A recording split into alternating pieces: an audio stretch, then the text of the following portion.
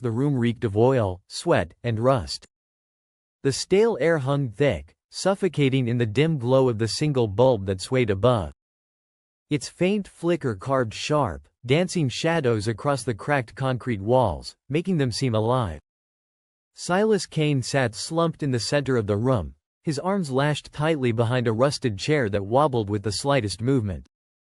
His head drooped forward, strands of dark hair sticking to his damp forehead, the left side of his face swollen and angry beneath a purpling bruise. Dried blood crusted at the edge of his mouth, and his breath came shallow, each inhale dragging fire across his fractured ribs. His shirt clung to him, damp and stained with sweat and grime, the faint metallic tang of his own blood lingering at the back of his throat. Across the table, Lieutenant Garrett sat like a blade waiting to strike. His elbows rested on the surface, his eyes fixed on Silas with predatory calm. The harsh angles of his armored shoulders cast jagged shadows against the wall behind him. His knuckles rapped against the steel table, slow, methodical beats that punctuated the silence like gunfire in the dark. "You're wasting my time, Kane." Silas didn't respond. He kept his breathing even, though each pulse of pain in his ribs screamed for attention.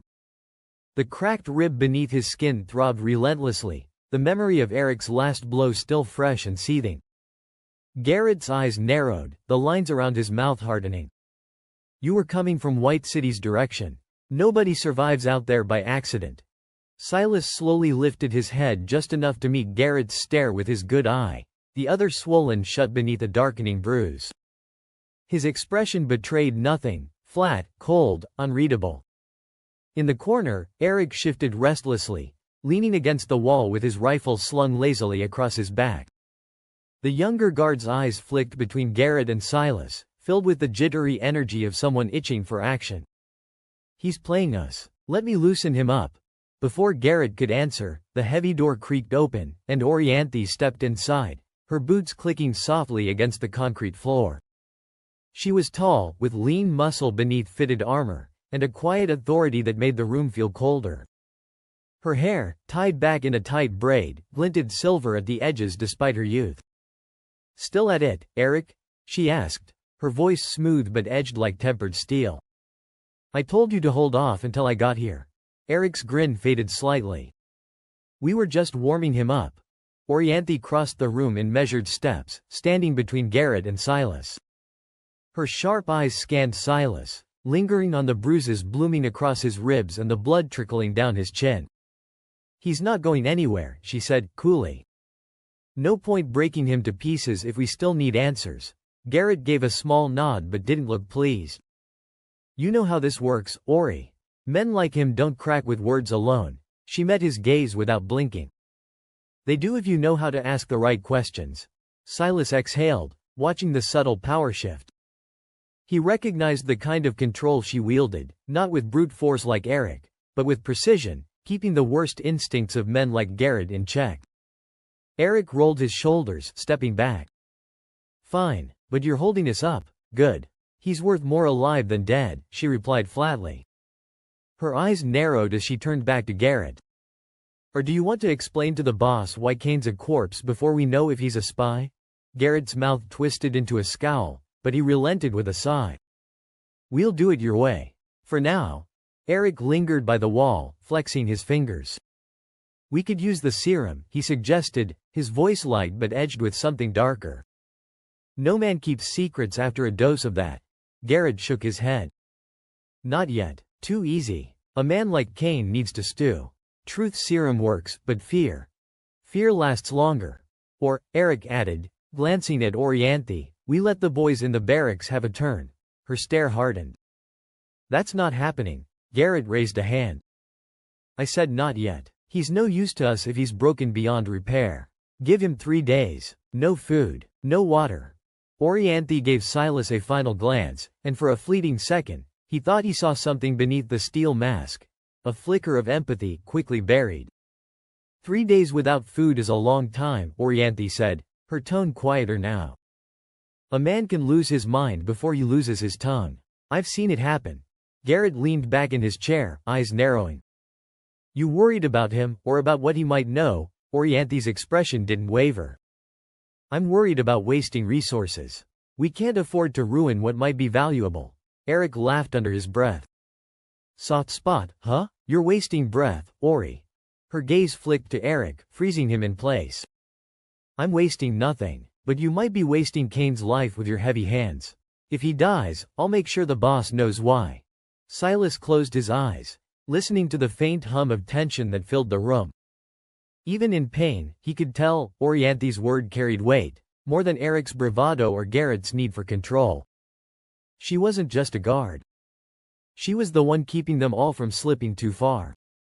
The door groaned as Eric retrieved his rifle, casting one last glance over his shoulder. The heavy slab slammed shut, leaving Silas alone in the stillness, listening to the hum of the flickering light and the faint rasp of his shallow breaths. Rumors whispered of White City drifted through the interrogation like a phantom. It was said that no one left the city once they entered, and those who approached its towering walls disappeared without a trace. Garrett's paranoia wasn't without reason. White City wasn't just a place. It was a threat. Orianthi watched the door close behind Eric, the clang of metal echoing in the silence. Her eyes shifted back to Silas, assessing him with an intensity that pierced through his stoic facade. She took a step closer, her movements fluid and deliberate. Silas met her gaze, unflinching despite the pain gnawing at his body. She stopped just within arm's reach, close enough for him to see the fine lines of experience etched into her face, barely visible beneath the harsh light.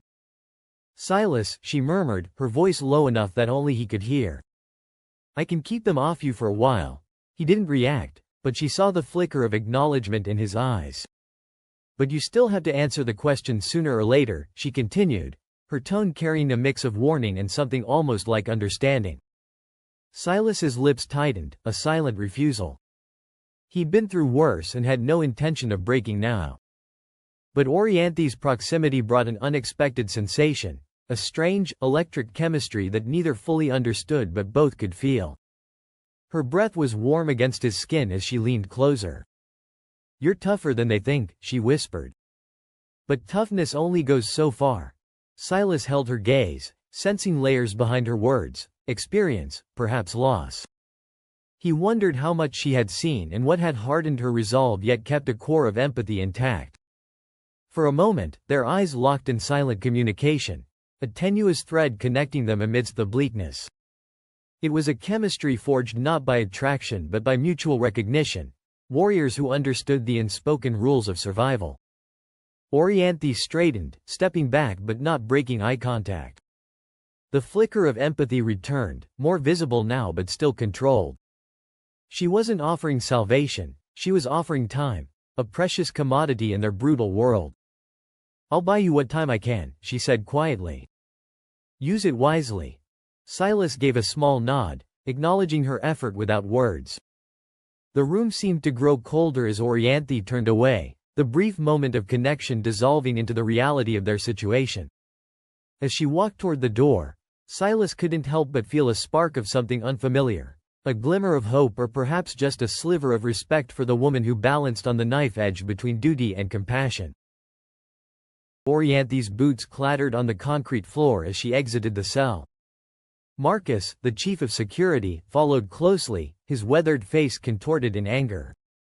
He seized her arm, pulling her to face him in the dimly lit corridor. What the hell was that? His fingers dug into her armor. Getting chummy with the prisoner, Orianthi's silver-threaded braid glinted in the light as she jerked her arm free. Her eyes narrowed, mirroring his intensity. Take your hand off me. The steel in her voice made him step back. You want answers? You won't get them by breaking him. Marcus's face turned red. So you do have a soft spot for him. Is that it? I have a soft spot for results. She squared her shoulders, her height advantage making him look up. You've been at this how long? 20 years? And how many prisoners have you lost to overzealous questioning? He crossed his arms, jaw tight. You're playing with fire, Ori. Do you even know what you're doing? A cold smile spread across her face. More than you think. I've broken tougher men than him, without leaving a mark. She leaned in, her voice lowering. The difference is, mine lived to talk. The room was cold, But sweat trickled down Silas Kane's temple as he leaned back in the rusted metal chair, his wrists bound tightly behind him. The flickering light overhead buzzed faintly, a dull reminder that silence rarely lasted long in Fraction X's interrogation rooms. Beyond the cracked window, the shadow of the White City loomed over the horizon, visible even through the grime-streaked glass. Lieutenant Garrett paced the room, his boots echoing sharply against the concrete floor. "I don't like when people lie to me, Kane," he said, pausing to stare at Silas. "You came from the White City's direction. Nobody just walks by that place without reason." Silas's eyes drifted toward the window. Even shackled, his gaze carried weight. The White City was always there, bleeding pale light across the wasteland as if mocking those left to rot outside its walls. His chest tightened at the sight, memories clawing their way forward, unbidden and unwelcome. "You think I got inside?" Silas's voice was hoarse, but there was steel behind it. "No one gets in. You know that." Garrett's lips curled into a thin smile. "Funny thing is, I think you did. And I think you know something about those walls the rest of us don't." Silas said nothing. He let the silence sit between them, cold and heavy. But Garrett wasn't the kind of man to enjoy silence for long. Garrett straightened, stepping back from the table. He studied Silas with a mixture of amusement and curiosity, as if trying to decipher a puzzle he already knew was missing pieces. "I think you're lying," Garrett said. "But that's fine. We have time." Silas shifted his gaze to the window once more. The White City stared back, distant yet suffocating. Whatever Garrett thought he knew didn't matter.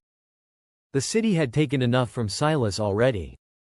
As Garrett exited the room, the door clanging shut behind him, Silas let his head drop back against the chair. The cold from the metal seeped into his skin, but it wasn't enough to keep the memories at bay. Outside, the White City's pale glow stretched across the horizon, indifferent to the men who fought and died beneath its gaze. The dim light flickered again, casting long shadows over the room as Silas shifted against the ropes binding his wrists. His muscles ached from hours of confinement, but his mind stayed sharp, counting every second Garrett was gone. He tested the ropes quietly, feeling for weaknesses. The knot wasn't perfect. Eric, the younger guard, had tied it in a rush after the last interrogation session. Silas twisted his wrists, feeling the coarse fibers loosen slightly. His eyes flicked to the cracked window. Beyond it, the White City loomed like a ghost, but it wasn't the city he feared now. It was Garrett. And he knew Garrett would return soon, angrier and less patient. Footsteps echoed faintly from the hall. Silas froze, breath held. The guard outside the door shifted but didn't enter. Eric. Too green for this line of work. Silas worked quickly. With one last tug, the rope slipped free, and he pulled his arms forward, rubbing feeling back into his wrists. He stood, muscles groaning in protest. The lock on the door rattled. Silas pressed himself against the wall beside the frame, heart pounding but his expression calm. The door creaked open. Eric stepped inside, rifle slung lazily over his shoulder. Silas struck fast, one hand closing around the barrel of Eric's rifle, the other smashing into his throat. Eric choked, eyes wide with panic as he crumpled to the floor. Silas knelt, easing the rifle from Eric's hands. He didn't need to kill the kid, just get out. He slipped into the hallway, rifle in hand, keeping low as he followed the sound of distant voices. The compound was quiet, most of Fraction X settling down for the night. Silas passed through the armory, spotting a jeep near the outer gate, crates of ammunition strapped to its sides. Perfect. Garrett's voice carried from deeper within the compound. Silas didn't wait to hear more. He climbed into the jeep, fired the engine, and tore through the perimeter fence as alarms blared behind him. Silas drove for hours under the fading sun, the jeep rattling over cracked earth and scattered debris. The vehicle groaned with each bump, but Silas pressed on, eyes fixed on the horizon. His thoughts stayed focused on the mission: escape, survive, find answers. The stronghold shrank in the rearview mirror, replaced by the vast emptiness of the wasteland.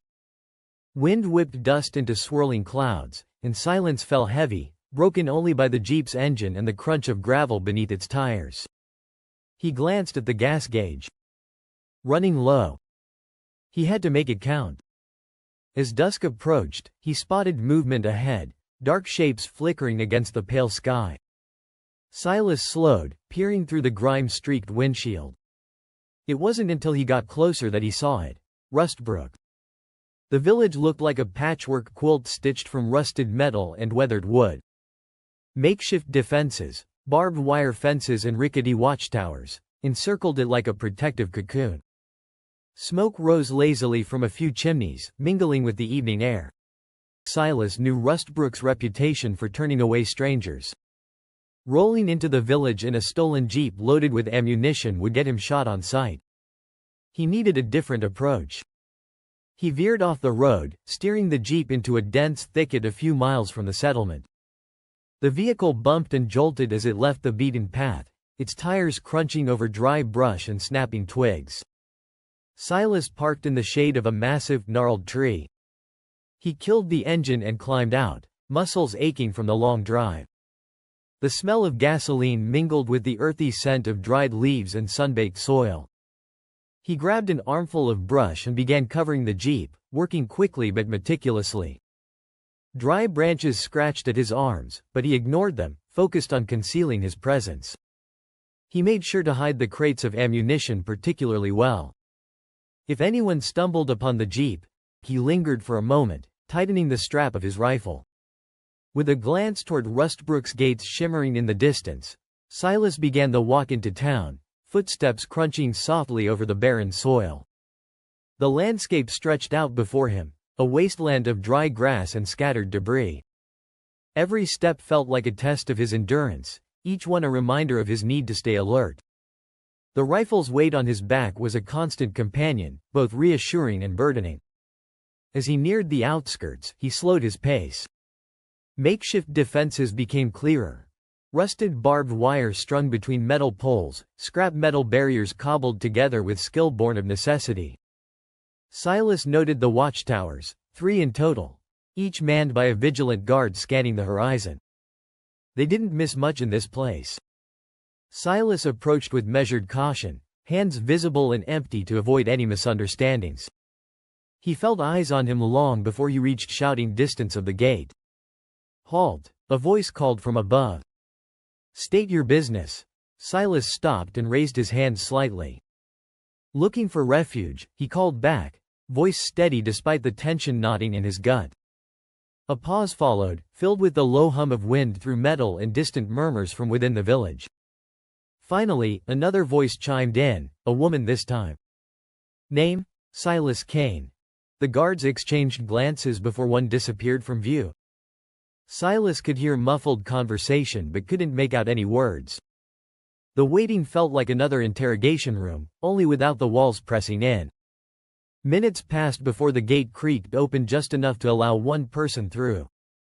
A figure stepped out, tall, lean, wearing a patchwork uniform that had seen better days. "You come unarmed?" the woman asked, her eyes sharp beneath a cap that shadowed her face. Silas nodded and unstrapped his rifle, setting it down slowly on the ground in front of him. "No trouble," he said simply. She glanced at it but didn't pick it up. "We'll see about that," she replied before motioning for him to follow her inside. As Silas walked through the gate, he took in Rustbrook's interior. Narrow dirt paths winding between huts and shacks constructed from scavenged materials. People moved about their tasks with wary glances toward him. Strangers were always a gamble here. "Wait here," she ordered when they reached a small clearing near what looked like a central meeting area. Silas obeyed, standing still as villagers cast curious but guarded looks his way. His senses stayed sharp, cataloging exits and potential threats even as he waited for whatever judgment Rustbrook would pass on him next. Silas remained still, eyes scanning his surroundings. Villagers continued their work, some casting furtive glances his way. He could feel their curiosity and unease. An outsider represented uncertainty, possibly danger. Minutes ticked by. The sun bore down, its relentless heat amplifying the fatigue that had settled deep in his bones. He shifted his weight from one foot to the other, resisting the urge to sit or lean against anything that might signal weakness. The door opened again, and a man emerged, broad-shouldered with graying hair and a face lined by years of hard decisions. His gaze met Silas's with an intensity that spoke of authority and experience. "Name's Tomas," he introduced himself, voice gruff but measured. "I run things around here." Silas nodded in acknowledgement. "Silas Kane." Tomas looked him over, assessing more than just the surface details. "Heard you're seeking refuge," he said finally. "That's right. And what brings you to our gates?" Silas considered his response carefully. "Needed a place to lay low," he answered truthfully enough without giving away more than necessary. Tomas studied him for another moment before nodding slightly. "We'll see about that," he said, echoing the woman's earlier words. He turned back toward the building and motioned for Silas to follow him inside. The woman fell into step beside them as they entered the dim interior of Rustbrook's central hub. A figure emerged from the shadows near the blacksmith's outpost, moving with a familiarity that set Silas on edge. The man wore a long, weather-beaten coat that brushed against his patchwork armor, the metal pieces clinking softly with each step. As he stepped into the light, his scruffy beard and sharp features became more visible, revealing a face that had seen its share of hardship. His eyes, cold and calculating, scanned the surroundings with a predator's gaze, assessing every detail with ruthless efficiency. He carried himself with the confidence of someone who knew the territory well, a fact that made Silas's muscles tense as he prepared for whatever might come next.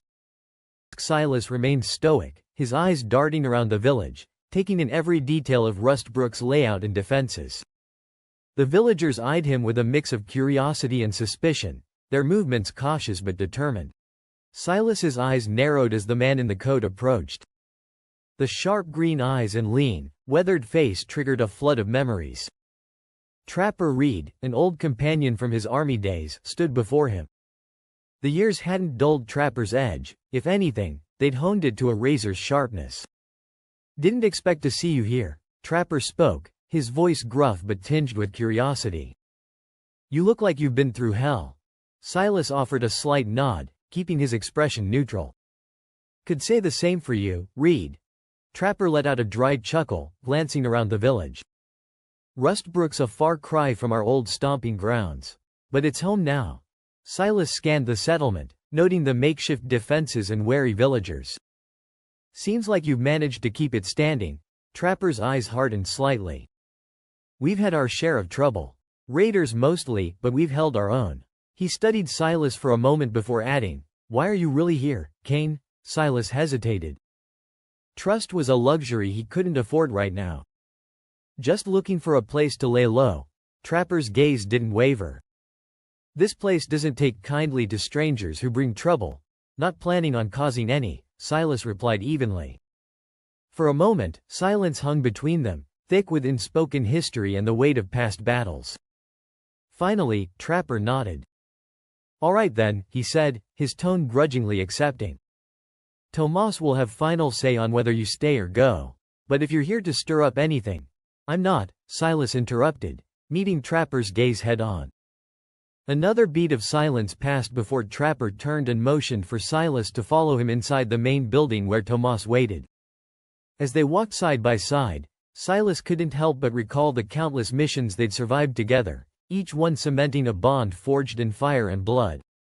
But he kept those memories buried deep. This was not the time for sentimentality. Inside the main building, Tomas looked up from his maps as they entered. His gaze shifted from Trapper to Silas with an appraising look. "Tomas," Trapper began without preamble, "this is Silas Kane. We served together back in the day." Tomas raised an eyebrow but said nothing, waiting for further explanation. "He needs a place to stay," Trapper continued. "I vouch for him." Tomas's expression remained guarded as he addressed Silas directly. "You'll have to earn your keep here like everyone else." "Understood," Silas replied simply. The village leader nodded once before turning back to his maps, signaling the end of their audience. As Silas followed Trapper out of the building, He couldn't shake the feeling that fate had thrown them together again for a reason.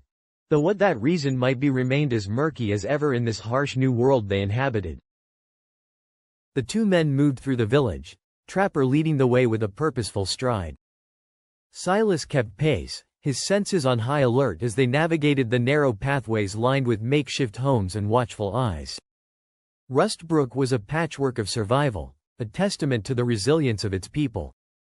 Wooden barricades, reinforced with scavenged metal, stood as a first line of defense against the dangers of the wasteland. As they approached a larger structure at the center of the village, Silas noted the heightened security, guards armed with an array of weapons, their expressions hard and unyielding. Trapper exchanged brief nods with them before pushing open the heavy wooden door. Inside, the air was cooler, dimly lit by flickering lanterns. The room was sparsely furnished but functional, maps and charts spread across a large table dominated the space. 3 figures sat behind it, their expressions a mix of authority and wariness.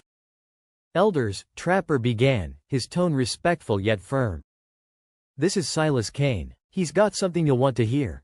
The elders turned their gaze to Silas, their eyes sharp and assessing.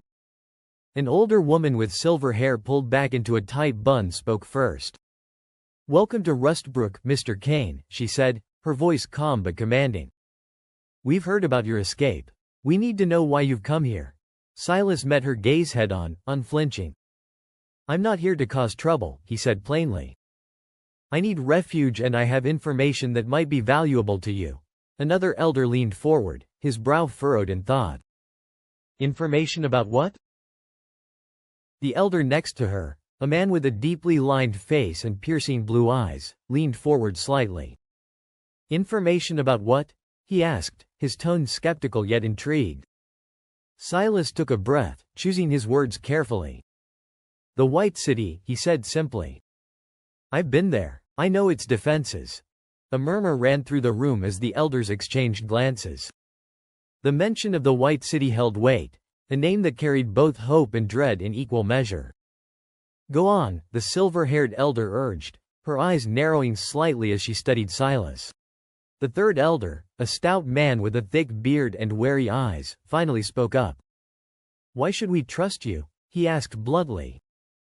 "For all we know, you could be leading trouble right to our doorstep." Trapper shifted beside Silas, his expression unreadable. Silas glanced at him briefly before turning back to the elders. "I understand your caution," Silas said calmly. "But I have no reason to harm this village. I just need a place to lay low for a while." He paused, letting his words sink in. Silence settled over the room as the elders deliberated silently amongst themselves. The weight of their decision hung heavy in the air. Silas stepped forward, his voice calm but firm. "Fraction X is growing bolder. I barely escaped with my life. If they come this way, Rustbrook needs to be ready." The room fell silent, the weight of his words settling like dust in the air. The elders exchanged wary glances, the gravity of the situation evident on their faces. The silver-haired elder's eyes narrowed, scrutinizing Silas. "Fraction X? We've heard rumors, but nothing concrete. What makes you so certain they'll come here?" Silas held her gaze, unflinching. "They're expanding their territory, pushing further every day. They want control, resources, anything they can get their hands on." He paused, letting the urgency seep into his tone. "Rustbrook's isolation won't protect you forever." The bearded elder leaned back in his chair, fingers tapping rhythmically on the table. "You expect us to take your word for it?" Silas nodded. "I've seen their camps, their numbers. They're not just scavengers anymore. They're organized and armed to the teeth." Trapper Reed shifted beside him, arms crossed as he listened intently. "He's right," Trapper finally said, his voice carrying a note of reluctant agreement. "I've seen signs of increased activity near the outskirts." The silver-haired elder glanced at Trapper before turning her attention back to Silas. "What do you propose?" "Fortify your defenses," Silas replied without hesitation. "Train your people for combat if you haven't already. Set up patrols and watch for any unusual activity." The blue-eyed elder spoke up, skepticism lacing his tone. "And what's in it for you?" Silas met his gaze evenly. "I need a place to lay low and regroup," he said simply. If Rustbrook falls, I'm back out in the wasteland with no allies and nowhere to go. The elders fell into a hushed conversation amongst themselves, weighing Silas's words carefully. The atmosphere in the room was tense, each moment stretching longer than the last. Finally, the silver-haired elder turned to Trapper. "Ensure our defenses are reinforced immediately," she instructed. Trapper nodded and looked at Silas with a newfound respect in his eyes. "You'll have a place here," she continued, her voice resolute but cautious. "But we'll be watching you closely." Silas inclined his head in acknowledgement, understanding the unspoken trust he would need to earn. One of the elders, an older woman with sharp eyes, leaned forward. "And why would they come here? Because I escaped with more than just my life. I took their supplies and their pride. They'll want it back." The sharp-eyed elder's expression hardened, her gaze piercing through Silas. "You brought trouble to our doorstep." Silas met her eyes steadily. "Trouble was coming whether I led it here or not. But now you have a chance to prepare." The room buzzed with murmurs of concern and distrust. The silver-haired elder raised a hand to silence them, focusing on Silas. "What exactly did you take?" "Food, weapons, ammunition," Silas listed off. "Enough to slow them down, but not stop them. And their pride?" The bearded elder's voice was a low rumble. Silas's jaw tightened as he remembered the chaos of his escape. Silas took a breath, feeling the weight of their stares. "I took one of their armored vehicles. It's hidden outside Rustbrook, in a thicket." The elders exchanged glances, murmurs rippling through the room. Trapper Reed's eyes widened, and he leaned in closer. "An armored vehicle? Why didn't you bring it in?" Silas shifted slightly, mindful of the tension in the room. "Bringing it inside would have drawn attention. They're already looking for me, and an armored vehicle would be a beacon. I couldn't risk leading them straight here." The silver-haired elder nodded slowly, considering his words. "And this vehicle, it's functional, fully operational," Silas confirmed. "Loaded with supplies and ammunition. It's a valuable asset, but also a target." The blue-eyed elder shook his head slowly. "You've made them desperate. Desperate and angry," Silas agreed. "But also reckless." The silver-haired elder stood, her movements deliberate and calm despite the rising anxiety in the room. She looked around at her fellow elders before addressing Silas once more. "We'll fortify as you suggested and prepare for the worst." She turned to Trapper Reed. "Double the patrols and ensure every able-bodied villager is armed and ready." Trapper nodded, his face set in grim determination. The elders sat in thoughtful silence, the weight of Silas's words settling over the dimly lit hall. Trapper shifted his stance slightly, arms crossed as he watched the deliberation unfold. The air felt heavy, the crackle of the hearth the only sound in the room. Finally, Elder Miriam, the oldest among them, spoke. "If Fraction X truly believes you are their enemy, they won't let this go. But bringing conflict to Rustbrook isn't something we take lightly." Her voice carried a gravitas that commanded attention. The other elders nodded slowly, absorbing her words. Miriam's eyes moved to Silas, scrutinizing him with an intensity that seemed to weigh his very soul. "What assurance do we have that aiding you won't bring greater harm to us?" she continued, her tone even but firm. Silas stood his ground, meeting her gaze without flinching. "There are no assurances in a world like ours," he replied. "But I know their tactics. I can help you prepare." The blue-eyed elder leaned forward, elbows on his knees. "And what if they come for you? Will you stay and fight with us or leave us to fend for ourselves?" "I stay," Silas said firmly. "I owe you that much for your hospitality." The room fell silent again as they considered his words. The bearded elder broke the quiet with a deep sigh. "We've survived this long by staying out of larger conflicts. This could change everything." Elder Miriam nodded slowly, her eyes never leaving Silas's face. "And yet, we cannot ignore the threat at our doorstep." She turned to Trapper. "You trust him?" Trapper uncrossed his arms and stepped forward. "I've known Silas a long time. He's a man of his word." Miriam considered this before speaking again. "Very well. We will prepare as if war is upon us." She addressed the room, her voice carrying authority and resolve. "Let every villager know what we face and what's at stake." The elders murmured their agreement before standing to leave. Elder Miriam looked back at Silas one last time. "You have our trust for now, but remember our deal." Silas nodded solemnly as he watched them file out of the hall, the crackling hearth casting long shadows on the walls. Trapper clapped a hand on Silas's shoulder once they were alone. "Let's get started." With that, the elders dismissed him, and Trapper led him out of the hall. As they walked through Rustbrook, the villagers watched them with a mixture of curiosity and suspicion. Trapper stopped outside a small cabin at the village's edge. "This will be your place for now," he said. Silas glanced around before stepping inside, appreciating the modest shelter from the harshness of the wasteland. "You've stirred things up," Trapper commented as he leaned against the doorframe. "It was necessary," Silas replied simply.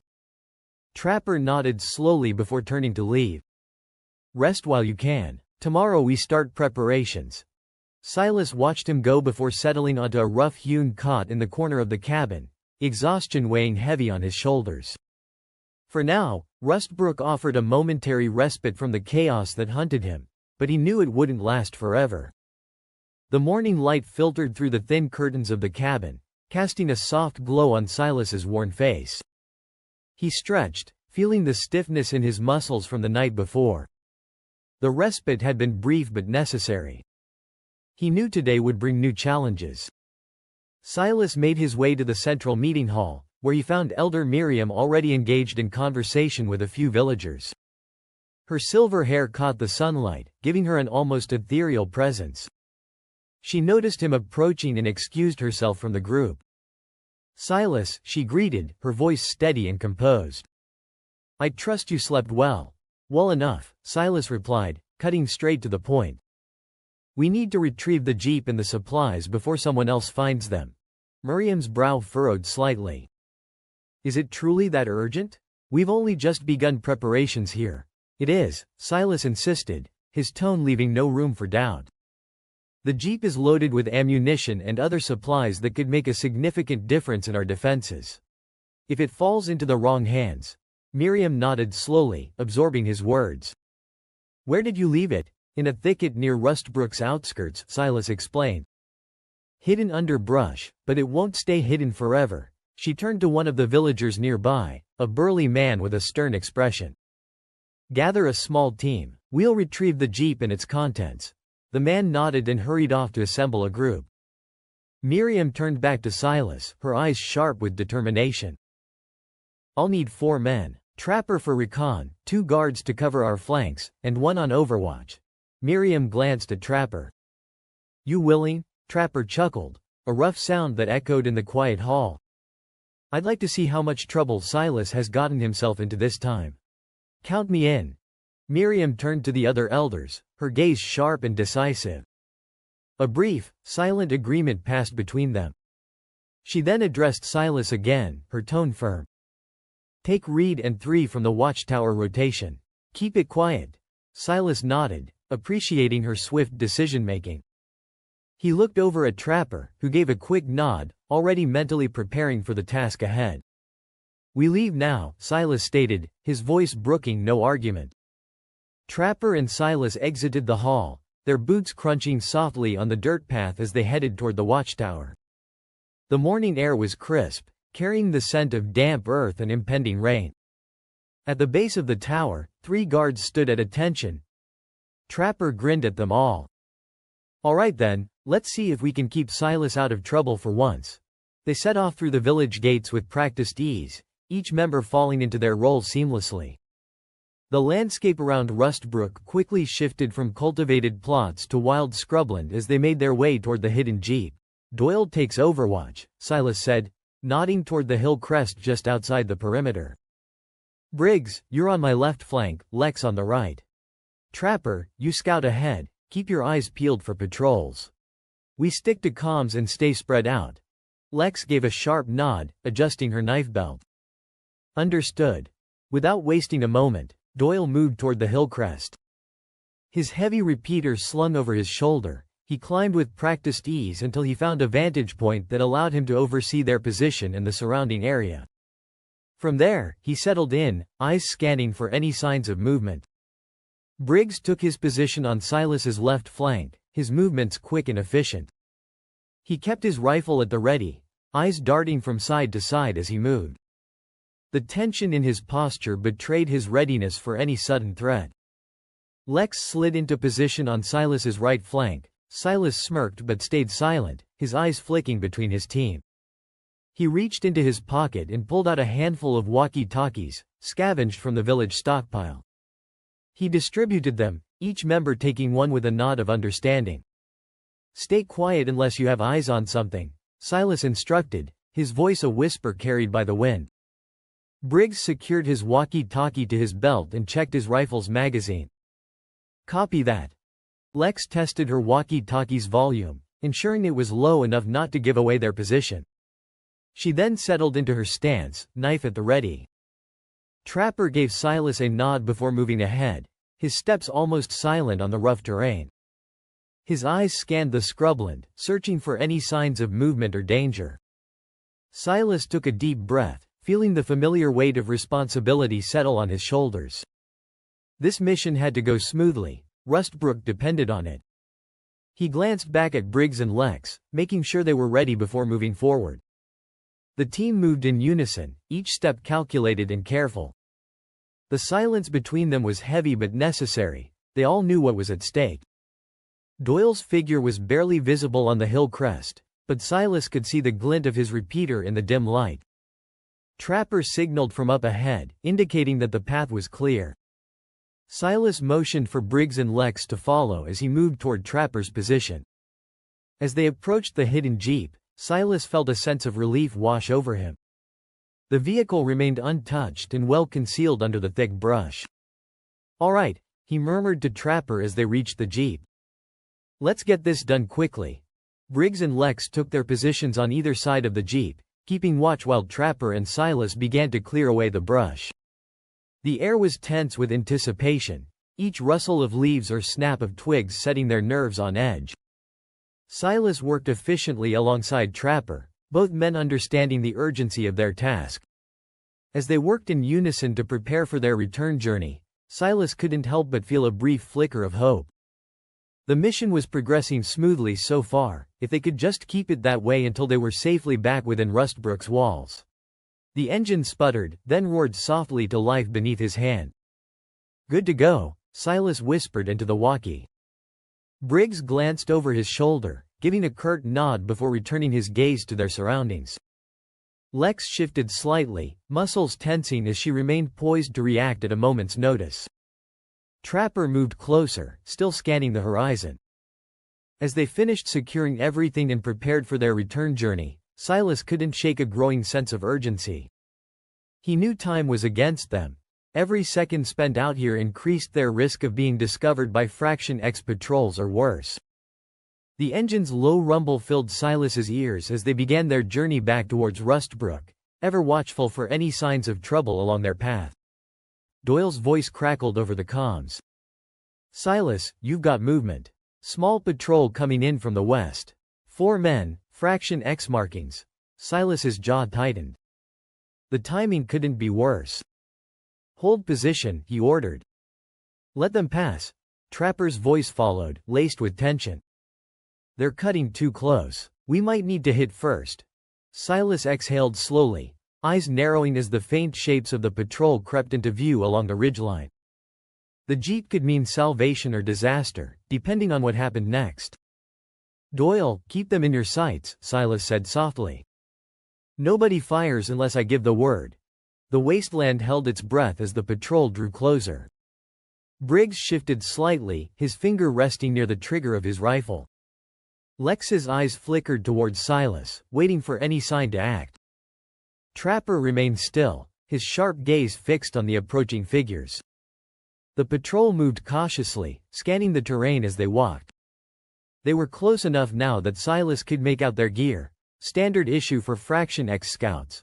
Mismatched armor and weapons likely scavenged from past raids. One of the patrol members paused, turning his head slightly as if he sensed something was off. Silas held his breath, willing himself to remain motionless. Doyle's voice came through again, barely a whisper. "They're stopping." Silas glanced towards Trapper, whose eyes met his with a silent question. Do we engage? He weighed their options quickly. If they attacked now, they risked alerting any other nearby patrols.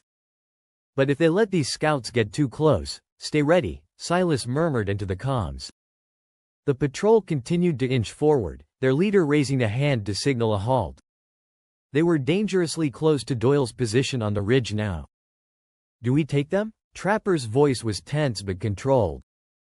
Silas hesitated for a fraction of a second longer before making his decision. Only if they spot us, he replied quietly. Time seemed to stretch as the patrol scanned their surroundings one last time. Silas could hear his own heartbeat pounding in his ears as he waited for what felt like an eternity. Finally, after what seemed like hours but was likely only minutes, the patrol leader motioned for his men to move on. The tension began to ebb slightly as they resumed their path westward, oblivious to how close they had come to danger. Silas let out a slow breath he hadn't realized he was holding and spoke into the comms again. Regroup at my position, he instructed quietly. One by one, his team emerged from their hiding spots and made their way back to him with practiced stealth. That was too close, Lex muttered as she rejoined the group. Yeah, Silas agreed grimly. Silas and his team moved with a renewed sense of urgency. They loaded the last of the supplies into the jeep and checked their surroundings one final time. Satisfied that the patrol was truly gone, Silas gave the signal to mount up. Briggs took point as the jeep roared to life, its engine a low growl against the backdrop of the wasteland. Lex settled in beside him, her eyes scanning the horizon. Trapper and Doyle took up positions in the back, weapons at the ready. Silas gripped the wheel, focusing on getting them back to Rustbrook without incident. The journey back was tense but uneventful. The sun dipped lower, casting long shadows across the barren landscape. Silas navigated the rough terrain with practiced skill, his mind already on the next steps once they reached safety. As they neared Rustbrook, Silas spotted movement along the fortified perimeter. The villagers were already on high alert, having been warned of potential danger by Miriam and the elders. The makeshift gates creaked open as they approached, and familiar faces emerged from behind cover. Miriam stood at the entrance, her stern expression softening as she saw them return safely. You made it, she called out, relief evident in her voice. Silas brought the jeep to a halt inside the gates and killed the engine. All clear, he said as he stepped out, helping unload the supplies. Villagers quickly gathered around, eager to assist and see what had been brought back. Burke and Jax appeared from within the crowd, their eyes widening at the sight of the cache of weapons and supplies. You did good, Burke said, clapping Silas on the shoulder. We all did, Silas replied, glancing at his team with a nod of acknowledgement. The atmosphere shifted from tense anticipation to cautious optimism as crates were opened and supplies distributed. The villagers' weary faces brightened with hope. Every piece of equipment meant another layer of defense against whatever threats loomed beyond their walls. Miriam approached Silas with a rare smile. This will make a big difference, she said softly. Glad to hear it, Silas replied, his own expression easing for a moment. As night fell over Rustbrook, fires were lit and preparations continued. The village was far from safe, but tonight they had won a small victory. Silas watched as his team integrated back into their roles within the community. Briggs helping fortify defenses, Lex discussing strategies with Miriam, Trapper sharing intel with other scouts. For now, Rustbrook stood stronger than before, its people united by purpose and determination. In the dimly lit encampment of Fraction X, the air hung heavy with the scent of antiseptic and the low murmurs of wounded soldiers. The aftermath of Silas Kane's escape left a palpable tension among the ranks. Makeshift tents lined the perimeter, each one housing those who bore the marks of the recent conflict. Lieutenant Garrett stood at the center of the camp, his face a grim mask of determination. He barked orders to medics and soldiers alike, ensuring every effort was made to heal and regroup. The camp's usual order had given way to a frenetic energy as they worked to tend to their wounded. Eric lay on a cot, his face twisted in pain as a medic cleaned and bandaged his wounds. His encounter with Silas had left him battered and seething with anger. "I should have killed him when I had the chance," he muttered through gritted teeth. "Save your strength," the medic replied without looking up. "You'll need it." Nearby, Orianthi moved through the camp with a quiet efficiency, her presence commanding respect. She stopped at Eric's side, her eyes narrowing as she took in his condition. "You underestimated him," she stated bluntly. Eric glared at her but said nothing. The truth of her words stung more than his injuries. Orianthi turned her attention to Garrett, who was coordinating efforts with an intensity that spoke volumes about his frustration. "We need to reassess our security protocols," she said as she approached him. "Silas's escape is a clear indication we have weaknesses," Garrett nodded curtly. "Agreed. But first, we need to get our people back on their feet." In one of the larger tents, several soldiers lay in various states of recovery. Conversations were hushed but filled with resolve. They spoke of Silas not with fear but with a grudging respect for his cunning and resilience. "We can't let this happen again," one soldier said, his voice barely above a whisper. Another nodded, wincing as he adjusted his bandages. "Next time, we'll be ready." Orianthi moved from cot to cot, offering words of encouragement and assessing each soldier's condition with a practiced eye. Her leadership was unwavering even in this moment of vulnerability. As night settled over the encampment, the work continued without pause. The wounded were tended to, plans were revised, and a collective resolve began to take shape among Fraction X's ranks. Silas Kane had slipped through their fingers this time, but they were determined it would not happen again. In Rustbrook, the villagers gathered in the central square, a rare sight of camaraderie and celebration filling the air. Torches flickered in the twilight, casting warm glows over the rough-hewn tables laden with simple yet hearty fare. The scent of roasted meat mingled with the earthy aroma of freshly baked bread, while laughter and the clinking of tin cups echoed through the makeshift village. Silas Kane stood near one of the tables, his rugged appearance softened by the welcoming atmosphere. His eyes scanned the gathering, noting how different Rustbrook seemed in this light. Gone were the wary glances and tight-lipped suspicion. Instead, faces now wore expressions of gratitude and cautious relief. Trapper Reed approached Silas, a broad smile on his face. "Looks like we did good, Kane. Folks here are real thankful." Silas nodded, a rare smile tugging at his lips. It was a team effort. Miriam, one of the village elders, raised her cup and called for attention. The conversations died down as all eyes turned to her. "Tonight, we celebrate not just our survival but our unity," she began. "We owe a great deal to Silas Kane and his team for their bravery and skill." A cheer erupted from the crowd, followed by a chorus of raised cups. Silas inclined his head slightly in acknowledgement. "Silas," Miriam continued, gesturing for him to step forward, "would you say a few words?" He hesitated for a moment before stepping into the circle of light cast by the torches. His voice was steady as he spoke. "I'm honored to stand here among you all. What we accomplished wasn't just about supplies or defense, it was about trust and cooperation." He glanced around at the faces watching him. "Rustbrook has shown me that even in times like these, there's still hope." Another round of cheers followed his words.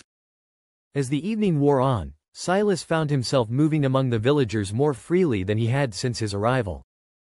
Conversations flowed easily now, no longer burdened by suspicion. Briggs clapped Silas on the back as they passed by one another near the food tables. "Good to see you finally relaxing a bit," Silas chuckled. "Don't get used to it." Lex approached with a grin, holding out a cup filled with some kind of homemade brew. "To successful missions and unexpected allies," she toasted. Silas accepted the drink and clinked cups with her. "To Rustbrook," he replied. The night continued with music played on old instruments and stories shared around small fires. Silas listened intently as villagers recounted tales of their own struggles and victories. For a brief moment in time, Rustbrook felt less like a fortress against an unforgiving world and more like a beacon of resilience and community. And for Silas Kane, that was enough to make this place feel almost like home, even if just for tonight. In Rustbrook, the hum of activity buzzed through the village. Men and women labored at the makeshift defenses, hammering metal plates into place and reinforcing wooden barricades. Watchtowers, cobbled together from salvaged materials, rose above the perimeter, manned by vigilant guards scanning the horizon. Nearby, a group of villagers trained in combat techniques under Trapper Reed's watchful eye. The sound of wooden practice swords clashing echoed across the clearing as Trapper barked instructions. "Keep your guard up, move your feet." He corrected stances and demonstrated maneuvers with practiced ease. Further into the village, others tended to the crops, carefully nurturing what little sustenance they could coax from the barren soil. Bent over rows of vegetables, they worked methodically, their faces lined with determination and hope. Inside the central meeting hall, Silas Kane sat across from Rustbrook's elders. The room was dimly lit by lanterns, casting flickering shadows on the rough walls. Trapper stood nearby, arms crossed as he listened intently. Elder Miriam cleared her throat, drawing everyone's attention. "Silas," she began, her voice steady but grave, "we have more to discuss than just Fraction X." Silas leaned forward slightly, his expression intent. "What is it?" Miriam exchanged a glance with the other elders before continuing.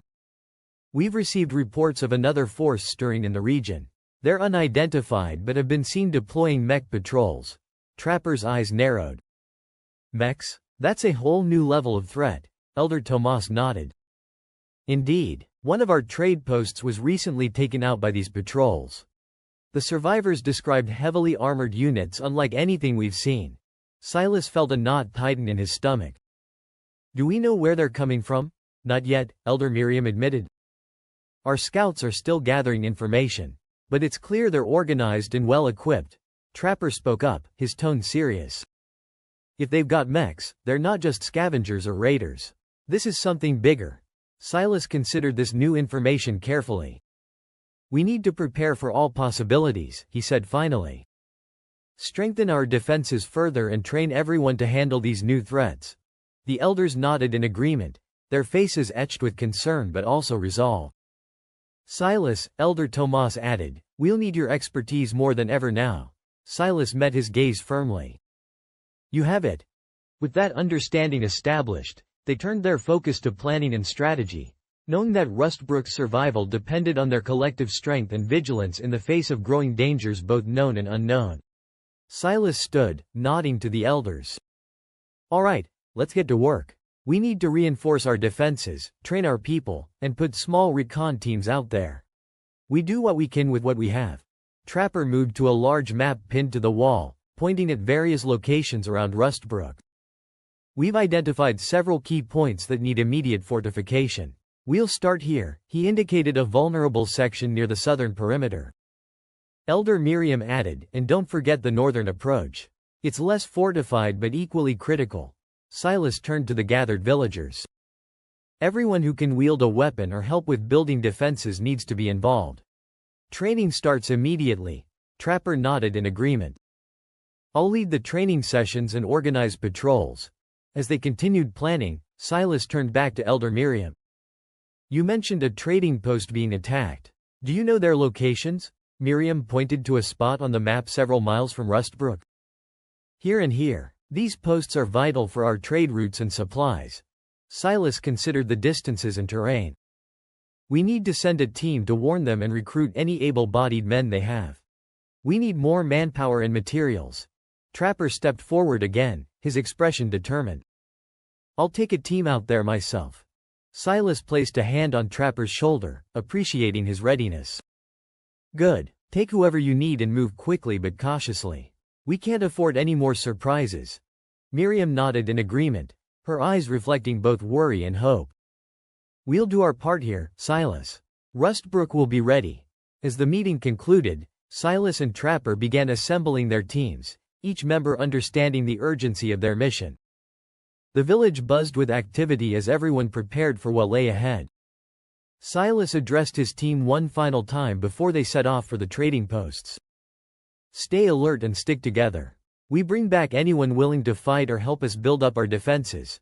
Trapper checked his gear, then turned to Silas with a resolute nod. "Let's move out."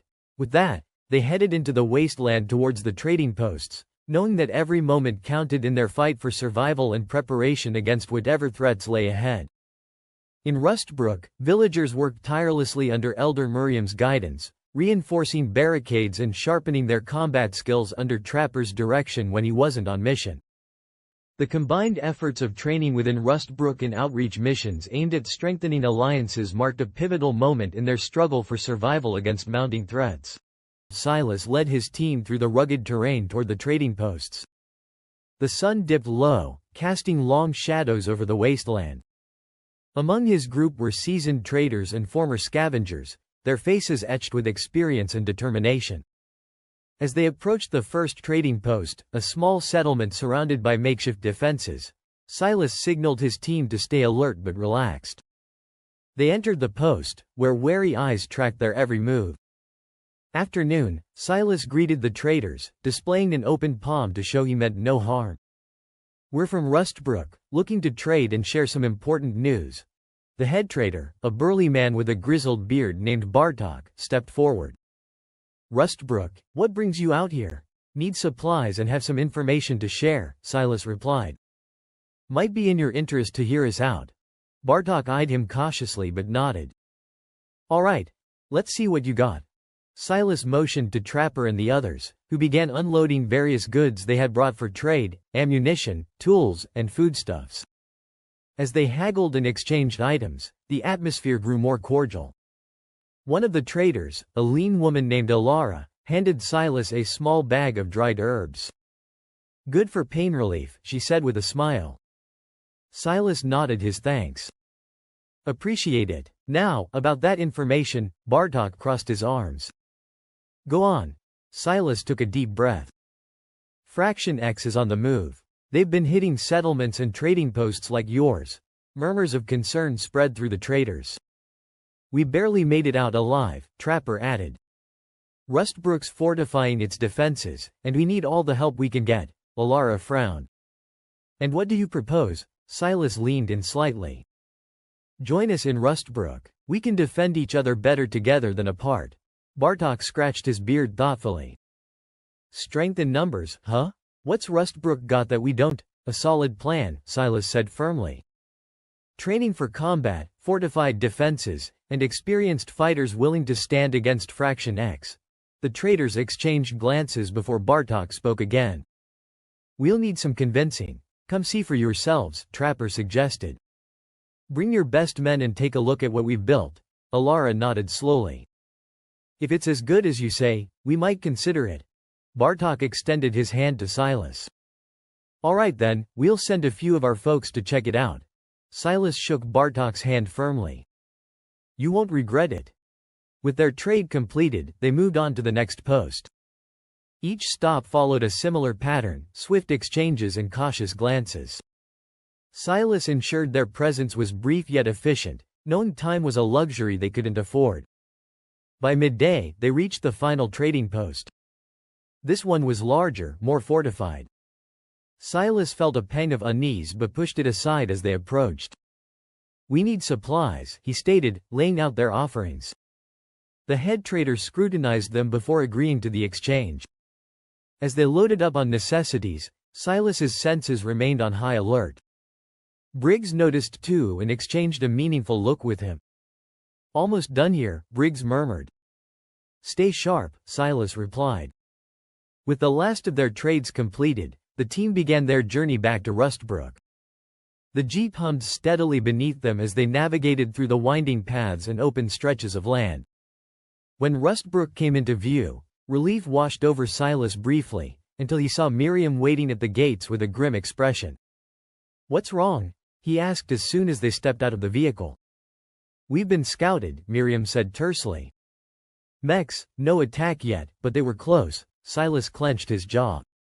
"Everyone okay?" "For now," Miriam replied. "We need to be ready." Silas nodded and turned to his team. "Unload and prepare. We need everyone on high alert." Trapper moved quickly to help unload while Lex disappeared into the village to spread the word. Briggs stood guard at the gate alongside Doyle. Silas walked up to Miriam and met her gaze squarely. "We'll fortify our defenses." Miriam nodded slowly, determination hardening her features. We must. As Silas watched his team work seamlessly together, a fierce resolve settled within him. They would protect Rustbrook, whatever it took. Silas leaned against the central meeting table, listening as the newcomers outlined their observations. Bartok, the head trader, pointed to a rough map of the region spread out before them. His finger tapped insistently on a mark labeled, Old Prus Lookout. It's abandoned, but still stands, Bartok said. We used to avoid it, thinking it'd be swarming with raiders or worse. But if you can secure it, it's a perfect vantage point. Trapper nodded, a faint smile tugging at his scruffy beard. I know that place. High ground, good sightlines. We could spot any approaching threats miles off. Silas narrowed his eyes, tracing the line from Rustbrook to the Old Prus Lookout with his gaze. Are we sure it's abandoned? He asked, skepticism edging his voice. I've heard some of the old officers might still be holed up there. Bartok shrugged, the movement barely noticeable under his thick coat. It's possible. We've seen no signs of activity, but then again, we've kept our distance. If those officers are still there, Trapper interjected, recruiting them could give us a serious advantage. They know the terrain, have combat experience. We could use that. Miriam leaned forward, her silver hair catching the dim light. It's worth investigating, she said. But we need to approach carefully. If they're hostile or allied with Fraction X, it could backfire. Silas nodded in agreement. We'll send a small team. Quiet and fast. If they're friendly, we negotiate. If not, we get out before they can alert anyone. Trapper smirked. I know just the folks for this kind of job. Who do you have in mind? Miriam asked. Briggs and Lex, Trapper replied without hesitation. They're our best scouts. Silent as shadows and quick thinkers. Miriam gave a curt nod. Agreed. But Silas, I want you to lead them. Your experience with the White City and Fraction X makes you the best candidate. Silas didn't argue. He simply nodded and began planning the approach in his mind. Bartok added, if you manage to recruit those officers, we might have a chance to turn the tide against Fraction X's advances. Trapper slapped Silas on the shoulder with a grin that softened his usually gruff demeanor. Guess we're going hunting again. Silas smirked back, though his eyes remained cold and calculating. Let's hope it's a friendly hunt this time. They broke from their huddle, each moving with purpose towards their tasks. Bartok coordinating supplies, Miriam overseeing fortifications, and Trapper rounding up Briggs and Lex. The sense of urgency was palpable as Silas prepared for another trek into uncertainty. But this time, there was a flicker of hope that allies might be found rather than enemies. As Silas strapped on his gear and checked his weapons, he glanced back at Trapper one last time before heading out. Ready, always? Trapper's response was steady as they stepped into the cool evening air together. The path ahead was fraught with risks but potentially rich with rewards. A chance to bolster Rustbrook's defenses with experienced fighters if fortune favored them. Elder Miriam glanced between Silas and Trapper. It's risky, but necessary. We need eyes on every possible approach. Another trader, a wiry woman named Marla, stepped forward.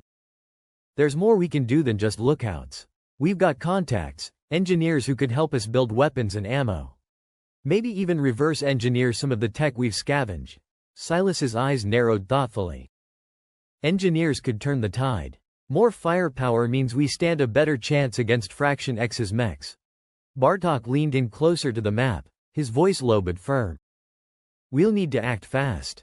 Get those engineers here and set up production before they strike again. Miriam nodded slowly. I'll send messengers to your contacts immediately. And we'll need volunteers to scout and secure that lookout. Miriam turned to Marla and Bartok.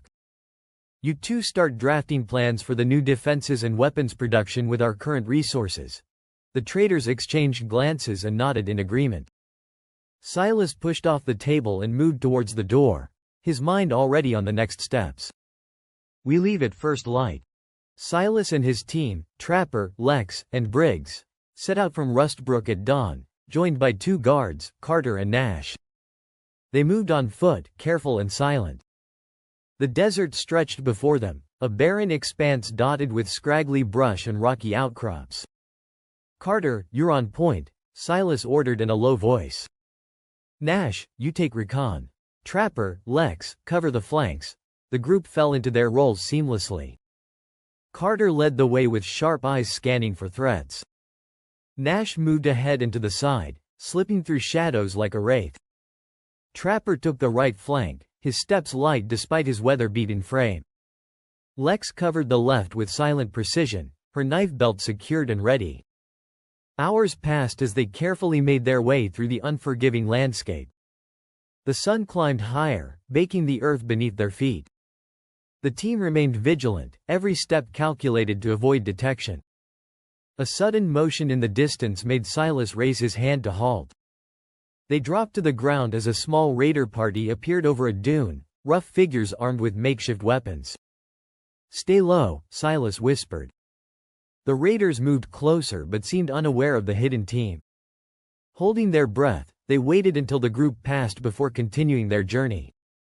Just as they thought the path was clear, a strange shape appeared on the horizon. It wasn't a vehicle, it looked like a robot. "Mech," Trapper hissed under his breath. The machine's sensors whirred as it noticed them. Without warning, it attacked. "Spread out," Silas shouted. Laser fire cut through the air as the mech advanced.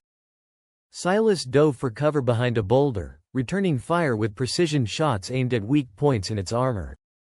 Briggs and Lex flanked it, taking shots at its joints to slow it down. Carter and Nash provided suppressing fire from behind cover. The mech's weapons were fierce, energy bolts exploded around them. Carter took a direct hit to the chest and fell without a sound. Nash tried to drag him back but was struck down by another blast. "We've got to disable it," Trapper yelled over the chaos. Silas nodded grimly and aimed for its power core. His shot hit home, causing sparks to fly from its chestplate. The mech staggered but continued its assault. Briggs took another shot at its leg joint while Lex went for an exposed wire near its shoulder. The combined effort caused it to stumble and finally collapse in a heap of metal. Breathing heavily, Silas approached cautiously with Trapper by his side. They scavenged parts from the disabled mech, securing anything that could. The journey continued, each step a battle against the unforgiving desert. Silas led the remaining group, Trapper, Lex, and Briggs, forward. The loss of Carter and Nash weighed heavily on their minds, but there was no time to mourn. The sun blazed overhead, relentless and searing. Trapper moved steadily beside Silas, his experienced eyes scanning the horizon for any sign of danger. Lex kept her focus on their surroundings, every muscle tense and ready. Briggs followed close behind, his rifle cradled in his arms as if it were an extension of himself. They trudged through the sand, each step sinking slightly into the hot grains. The air shimmered with heat waves, distorting the landscape and making it difficult to discern shapes in the distance. Their water supplies dwindled rapidly, but they pressed on, driven by the knowledge that turning back was not an option. Hours dragged by in a haze of sweat and determination. The desert seemed endless, a barren wasteland that offered no respite. Yet they kept moving, pushing through the exhaustion that threatened to overwhelm them. At last, after what felt like an eternity, they saw it, the faint outlines of the lookout point emerging from the wavering heat. Relief surged through them, giving their tired bodies a much-needed burst of energy. "There it is," Silas said, pointing ahead. "We're almost there." They quickened their pace despite their fatigue. As they approached the outpost, its features became clearer. A structure built for defense with high walls and watchtowers standing sentinel against the harsh desert. Silas signaled for everyone to be on high alert. They didn't know what to expect or what might be waiting for them within those walls. "Stay sharp," Trapper muttered, echoing Silas's thoughts. Lex tightened her grip on her knife belt. The team scanned the outpost, their eyes sharp against the darkening landscape. Silas peered through his binoculars, assessing every shadow and angle. There was no trace of raiders or scavengers, but they remained vigilant. The desert could hide many threats, and complacency would only invite disaster. "Looks clear," Lex whispered, her voice barely audible over the wind. "Still, keep your guard up," Silas replied, lowering his binoculars. Trapper moved closer to the outpost, using the cover of the team. He advanced slowly, every step calculated. Night had fallen, casting long shadows across the sand and cloaking the outpost in darkness. The air cooled slightly, offering a reprieve from the day's relentless heat. As Trapper moved closer, lights suddenly flared to life around the outpost, casting harsh beams that cut through the night. The team's instincts kicked in immediately. They crouched low and drew their weapons, ready for anything. A voice boomed from a speaker mounted on one of the towers. "This is an official national outpost guard. No entry is allowed. Turn back immediately." Trapper froze, recognizing the voice that carried a mix of authority and weariness. He stepped forward cautiously and called out, "Elmet? Is that you?" There was a moment of tense silence before the speaker crackled again. "Trapper? Is it really you?" "It's me," Trapper confirmed, relief evident in his tone. "Hold your position," Elmet ordered. "I'll come down." The lights remained trained on them as they waited, but there was a palpable shift in tension. Silas and the rest of the team exchanged glances, relaxing slightly but keeping their guard up. A figure emerged from the main gate and approached with measured steps. As Elmet drew closer, Trapper's face broke into a rare smile. "It's been a long time," Trapper said. Elmet nodded, his expression a mix of surprise and relief. "Too long. What brings you here?" Trapper clapped Elmet on the shoulder. "We've got trouble, old friend. Fraction X is making moves, and they're not shy about using force." "This is Silas," he said, motioning to the man beside him. "He's the one who got us here in one piece." Elmet nodded at Silas, his eyes scanning over the rest of the team. "And the rest? Briggs, Lex, and Doyle," Trapper introduced each in turn. "They're solid." Elmet's gaze lingered on each member of the team, assessing them with a practiced eye. "Good to meet you all. Now, what's this about Fraction X?" Silas stepped forward, his voice steady. "They're expanding their territory and hitting settlements hard. Rustbrook's in their sights." Elmet frowned. "Rustbrook? That little village beyond the cracked hills?" "That's the one," Trapper confirmed. "We've been working on fortifying it, but we need more hands and supplies." Elmet crossed his arms, considering the situation. "And you came here for?" "We need allies," Silas said plainly. "Rustbrook's defenses are being bolstered, but without support, we won't hold out long if Fraction X comes in full force. We started reinforcing key points around Rustbrook," Trapper added. "Training villagers in combat, setting up patrols. But we can't do it alone." Elmet looked at them for a long moment before nodding slowly. "You know I'll help where I can. But resources are tight here too." Silas inclined his head in acknowledgement. "We understand. Any support you can offer, men, supplies, would make a difference. We'll need to move quickly," Trapper added. "Fraction X won't wait for us to get comfortable." Elmet uncrossed his arms and sighed. "All right then, let's discuss specifics inside." He motioned for them to follow him. As they walked through the gate and into the outpost, Elmet led them to a small command center filled with maps and radio equipment. He pointed to a map pinned on the wall showing Rustbrook's location. "Show me what you've got planned so far," Elmet said. Trapper stepped up and began explaining their strategy for fortifying Rustbrook, pointing out weak spots that needed shoring up and areas where patrols would be most effective. "We've also identified nearby trading posts that can provide additional manpower and supplies," Silas added. Elmet listened intently, occasionally nodding or asking questions for clarification. After several minutes of detailed discussion, Elmet leaned back against a table, arms crossed again but with a look of resolve on his face. "All right, I'll see what we can spare." Elmet nodded as the plans came together. "We'll send a few of our officers back with you to Rustbrook. They'll help with training and fortifying defenses.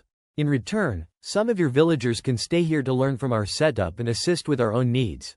Silas exchanged a look with Trapper, both men nodding in agreement. "Sounds fair," Silas said. Elmet gestured towards a nearby officer. "This is Lieutenant Hawk. He'll lead the team heading to Rustbrook." Hawk stepped forward, his sharp eyes studying Silas and the others. "I've got a squad ready to move out at first light." "Good," Silas replied. "We appreciate the support." Hawk's gaze shifted to the remains of the mech they had brought with them. Is that what took down Carter and Nash? Silas followed his gaze. We've been hearing rumors about these mechs, but seeing one up close, it's something else. Hawk crouched down, examining the mechanical parts with interest. If we can figure out how it works, we might be able to use it against them. Trapper joined them, nodding in agreement. That's what we were thinking too. Any insights you have would be invaluable. Elmet turned back to Silas and Trapper. We'll have our engineers take a closer look at this mech while you're here. Maybe we can learn something useful before sending it back with you. Silas agreed, feeling a glimmer of hope that this collaboration might turn the tide in their favor. Every bit helps, he said. Elmet stood up straight and clapped his hands together. All right then, let's get moving. Hawk, gather your squad and make sure they're ready by dawn. Hawk saluted and left to prepare his team. Elmet turned back to Silas and Trapper, his expression serious but determined. We'll do everything we can to support Rustbrook. And in return, we'll need your help fortifying our defenses here too. Silas extended his hand towards Elmet, sealing their agreement with a firm shake. Rustbrook buzzed with renewed energy. The arrival of new people from the outpost, including Lieutenant Hawk and his team, brought fresh knowledge and strategies. Villagers trained harder, now bolstered by Hawk's tactical drills. Silas watched as a young man practiced a takedown maneuver, noting the precision in his movements.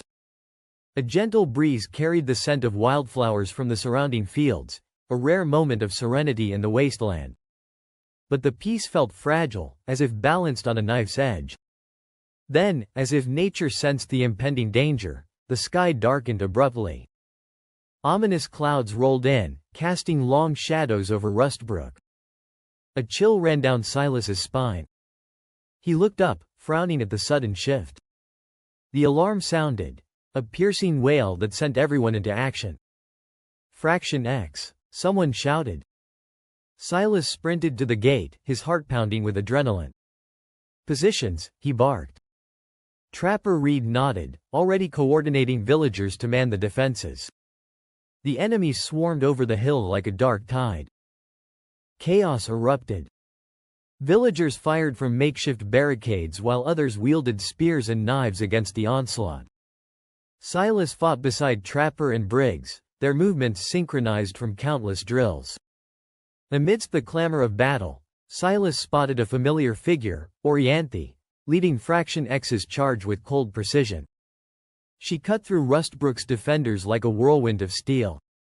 Hold your ground, Silas roared over the din. Briggs tackled an enemy to the ground while Lex covered him with swift shots from her crossbow. Trapper took down another with his axe, but more surged forward. Orianthi pushed deeper into Rustbrook, her eyes locking with Silas's for a fleeting moment. He read determination in her gaze but also something else, a flicker of hesitation. Silas and Orianthi clashed in the center of the village. Sparks flew as their weapons met in brutal harmony. He could see her assessing him even in combat, weighing her options. A sudden burst of gunfire from Briggs distracted Orianthi long enough for Silas to disarm her. He pressed his blade to her throat but hesitated. Yield, he commanded. She glared at him but dropped her weapon. Villagers quickly restrained her while Silas scanned the battlefield. The tide had turned. Fraction X was retreating under relentless fire and fierce resistance. As calm returned to Rustbrook, Silas approached Orianthi, who sat bound but unbroken. "Why are you here?" he asked. "You know why," she replied, her voice steady despite her defeat. Silas crouched before her. "You're too smart for this chaos. Join us instead." Orianthi narrowed her eyes but remained silent, considering his words carefully amidst the rubble and aftermath of battle. Orianthi's silence stretched, broken only by the distant cries of wounded villagers and the crackle of burning debris. Silas watched her, searching for any sign that she might consider his offer. Around them, the village bustled with activity as survivors tended to the injured and fortified their defenses. "Silas," Trapper called out, approaching with urgency in his step. "We've secured the perimeter. What do we do with her?"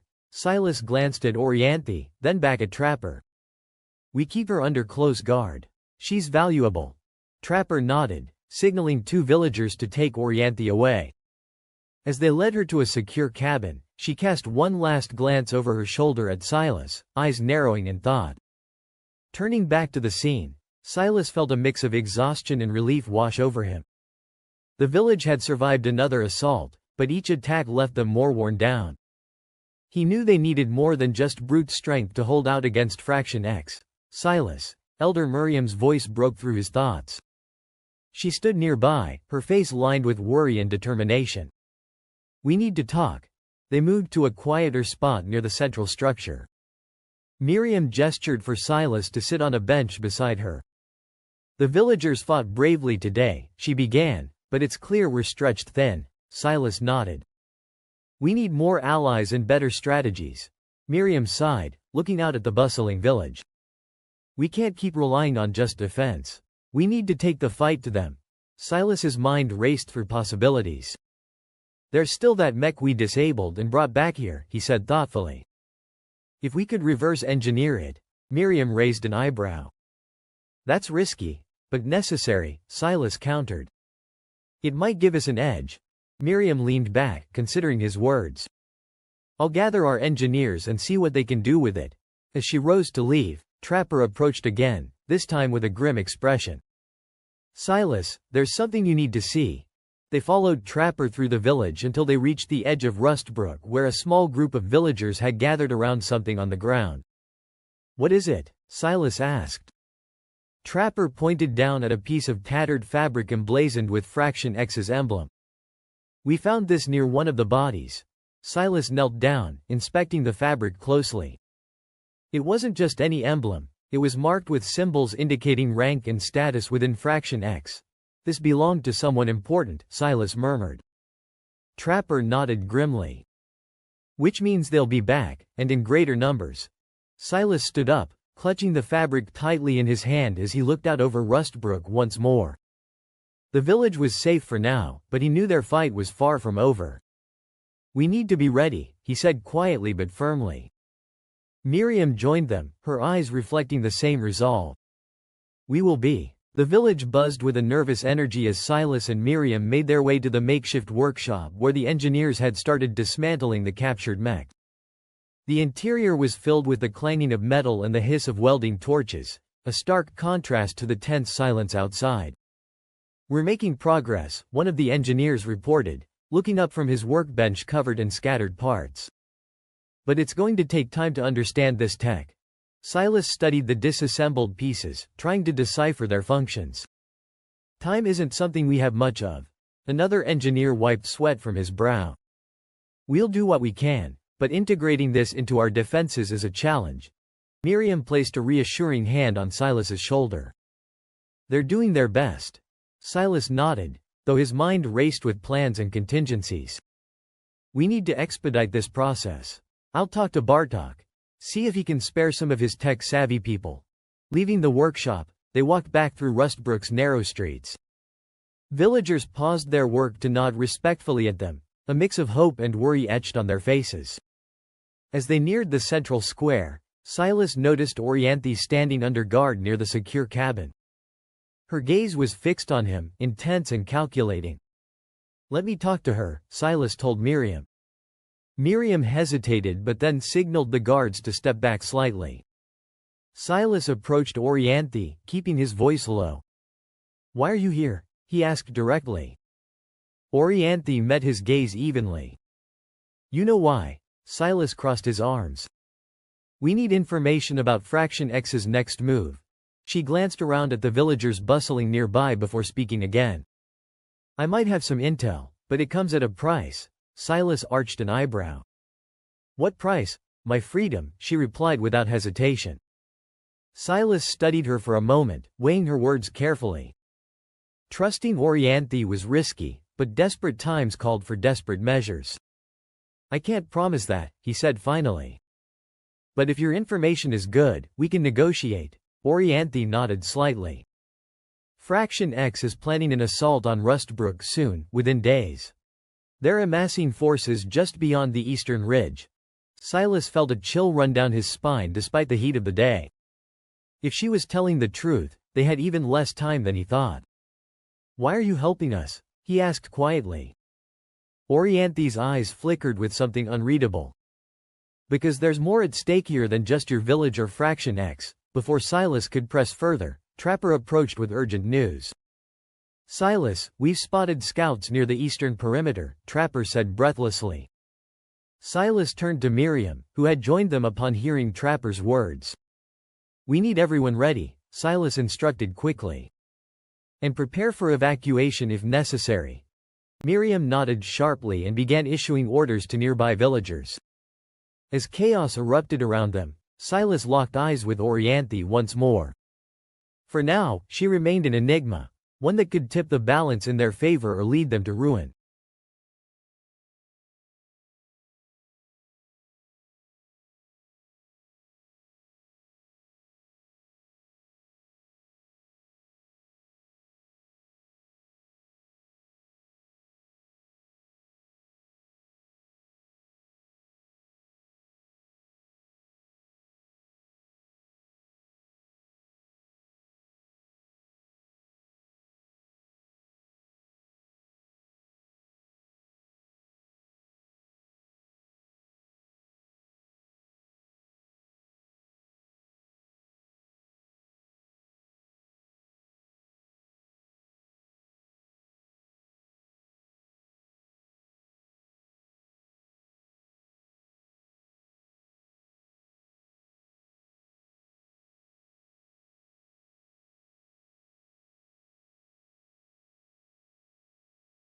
Silas stood on the edge of the makeshift cemetery, his boots sinking slightly into the damp earth. Rows of freshly turned graves stretched before him, a silent testament to the battle they had barely survived.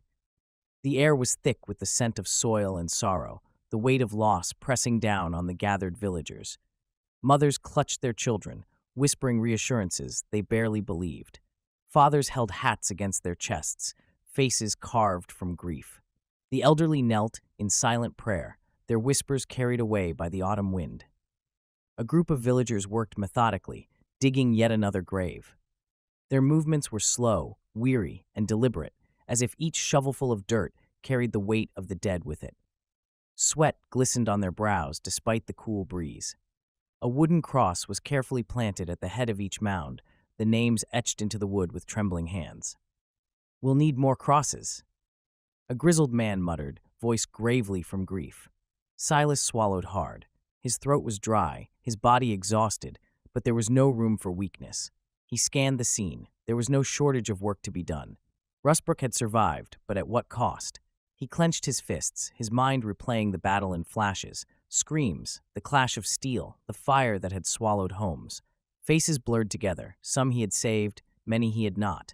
The deaths bore down on his shoulders, a crushing burden that no amount of planning or foresight could ease. Across the village, children carried buckets of water to douse the last stubborn embers.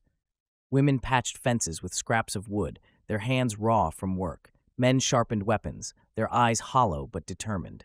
No one spoke much. They didn't need to. The war wasn't over. It was merely catching its breath.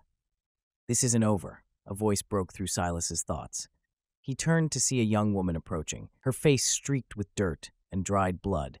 Her dark eyes burned with quiet fury, her hands balled into fists. He recognized her now. Marla, the blacksmith's daughter. Her brother Jace had fought in the battle. His grave was one of the fresh mounds behind her. "We need to be ready for when they come back," she said, her voice tight but unwavering. Silas met her gaze, taking in the grief that simmered beneath her anger. She wasn't just speaking for herself. She was speaking for every soul lost, for every family shattered. "We will be," he said simply, but the promise felt heavier than it should have. They walked through the village square together, moving past half-collapsed buildings and scorched earth. Life stirred around them in small but meaningful ways. An old woman tending to an injured dog, a youth crafting a crude weapon from sticks, his small fingers working with a skill no child should possess. Marla stopped near a partially collapsed barn, its roof caved in, hay scattered in darkened patches where fire had licked the edges. She turned to Silas, arms crossed over her chest. "What's our next move?" Silas exhaled, scanning the ruin around him. Rustbrook stood, but barely. The defenses had held, but just enough to delay the inevitable. "We rebuild," he said finally, "and we prepare." The words came easy, but in the back of his mind, doubt gnawed at him. He had seen the way the enemy fought, merciless, relentless. And somewhere beyond the tree line, past the graves and the ruins, he could feel eyes watching, waiting. Silas straightened his shoulders, pushing the unease away. There was no room for doubt. For now, they would honor the dead. And when the enemy returned, they would be ready. Rustbrook stood battered but unbroken, a living testament to its people's indomitable spirit. The atmosphere carried traces of aged paper, perspiration, and stale ash, evidence of the flames that had threatened to consume the town's perimeter earlier that week. Inside, Thomas hunched over a table strewn with maps, hastily scribbled notes, and half-melted candles. His brow was furrowed in concentration, his fingers absently tracing battle lines drawn in charcoal. Across from him, Elder Miriam sat still, eyes closed, as if in deep thought, or perhaps prayer. The moment Silas entered, they both looked up. "We need a plan." His voice was steady, but the urgency in it was unmistakable. He moved toward the table, scanning the worn maps. Tomas nodded grimly and pushed a map forward. "We've marked where they hit the hardest: food stores, water sources." His jaw tightened. "They know exactly where to hurt us." Elder Miriam opened her eyes, their gray depths carrying the weight of a dozen wars before this one. "We must safeguard what little we have left," she murmured. Silas ran his finger along the map, stopping at key locations. "We need to fortify these areas immediately, double the guards at night, and set up lookouts on the surrounding hills. We can't afford to be caught off guard again." Tomas leaned back in his chair, crossing his arms. "That's a start, but what about supplies? We're running low on everything: food, medicine, even wood for repairs. We're barely standing as it is." A frustrated breath escaped Silas. "We'll dispatch search teams to check the surrounding settlements, find out if they're willing to barter or share their resources." Elder Miriam dipped her head in measured agreement. "Our past friendships might benefit us now, but hardship transforms folks, Silas, including former allies." Silas met her gaze. He knew the truth in her words. Hunger made men into thieves. Fear made them into killers. "Even so, we have to try," he said. A long pause stretched between them before Elder Miriam gave a slow, deliberate nod. "I'll reach out to the Council of Elders. They may listen to me where they wouldn't listen to others." Silas allowed himself a flicker of gratitude. "Your influence may be what keeps us from starving, Elder Miriam. Thank you." The elder woman offered a faint smile, not of hope, but of understanding. Tomas grabbed a scrap of parchment and scrawled a list. "We also need to think beyond survival. Rebuilding defenses isn't enough. We need sustainability, crops that can grow in harsh conditions, clean water sources that don't rely on fragile wells." "Agreed," Silas said. "We should consult the artisans, the herbalists, see if they can come up with something that gives us an edge." Elder Miriam reached out, placing a hand on Silas's arm. Her touch was light but firm, grounding him in the moment. "Remember," she said quietly, "our strength lies in unity. If we let fear divide us, we've already lost." Silas nodded, the weight of responsibility settling deeper into his bones. "We will stand together," he vowed. Tomas glanced between them before giving a final, determined nod. "Then let's get to work." As Silas, Tomas, and Elder Miriam stepped out of the town hall, the full weight of Rustbrook's struggle crashed down on them. The village was a patchwork of desperation, walls hastily patched with scrap wood, smoke still curling from the remains of smoldering fires, and the sharp scent of sweat and blood hanging in the air. Villagers moved through the wreckage with grim determination, their faces set in the kind of hardened exhaustion that came from living on the edge of survival. Some tended to the wounded, others hauled salvage supplies, and a few worked in silence to reinforce the battered barricades. Yet tension simmered beneath the surface, threatening to boil over.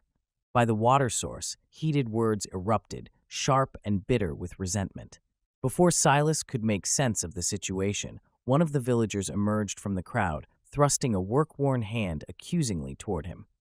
"This is all his fault," the man spat. His face was lined with fatigue, but his fury burned bright. "We were peaceful before he showed up." A woman with dirt-streaked cheeks and sunken eyes nodded vigorously. "He's brought this war to our doorstep. We were safe until he came." Silas stopped in his tracks, the weight of their words pressing down on him like the debris of a collapsing building. For the first time since the battle, the bruises on his body felt dull compared to the wounds in their voices. Tomas tensed beside him, his hand instinctively hovering near his belt. Elder Miriam, ever steady, placed a reassuring hand on Silas's arm. "Silas," she murmured, a quiet anchor against the tide of hostility. The man who had spoken first stepped closer, his fists clenched at his sides. His knuckles were raw. Whether from labor or battle, it was hard to tell. "What do you have to say for yourself?" His voice was rough, laced with the kind of anger that came from loss. "Why should we trust you now?" Silas held his ground, forcing himself to meet the man's furious glare. He could hear the quiet rustle of movement as more villagers gathered, drawn to the confrontation. "I understand your anger," he said, his voice even despite the turmoil building in his chest. "But I didn't bring this war here. It found us all." A sharp scoff cut through the tension. "How convenient." The woman's voice was thick with skepticism, her arms crossed tightly over her chest. "You're just trying to save your own skin." Thomas stepped forward then, his voice calm but firm. "Silas has done nothing but fight for this village. He's out there risking his life, same as the rest of us. If you think standing alone will save Rustbrook, you're wrong." Elder Miriam nodded, her presence commanding respect even among the angry crowd. "Blaming each other will not rebuild our homes. It will not fill our food stores. It will not stop the next attack." The man exhaled sharply, his rage flickering like a candle in the wind. He crossed his arms, still glaring, but there was hesitation now, uncertainty creeping into his expression. Silas took a slow step forward. Stillness descended on the plaza, weighted with unvoiced fears. The tension hung delicate and precarious, as if a single misspoken phrase might destroy it all. At last, the woman released a sigh and tilted her head. "All right." The intensity in her gaze softened, giving way to guarded suspicion. "But don't think we won't keep an eye on you." Gradually, the townspeople dispersed, their fury not extinguished, but temporarily quieted, at least for the moment. Silas stood there a moment longer, his body rigid, the tension slow to leave his muscles. He felt Thomas's steady presence beside him and Elder Miriam's quiet support. "Thank you," he murmured, though the words felt hollow. Tomas shrugged, his expression unreadable. "We need every hand we can get, even the reluctant ones." Elder Miriam squeezed Silas's arm gently before releasing it. "Keep doing what you're doing," she advised. "Time has a way of revealing truth, even to those who refuse to see it now." Silas nodded, but as he watched the villagers disappear into the wreckage of their home, he knew trust was something that had to be rebuilt, just like Rustbrook itself. The dim light of the jail flickered weakly, casting long, fractured shadows along the stone walls. The air was thick with the scent of damp earth and old blood. Orianthi sat with an infuriating air of nonchalance, her wrists bound in rough rope, ankles shackled to the leg of the wooden bench. She tilted her head back slightly, studying the ceiling as if her captivity was nothing more than a mild inconvenience. Silas stood before her, his stance rigid. The dim glow from the lantern at his side carved sharp edges into his expression. "Why did you come to Rustbrook?" His voice was low, steady, but laced with a quiet threat. Orianthi's lips curled into a smirk, her emerald eyes gleaming with something between amusement and defiance. "Wouldn't you like to know?" She exhaled, tilting her head as if the question itself was tedious. "I was curious about your supplies." "Curious?" Silas's patience thinned, his arms folded across his chest, but his eyes never left hers. "You were seen mapping our defenses." Orianthi gave a slow shrug, the movement fluid despite the bindings around her wrists. "Maybe I like knowing things." Tomas, standing off to the side, let out a sharp breath, arms crossed over his chest. His tone was cold. "If you're working with the raiders, now's the time to speak up." Orianthi's gaze flicked toward him, unbothered, before shifting back to Silas. "Then why not tell us what you know?" Silas pressed, stepping closer. A long pause. Then, ever so slowly, Orianthi's smirk deepened. Instead of answering, she let her eyes roam the room as if taking in every inch of her surroundings for the first time. "You think this place can hold out against another attack?" Her tone was light, almost mocking. Silas's shoulders squared. It will, if we know what's coming. She let out a soft chuckle, shaking her head. Ah, but knowledge is power, isn't it? Tomas's patience snapped. He stepped forward, voice sharp. Enough riddles. Do you know when they'll strike next? Orianthi finally leaned forward, the chains at her ankles rattling slightly. Her eyes met Tomas's, and for the first time, her playfulness faded, replaced by something sharper, something calculated. I might. The room tensed, the air thickening with unsaid words. Silas exchanged a quick glance with Tomas before returning his focus to Orianthi. He could feel it now, the way she controlled the conversation, twisting it into a game of give and take. Then tell us, he said. For a moment, she said nothing. The silence stretched long enough to become unbearable. Then, finally, she exhaled and leaned back against the cold stone wall. They have plans, she murmured, each word deliberate. Big plans. Silas didn't flinch. What kind of plans? Orianthi's smirk returned, but this time it wasn't just amusement. It was something more dangerous. Plans that could change everything for Rustbrook, and for you. Tomas shifted beside him, his hands balling into fists, frustration evident in the rigid line of his shoulders. Silas studied Orianthi, watching the way she controlled her breathing, her expressions, her words, always giving just enough, but never too much. You know more than you're letting on, he said finally. She met his gaze, unblinking. Maybe I do. Silas let out a slow breath, stepping back. He needed to think, needed to decide whether she was more valuable as a prisoner or something else entirely. And all the while, Orianthi just watched him, smiling. Silas paced the length of the dimly lit room, his footsteps echoing off the wooden floor. Orianthi's cryptic words gnawed at him, burrowing deep into the marrow of his thoughts. Tomas stood near the table, arms crossed, his usual stoic expression darkened by unspoken worry. Across from him, Elder Miriam sat still, her sharp eyes tracking Silas's movements. They were running out of time.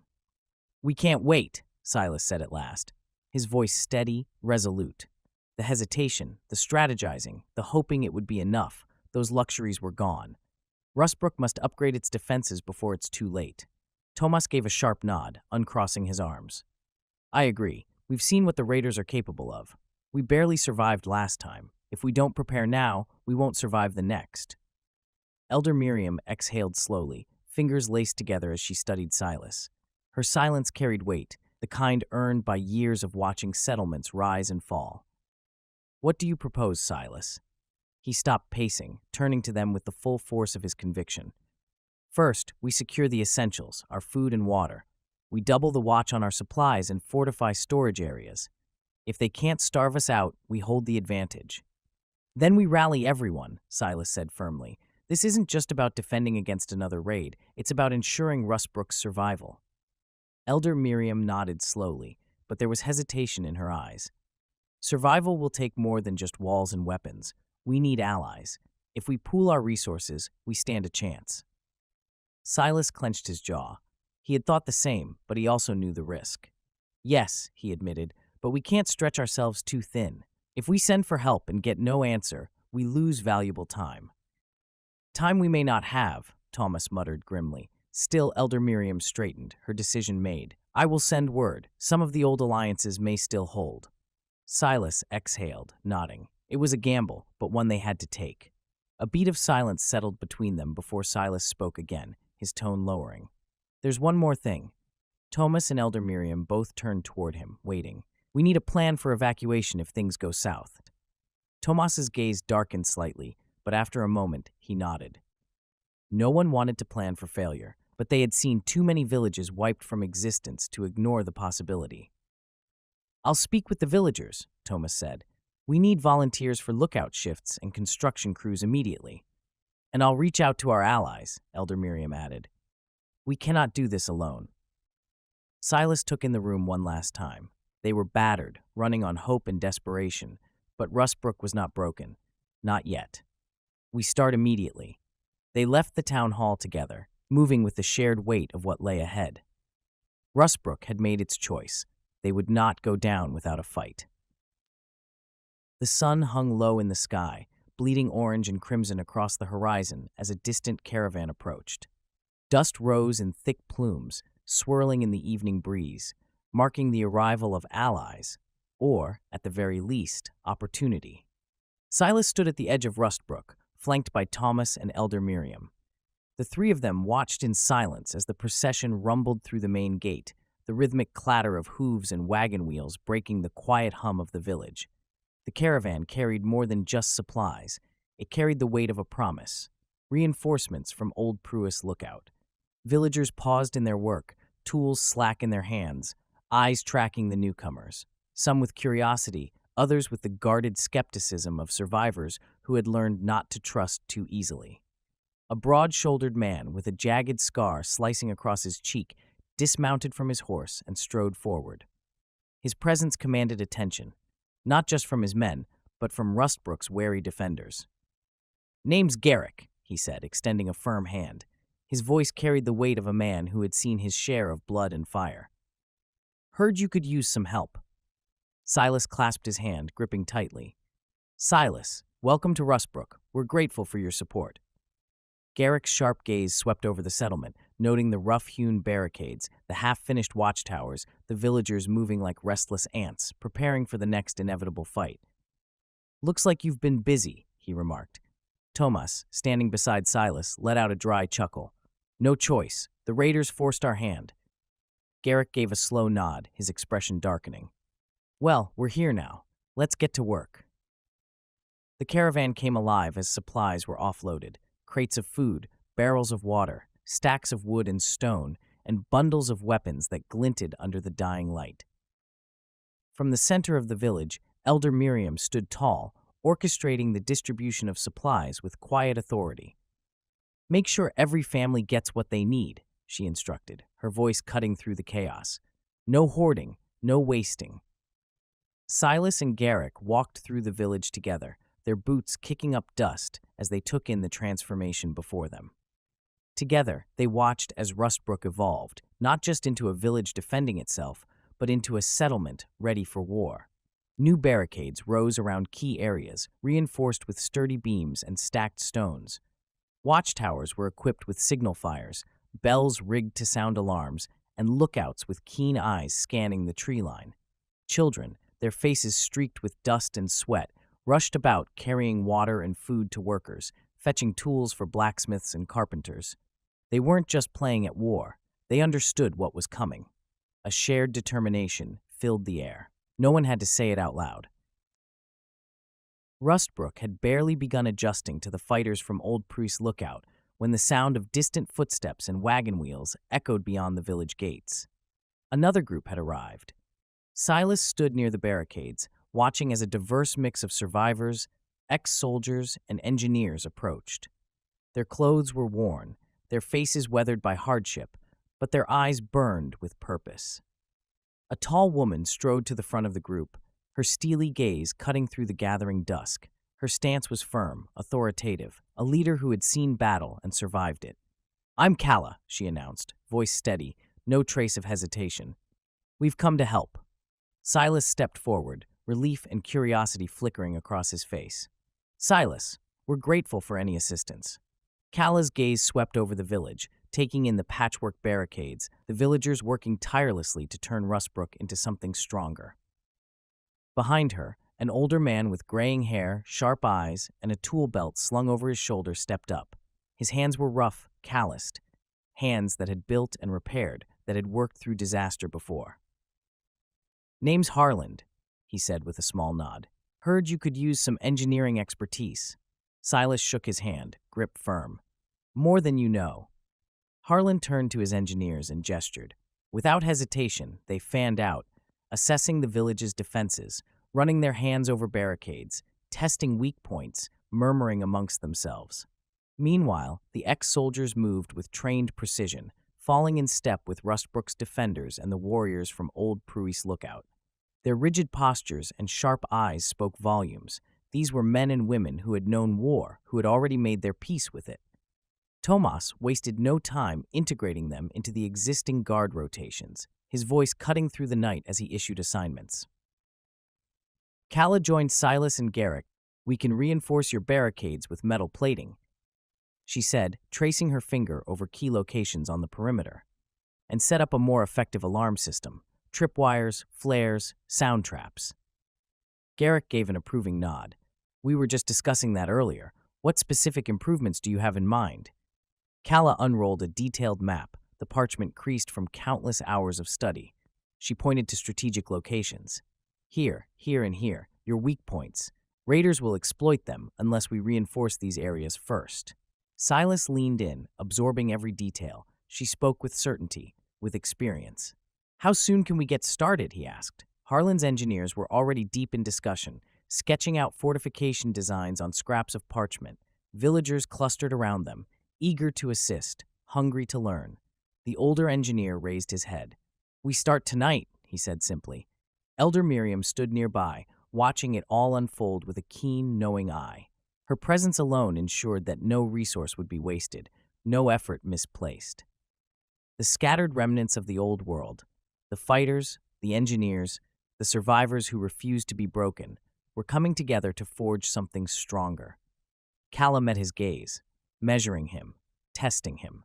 Your people are determined, she said. Silas glanced around, taking in the sight of villagers and warriors working side by side, the glow of torches flickering against their faces. They have to be, he answered. Rustbrook had once been vulnerable, but now it was becoming a fortress. Rustbrook bustled with new energy, but not all its people shared in the optimism that swept through the village. Whispers of distrust slithered between workstations, weaving their way through groups of villagers like an invisible undercurrent. Many villagers watched the outsiders warily, their furrowed brows and hardened expressions betraying their misgivings. In their midst loomed Trapper, a broad-shouldered figure whose decades stalking prey had given him an almost primal sense for danger, someone who relied on instinct rather than promises. That instinct screamed of trouble ahead.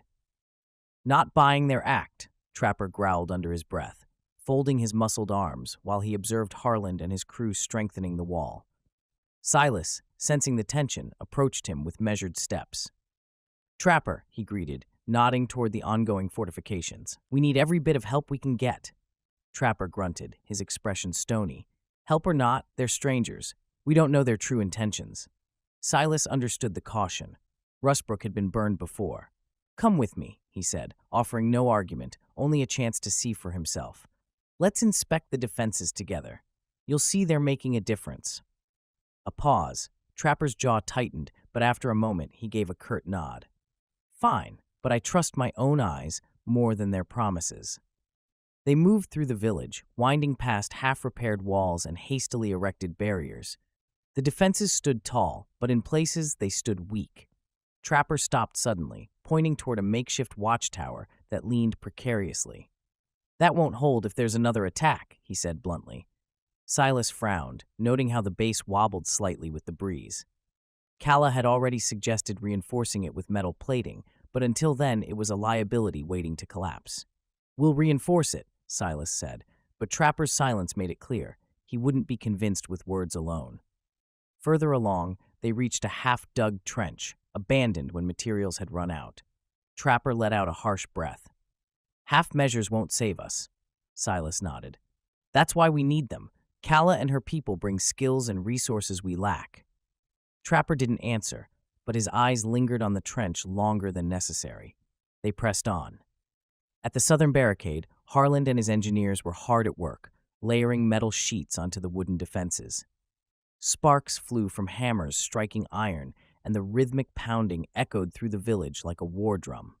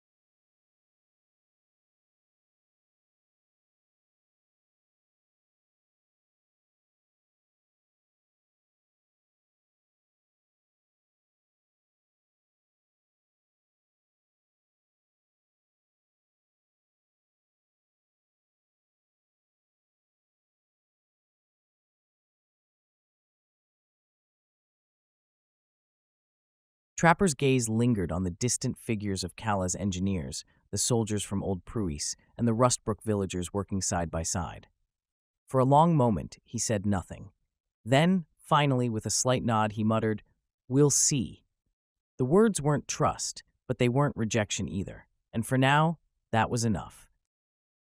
Blueprints, maps, and scrawled notes lay scattered across the wooden table, their edges curling with use.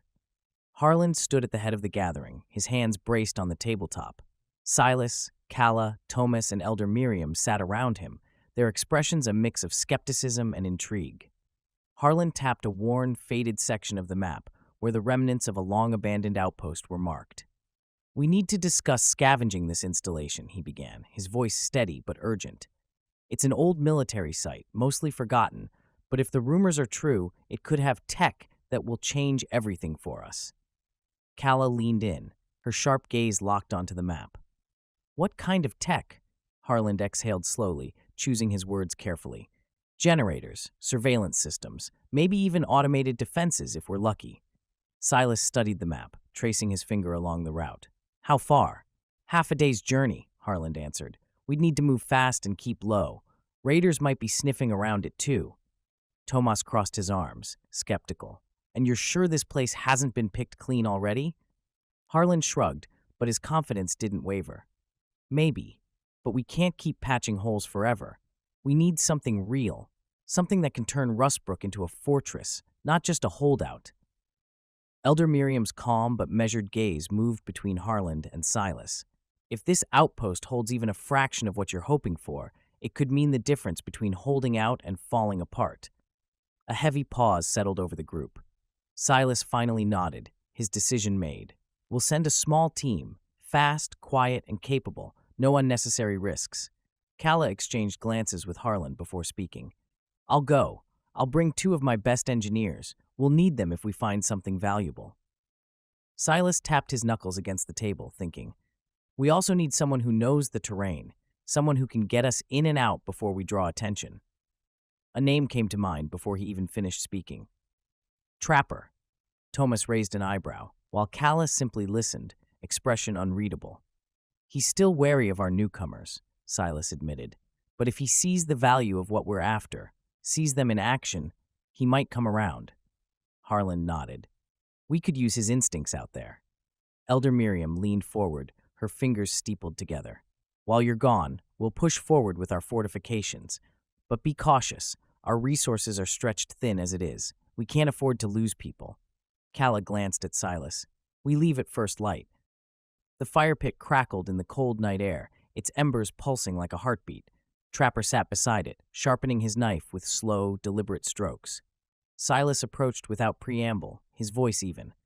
"There's an outpost." Trapper didn't look up, but the slight pause in his movements told Silas he was listening. "Harlan believes it holds military tech, generators, defenses, surveillance. If we can get our hands on it, we can fortify Rustbrook for real." Trapper finally glanced up, his gaze shadowed by flickering firelight. "And? We need someone who knows the land," Silas said simply. "You in?" Silence. Then, in one slow, measured motion, Trapper sheathed his knife and stood, rolling his shoulders. "Fine," his voice was gruff, unreadable, "but I'm keeping my eye on them." A small smirk ghosted across Silas's lips. That was as much trust as Trapper was willing to give. Fair enough. As the night deepened and the village quieted, preparations for the scavenging mission were set into motion. Dawn would bring new risks. Orianthi lounged in the corner of her cell, her posture relaxed but her eyes sharp, calculating. Through the narrow, barred window, she watched the recruits moving with quiet intensity, tightening straps, sharpening blades, preparing for war. A slow smirk curled at her lips. She had seen this before. Silas, making his rounds, caught the flicker of amusement on her face, his brow furrowed. Nothing about their situation was funny. With a slow exhale, he stepped toward the cell, the iron door creaking softly as he leaned against the frame. "Enjoying the show?" His voice was low, edged with irritation. Orianthi didn't answer right away. Instead, she let the silence stretch, let him feel the weight of her stare. Then, finally, she tilted her head, the smirk deepening. "It's fascinating," she mused, her tone silken with mockery. "Watching you make the same mistakes others have." Silas's jaw tightened. What do you mean by that? Orianthi rose from her cot and moved toward the bars, her fingers curling loosely around the cold iron. I've seen settlements like Rustbrook before, she said, her voice light, almost amused.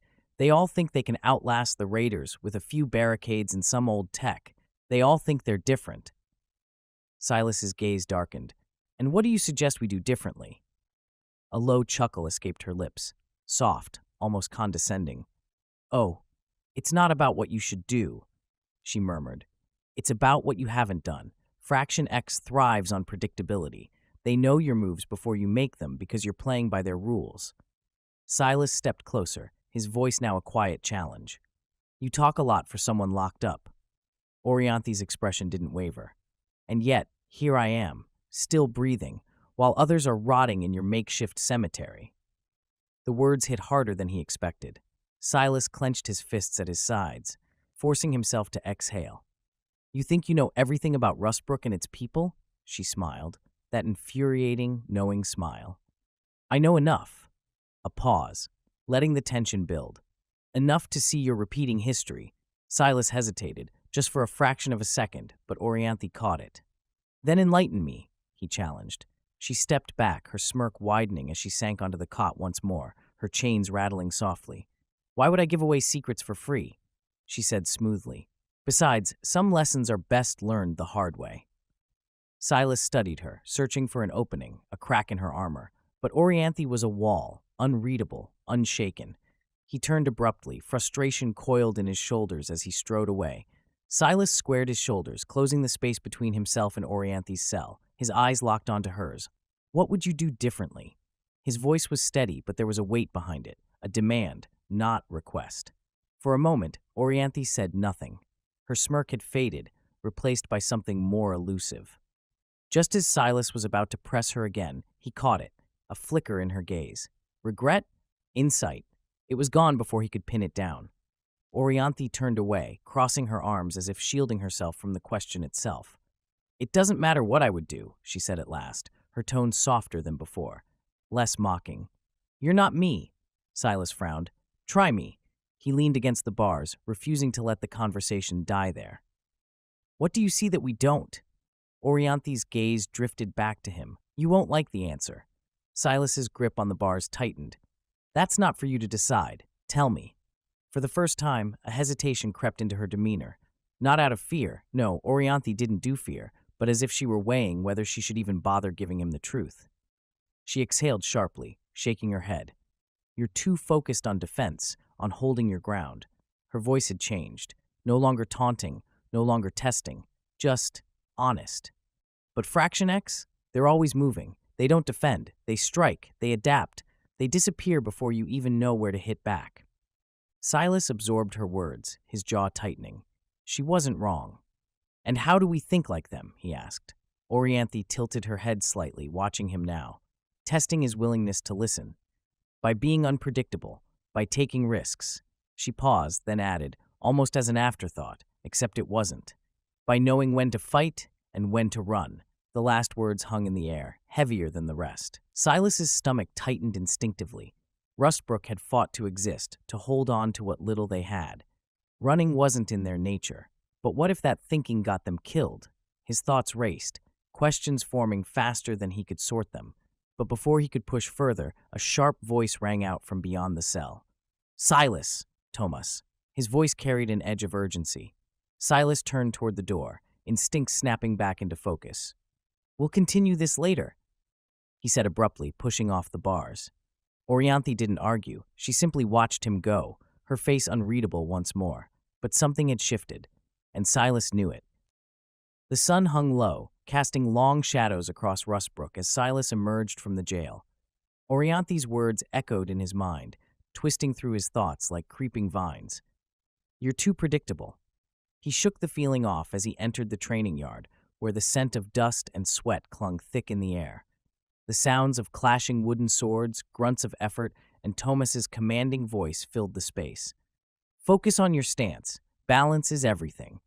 Silas paused, watching. Villagers, once farmers and traders, now held weapons with uncertain grips. They lacked finesse, but their determination burned brighter than their inexperience. Kala stood among them, her gaze sharp as she corrected hand-to-hand techniques. Silas stepped beside her, watching as a young man fumbled through a throw, landing hard on the dirt. "How's it going?" he asked. Calla wiped a bead of sweat from her brow, exhaling.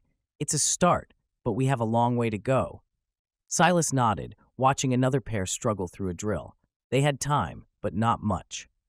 "We'll get there," he said, more to himself than to her. As Silas moved through the yard, he caught sight of Trapper leaning against a fence, arms crossed, skepticism etched into every line of his face. He approached. "Still not convinced?" Trapper shrugged, his gaze flicking to the trainees, then back to Silas. "Just wondering if all this effort will make any difference." Silas held his stare. "It has to." Trapper exhaled through his nose, his silence saying more than words ever could. "We'll see." And then he looked away, as if the answer was something only time could reveal. Elder Miriam stood with Garrick, quietly strategizing. Even among the chaos, her presence radiated steadiness. When she spotted Silas, she called out, "Silas, how did it go with Orianthi?" He hesitated for half a beat before answering. "She thinks we're too predictable, too focused on defense." Garrick frowned. "And you believe her?" Silas exhaled. "She's got a point. We need to be more flexible, more adaptive." Elder Miriam nodded thoughtfully, but her gaze had already drifted towards something else. Silas followed her line of sight to a group of villagers huddled together, their voices hushed, their expressions dark with distrust. "They blame us," Garrick said quietly. His tone was unreadable, but his eyes were sharp. Silas felt the weight of the words. For everything that's happened. Orianthi's warning came back to him. Some lessons are best learned the hard way.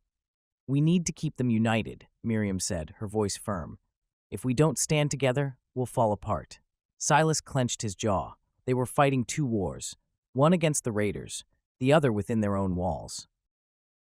He took a slow breath, turning back toward the training yard. Thomas barked corrections as wooden swords cracked against one another. Sweat dripped, muscles burned, breaths came short, but they did not stop.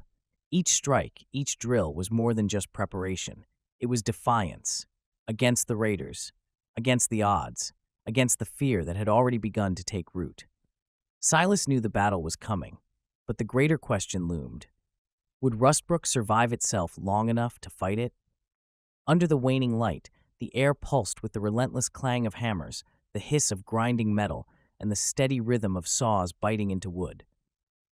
Rustbrook's gates were changing. A line of workers, their faces streaked with dirt and sweat, moved like a living machine, each knowing their role, each pushing past exhaustion. Harlan stood among a gathering of villagers, his sharp eyes scanning a growing pile of wooden stakes. The logs, honed to vicious points, lay stacked beside him like teeth waiting to be bared. He ran his fingers along the edge of one, testing its sharpness before giving a curt nod. "These need to be perfect," he said, holding one up for emphasis. "They'll be our first line of defense." Beside him, an older man with calloused hands worked with deliberate precision, chipping away at the wood with a practiced efficiency. "Never thought I'd see the day we'd need this," he muttered. Harlan let out a low breath. None of us did. Yet here they were. A short distance away, sparks flew, lighting up the dusk as molten steel met weathered wood. Calla oversaw the welding crews, her sharp gaze scanning the metal plates being fused onto the gates. "Keep those edges smooth," she barked over the din. "We can't afford weak points." A young welder, face obscured behind a protective mask, gave a silent nod, guiding the torch with expert hands. The plates were thick, their weight pressing into the reinforced wood. The gate groaned, the new weight shifting against its frame, but it held, stronger, heavier, ready. Thomas rose to his full height, taking it all in. The stakes bristled along the edge of the village, jagged spears promising a fight. The gates, now plated in steel, stood heavier, stronger, the tripwires coiled in the grass, waiting. Rustbrook wasn't just defending itself, it was preparing for war. Silas approached, his expression set in stone. "How's it looking?" he asked, his voice low. Thomas exhaled. "We're making headway." A pause, "But there's still much to do." Silas swept his gaze over the workers, faces weary, bodies aching, but hands never stopping. They weren't warriors, but they were becoming something close. "We'll be ready," Silas murmured. Thomas didn't reply. He didn't need to. They both knew the truth. Rustbrook had no other choice. They stood for a moment longer, watching the village transform before their eyes. Then, without another word, they turned back to work. The dawnlight bled pale over the landscape as Silas, Trapper, and their small team closed in on the abandoned military outpost. Time had not been kind. Crumbled walls, overgrown pathways, and rusting metal stood as silent reminders of a world long gone. Nature had reclaimed the ruins, vines threading through shattered concrete, grass pushing up through fractured asphalt. Silas raised a fist, signaling the group to halt. "Stay sharp," he murmured, his eyes sweeping over the skeletal remains of the installation. "We don't know what we're walking into." Trapper, ever cautious, took point, his rifle poised. The others fanned out, moving in silent precision, their boots crunching softly against debris. Calla stayed close to Silas, her sharp gaze flicking to every shadow, every broken doorway. They moved forward, ghosts among ruins. The wind howled softly through shattered windows, carrying the faint scent of rust and decay. Silas's pulse thudded as they reached what looked like an old storage facility. Inside, metal shelves leaned against cracked walls, their contents left to time and dust. Trapper motioned to a dust-caked crate, and Nolan moved in, prying it open with careful force. The lid gave with a groan. Inside lay a cache of pre-collapsed tech, handheld radios, weapon parts, stacks of ammunition. "Jackpot," Nolan whispered, a grin breaking through his usual seriousness. Silas felt a flicker of hope, but caution held it at bay. "Load up what you can carry," he ordered, his voice low but firm. "We don't have time to waste." As the team gathered supplies, a sharp intake of breath from Calla froze them in place. "Silas," she called softly, her voice tight.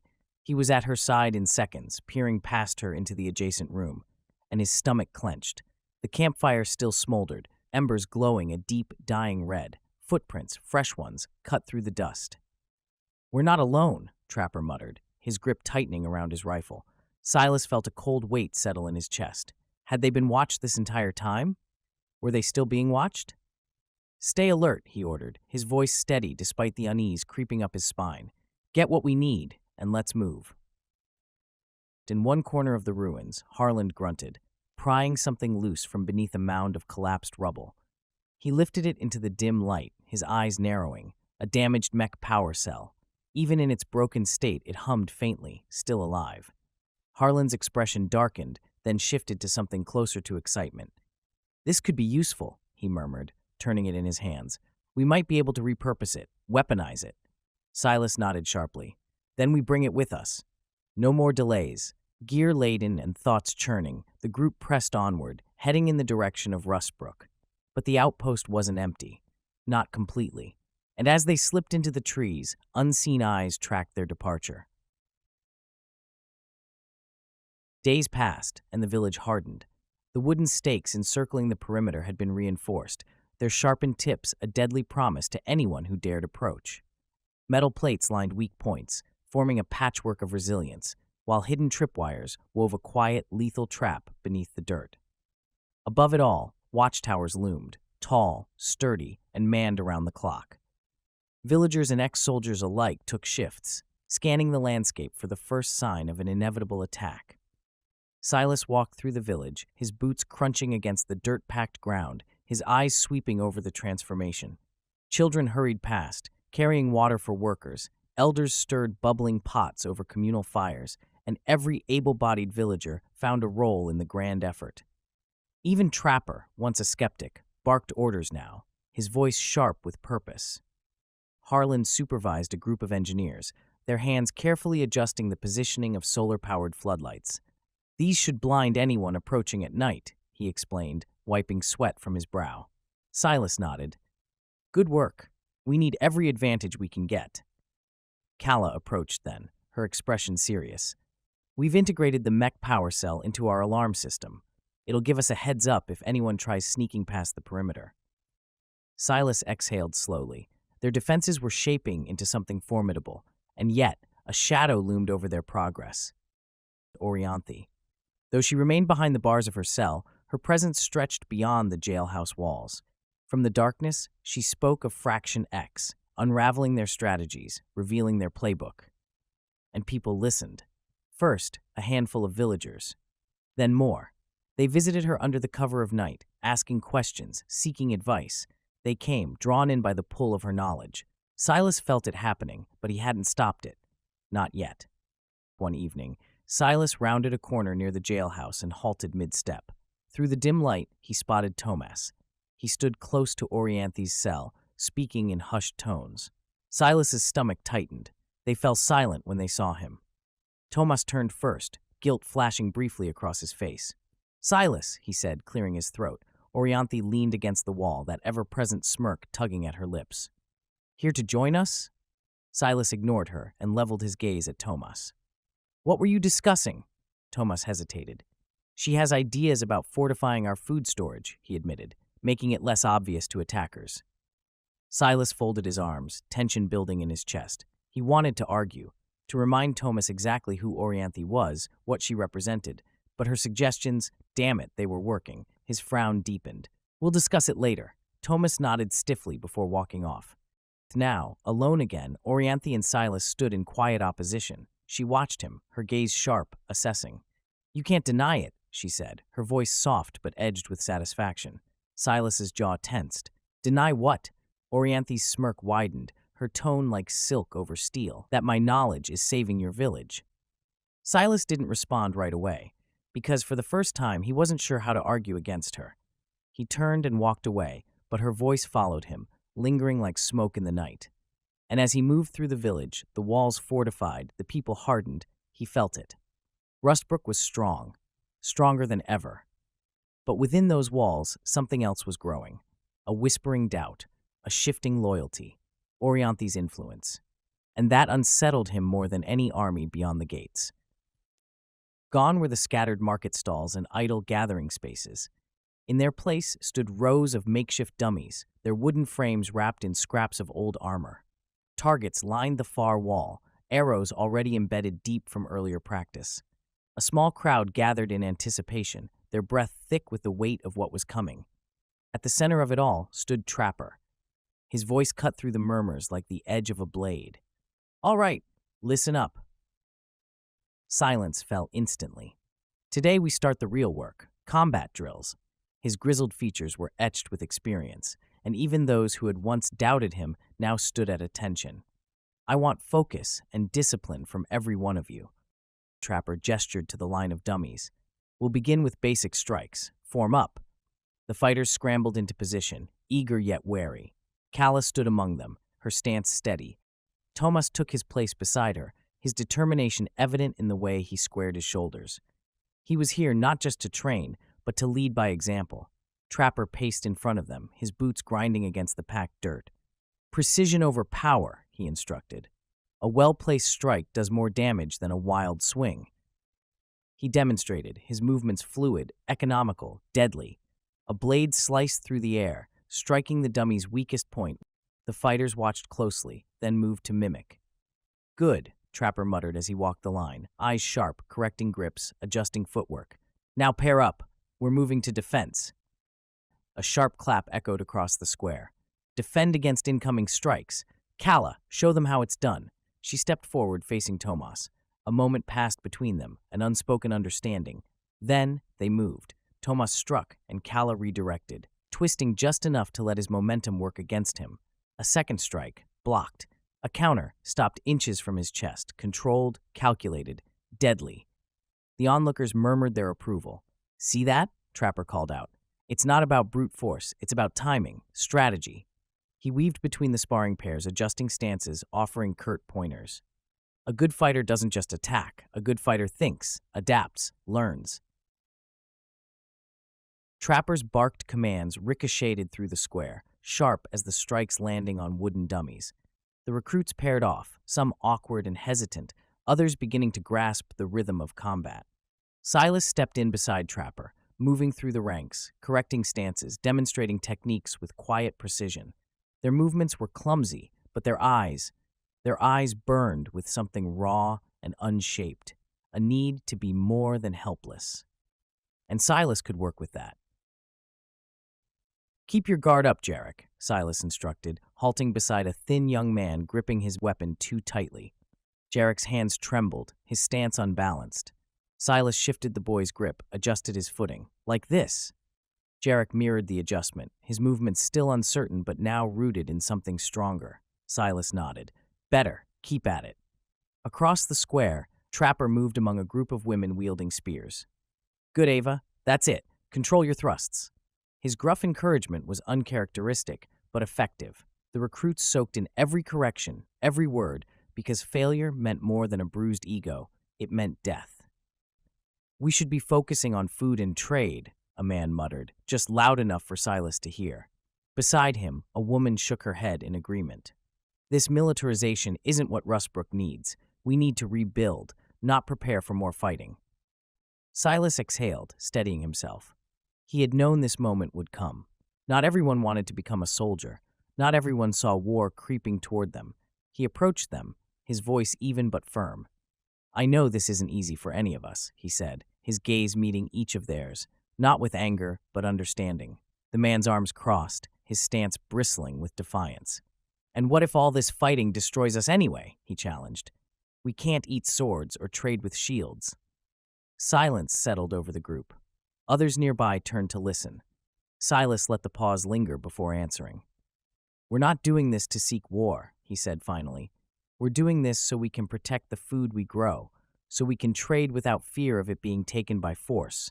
It's about balance, defending what we have while continuing to build. The woman looked away, uncertainty flickering across her face. She wasn't convinced, not yet, but she was thinking. Switch partners. Keep moving. Trapper's voice sliced through the tension, pulling the recruits back into motion. The square stirred again with the sounds of sparring, of bodies shifting, of voices refocusing on the fight in front of them. Silas lingered only a moment longer, watching doubt war with necessity in the villagers' eyes. Then he turned back to the training ground, falling in beside Trapper, his hands correcting stances, his words guiding movements. He noted the subtle changes, a fighter who hesitated less, a recruit whose grip no longer trembled, a stance that had once been clumsy, now standing firm. There was still much work to do, but as wooden blades met with sharper confidence, hope flickered in Rustbrook like a fragile flame, waiting to be fed, waiting to burn. The sun dipped below the horizon, its dying light casting Rustbrook in long, jagged shadows. Yet the training did not stop. Sweat-slicked bodies moved through the square, blades flashing under the torchlight as Silas, Trapper, and Tomas guided the recruits through their drills. The doubt from earlier had waned, replaced by a quiet determination, the kind forged when people understand they are fighting for more than just survival. Then, a sharp burst of movement. A scout stumbled into the square, chest heaving, his breath a jagged thing. Silas? Trapper! Silas turned, instantly alert. Movement near the eastern perimeter. The square fell silent. Silas stepped forward, wiping sweat from his brow with the back of his hand. What kind of movement? The scout's throat bobbed as he swallowed hard. Fraction X. A cold weight settled over the square. They're positioning forces nearby. Looks like they're setting up camp. Trapper's jaw clenched, his gaze sharpening like a drawn blade. How many? The scout shook his head. Dozens at least. Maybe more. Tomas and Kala paused their sparring, already stepping forward. Silas's mind was already moving, threading through possibilities, risks, next steps. We need to mobilize our defenses immediately, he said. Tomas nodded sharply, already moving to rally the recruits. I'll get everyone ready. Kala sheathed her weapon, approaching Silas with a measured look. Fear and resolve mingled in the faces around them. Silas turned to the recruits gathered nearby, their weapons clutched in uncertain hands. This is what we've been preparing for, he said, his voice steady, firm. We don't know their exact intentions, but we must be ready for anything. Elder Miriam approached, her presence both grounding and urgent. Her face was lined with worry, but unwavering in its resolve. I'll organize the villagers to reinforce key areas and ensure everyone knows what's coming, she said. Silas offered her a grateful nod. Thank you, Elder Miriam. Then, to the recruits. Focus on your training for now, but be ready to act when called upon. The air in the square shifted. The moment fractured. Training was no longer preparation. It was a countdown.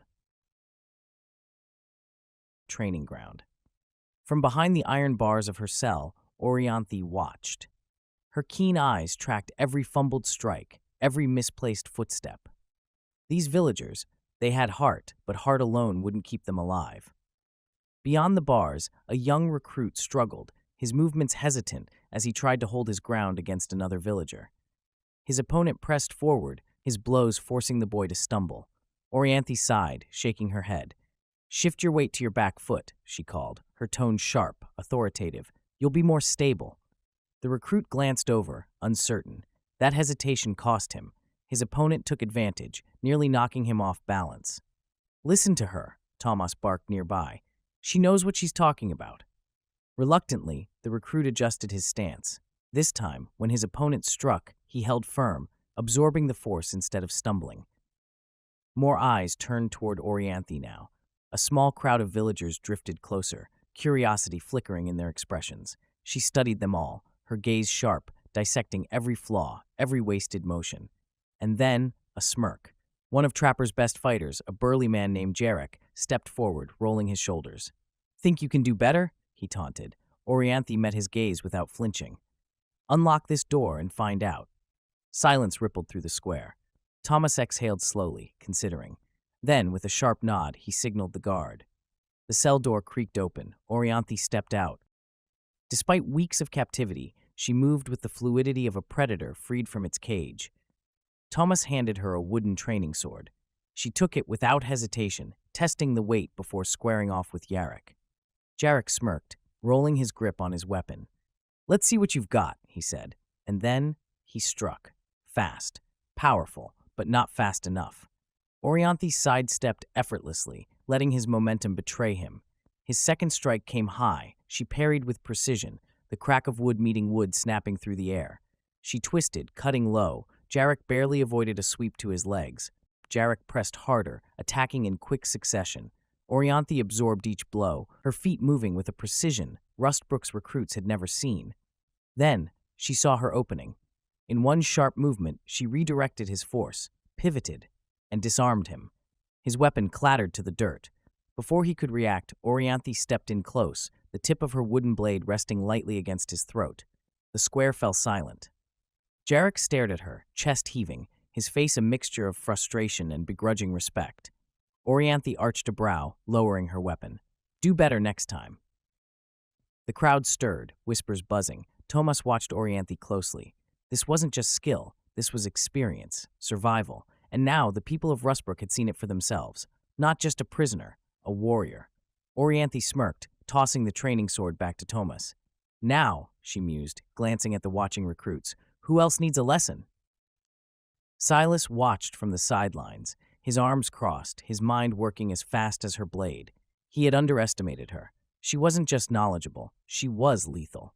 Every feint, every counter, every brutal economy of movement spoke of something more than mere training. This was real combat experience.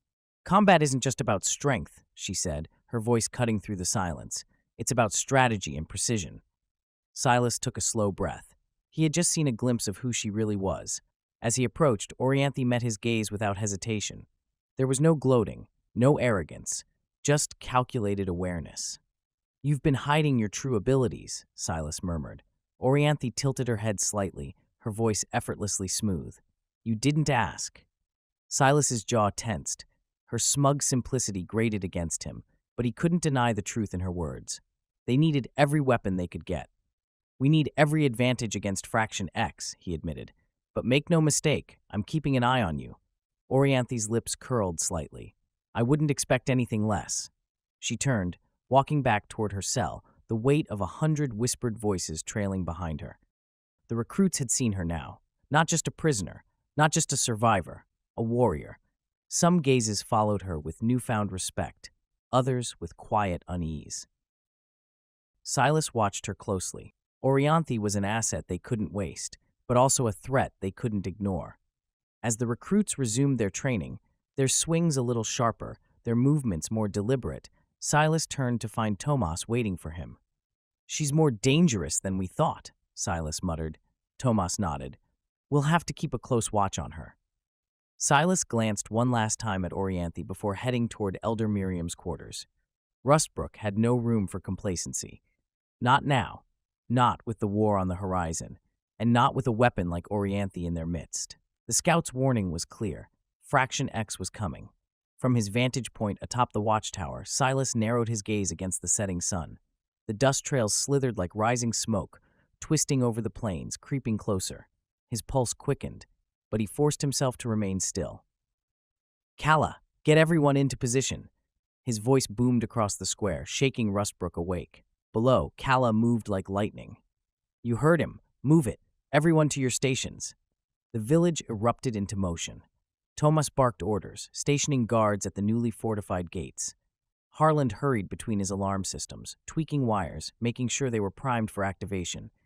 Silas descended swiftly, his boots hitting the dirt with purpose. Elder Miriam was already moving, her ledger open, her eyes scanning supplies. "Is everything in place?" she asked, not even looking up. "Just about," Silas responded, his gaze sweeping over the perimeter one last time.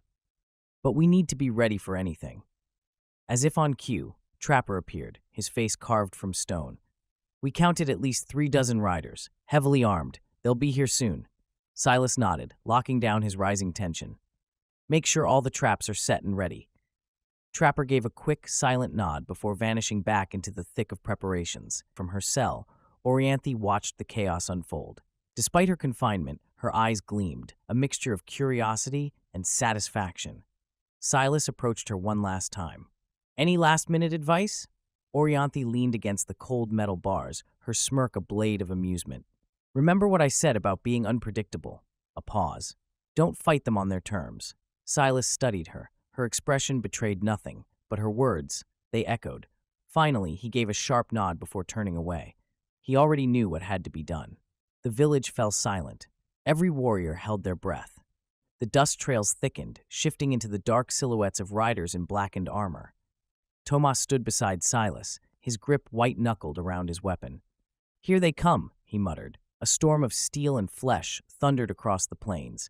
The ground trembled under hooves, the weight of war bearing down upon them. Silas raised his hand. "Hold." The enemy surged closer, closing the distance. "Hold." The first rider breached the horizon line. The clash was inevitable. Now they would see who had prepared better. Through the swirling dust, a monstrous figure emerged, towering over the battlefield. Garrett, leader of Fraction X, seated atop a modified warhorse, its flanks armored in crude jagged metal plating, he cut the image of a warlord. Behind him, the siege crawled forward. Catapults creaked under their own weight, battering rams rolled on rusted wheels, all scavenged, all brutal. "Load the explosives." Garrett's roar carried over the battlefield, his men moving with deadly precision. Crude bombs, strapped to catapult ammunition, were hastily secured. Then, the first volley launched. A thunderous crack ripped through the air. The sky burned. Flaming projectiles arced over the battlefield, streaking toward Rustbrook's walls. Impact. Explosions bloomed. Wood splintered, metal shattered, and the very ground trembled beneath the blast. "Shore up those defenses." Silas's voice thundered from the ramparts. Villagers scrambled, some reinforcing weakened barricades, others dragging wounded away from the carnage. Another explosion. The village shook, but the walls held. For now. Garrett's eyes swept the battlefield, reading Rustbrook's defenses like a seasoned butcher. "Split them up," he signaled his lieutenants, breaking his assault into 3 coordinated groups. The battering ram surged forward, its operators shielded by makeshift plating. The second wave maneuvered siege weapons into new positions, targeting structural weaknesses. The third detachment prepared another bombardment, aiming to spread destruction deeper inside the village. Second volley. The air filled with fire once more. Explosive shells streaked over the walls, detonating on impact. The night flashed with bursts of orange and red, casting twisting shadows over the battlefield. "They're bringing up more explosives." Calla's sharp voice rang out from the walls, her eyes locked onto the barrels being rolled forward. Fuel. Accelerant. Garrett raised his weapon high, signaling the next phase. "Advance the ram." The ground quaked as the massive structure slammed into Rustbrook's gates. Boom. The wood groaned under the assault, metal hinges straining, screaming. Siege weapons continued their relentless bombardment, hammering at Rustbrook's strongest points. From his vantage point, Garrett watched and adjusted. He had seen villages fall before, and this one would be no different. Rustbrook's walls still stood, But how much longer? The battle raged, fire and steel crashing against Rustbrook's walls. The village held, but it was a brutal fight. The wooden barricades groaned, splintering under the relentless impact of siege weapons. Each catapult volley sent jagged shards of wood and twisted metal slicing through the air. And yet, Silas moved with purpose. "Hold the line." His voice cut through the smoke, rallying villagers and soldiers to reinforce the failing sections. Harland was a machine. Sweat and soot streaked across his face as he and his engineering team patched breaches as fast as they appeared. "More stakes over here," he barked. The wooden spikes, driven deep into the ground, were meant to slow Fraction X's relentless advance. At the main gate, Fraction X's battering ram crashed again. Boom. The thick beams trembled but held. Trapper stood nearby, crossbow in hand, eyes locked on the advancing enemy. "They're bringing up more fuel barrels." Kalla's voice rang out from her vantage point. She notched an arrow, her breath steady despite the madness. Silas gritted his teeth. "We can't let them get too close." Then, from the side, a squad of ex-soldiers stormed forward. Thomas led the charge. Their movements were sharp, brutal, precision born from years of war. They engaged Fraction X forces who had breached the outer defenses, driving them back with sheer ferocity. A deafening explosion. The eastern wall shook as a catapulted firebomb found its mark. Flames licked at the wood, heat searing the air. Elder Miriam moved like a general, her calm authority cutting through the rising panic. "Water. We need more water over here." Villagers rushed to douse the flames, buckets passing from hand to hand in desperate rhythm. Amidst the chaos, Orianthi watched. Just inside the perimeter, her sharp gaze tracked every move, every opening, every weakness. Her traps had already crippled Fraction X's first advance, but her presence, still a question mark. Across the battlefield, Garrett sat atop his warhorse, unmoving, dark armor gleaming in the firelight, his cold, ruthless eyes scanning Rustbrook's defenses. Then, he lifted his weapon high, and the next wave came. Through the smoke, fire, and thunder, Rustbrook stood firm, bruised, bleeding, but unbroken. Garrett's siege was far from over, but so was Rustbrook's fight. The traps were working.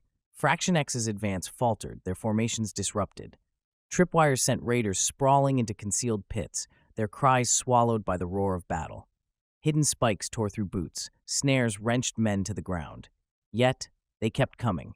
Garrett's command was absolute. Through the chaos and confusion, his forces pushed forward, undeterred. Silas and Trapper stood at the heart of the defense, the main gate. The thunderous impact of the battering ram rattled through their bones. Another strike, and another. The wooden beams trembled, screaming under the assault. "They're not stopping," Trapper growled. His crossbow twanged, another bolt sinking deep into the enemy ranks. Silas didn't flinch. "We hold them here." A raider leapt the barricade. Silas met him in midair, sword flashing, steel catching flesh. The body fell before the raider's boots ever touched the ground. Trapper reloaded without looking. "We'll need more than just us if they break through." Silas glanced back. Kalla, Tomas, the reinforcements. Villagers rushed forward, weapons clutched tight.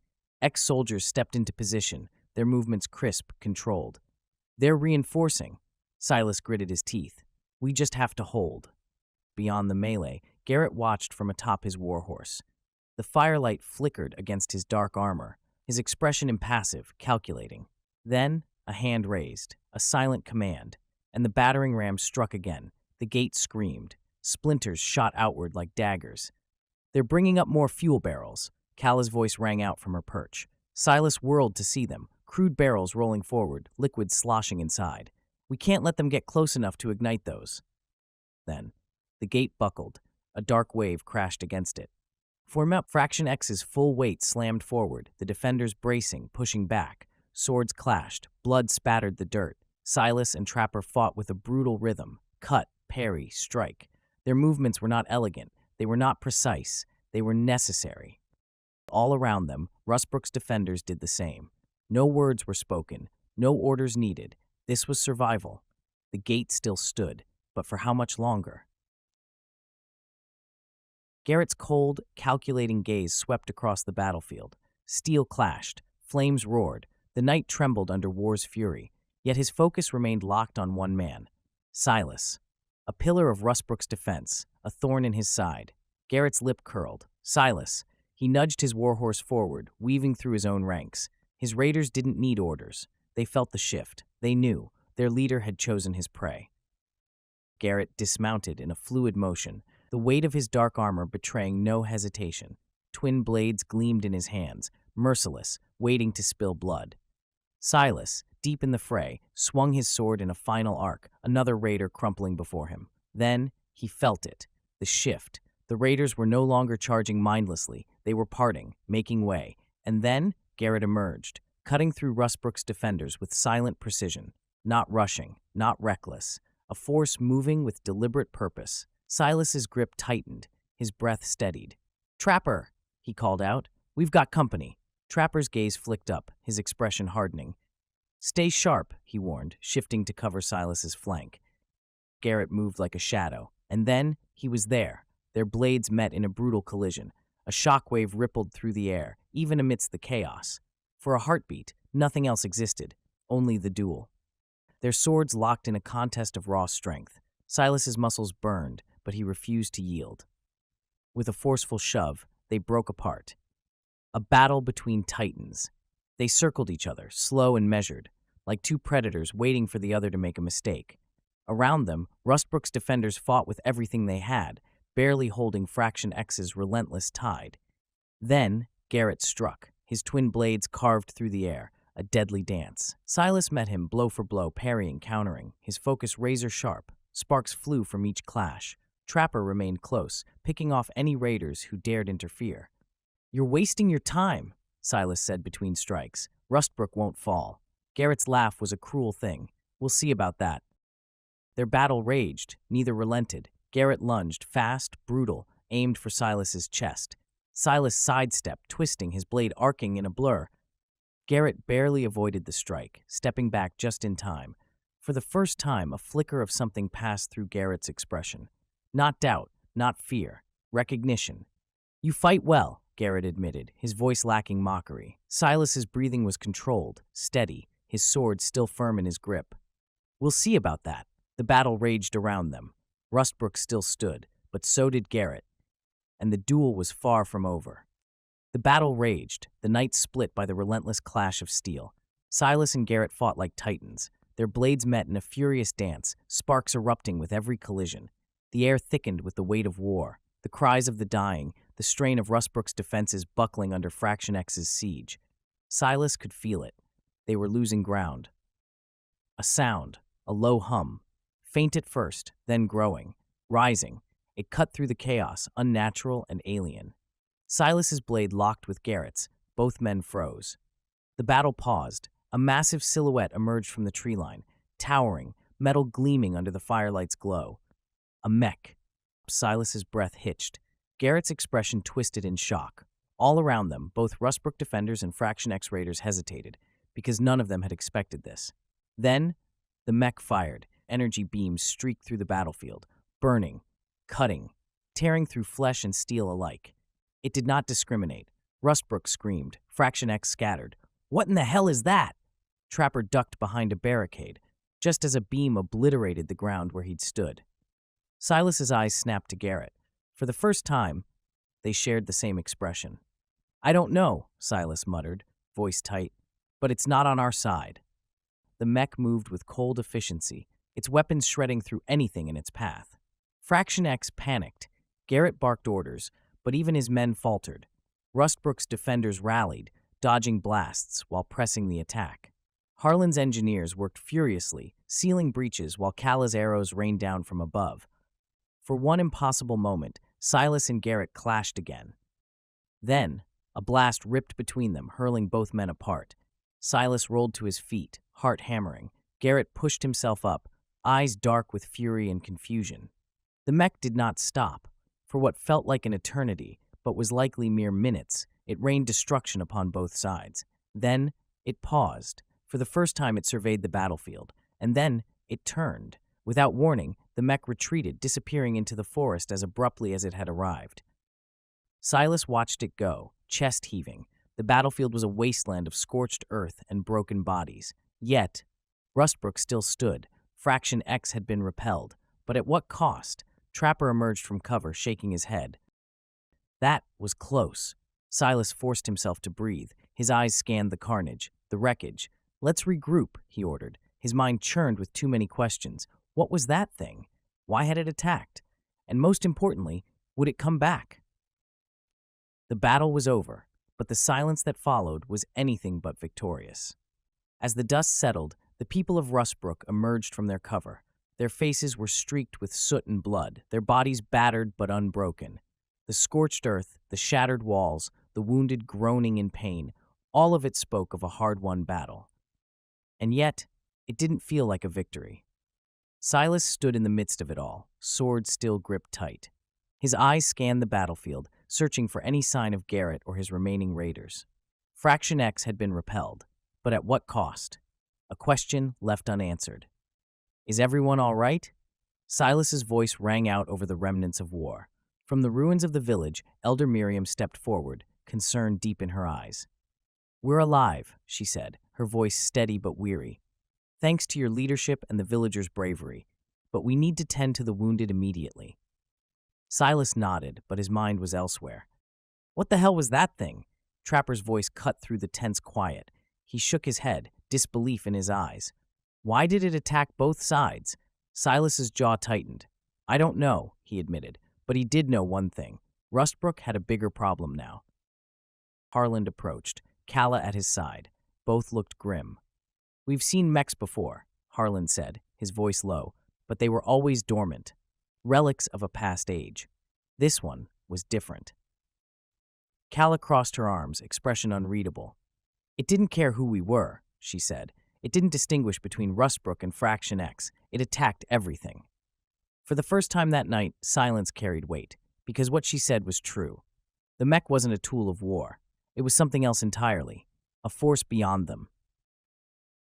Elder Miriam's gaze swept over the village, people tending to the wounded, salvaging what they could, repairing what little remained. "We can't face another battle like this unprepared," she murmured. Silas exhaled slowly. "No," he agreed. "We need answers, and we need a new strategy." His gaze sharpened as he turned to Harland and Calla. "Find out everything you can about these mechs. We need to know what we're dealing with," he continued, "and how to fight it." Harland nodded, already deep in thought. "We'll do what we can." As his people moved to their tasks, Silas felt it. A shift. Rustbrook was no longer just a village fighting for survival. They had stumbled onto something bigger, something ancient, powerful, unknown, and whatever it wasn't finished with them yet. Silas gritted his teeth, gripping his sword tighter. Rustbrook had survived the night, but their war had only just begun. The air was thick with the stench of smoke and blood, mingling with the faint metallic tang of melted steel. Rustbrook was gone. Not completely. Shadows of it still stood, jagged and broken, stubborn remnants of a place that had once been alive. But the heart of it burned out. Silas Kane walked through the wreckage, his boots crunching over shattered wood, glass, and bone. The ruins of the town square stretched before him, its ground littered with ash, debris, and the discarded remains of a life that no longer existed.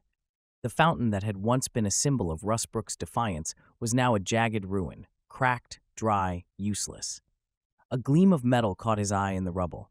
He bent down, brushing away the dust with shaking fingers. It was a piece of a mech's plating. The metal was warm. It had fired on both sides, ripping through Rustbrook and Fraction X alike. That wasn't strategy. That wasn't war. That was something far worse. Elder Miriam stood, directing what few villagers remained. "Move those beams carefully," she called, her voice worn but still holding the weight of authority. "No one else is dying today." Silas exhaled, straightening. "How many?" Miriam wiped soot from her forehead, her gray eyes tired but sharp. 40, maybe less." Silas barely nodded, the number twisting in his chest like a blade. Rustbrook had once been home to over 200 people. Now, 40, maybe. His gaze swept the remnants of the village. Harland and Calla knelt beside the collapsed eastern wall, assessing the damage.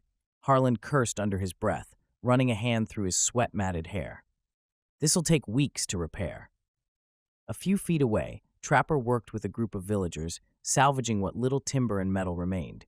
His movements were sharp, precise, fueled by frustration rather than purpose. "Never thought I'd see Rustbrook like this," he muttered, voice rough. Silas knew what he meant. Rustbrook had survived before. Raiders, droughts, disease.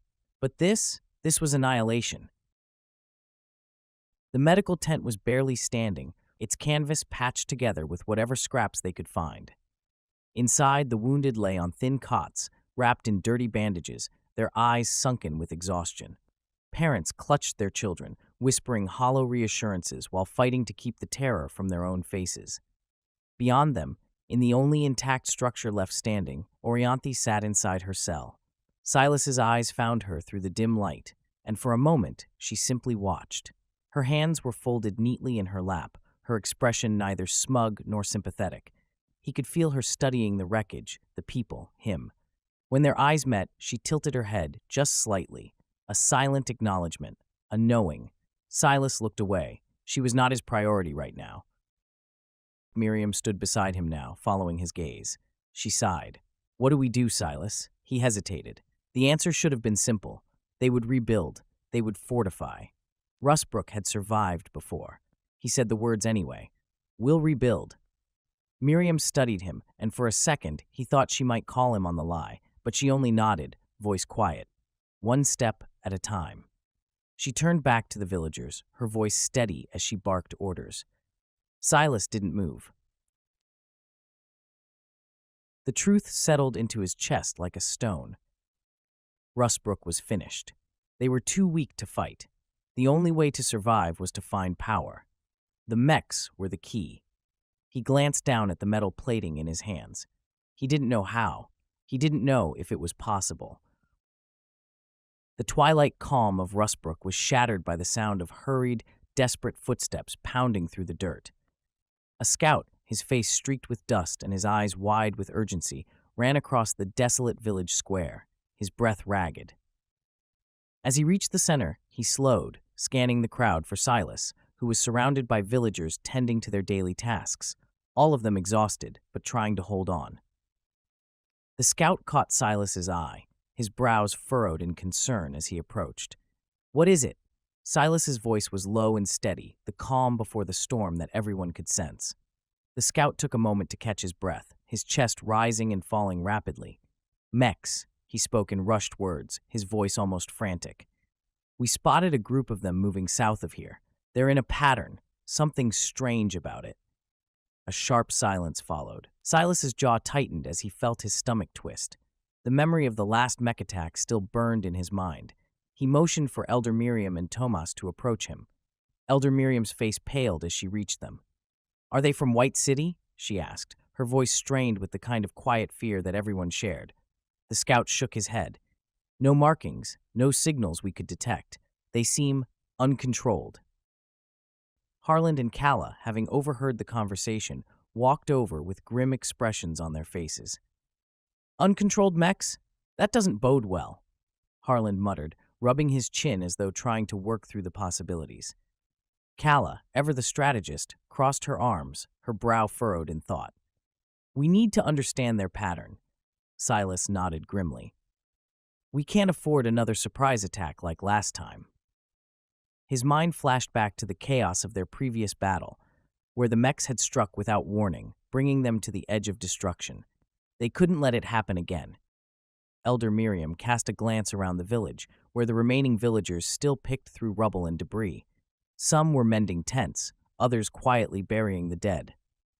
"We're stretched thin as it is," she said softly, the weariness in her voice showing. "But we must be vigilant." Silas placed a hand on her shoulder, trying to offer her reassurance, though he too felt the weight of the unknown pressing on him. "We'll manage," he said, his voice full of determination, but tinged with a quiet uncertainty. Silas's gaze lingered on the dark horizon, where the shadows of trees and ruins seemed to swallow the land. The night had begun to settle in, the oppressive silence around them, broken only by the distant sounds of rustling leaves and crackling fire. He knew she was right. They had seen the worst before, and still it wasn't enough. He turned to Calla, his voice softer now. "We have to hold on to hope." The words felt empty even as they left his mouth. Hope had been so thin lately, so frail, but they had to believe in it. Otherwise, there would be nothing left to fight for. For now, They could only wait and see what the rogue mechs would bring to Rustbrook's already burdened doorstep. "Whatever comes next," Silas said, looking back at the burning remnants of their village, his tone resolute, "we'll face it." The thought of the uncontrolled mechs gnawed at Silas. What had caused them to act this way, and who, or what, was truly controlling them? For the first time, he wasn't certain of the enemy they were facing. The possibility that the mechs could be acting independently meant there was something larger at play, something even White City didn't fully understand. And if that was the case, then they weren't just fighting for survival. They were fighting for the future of the Wasteland itself. The heavy iron door of the cell creaked open with a groan as Silas stepped inside. The room was cold, dimly lit by a flickering torch on the far wall. His gaze immediately found Orianthi, sitting cross-legged on the cold stone floor, her eyes already fixed on him. There was something about her presence that made the space between them feel smaller, as if the knowledge she held was a palpable weight.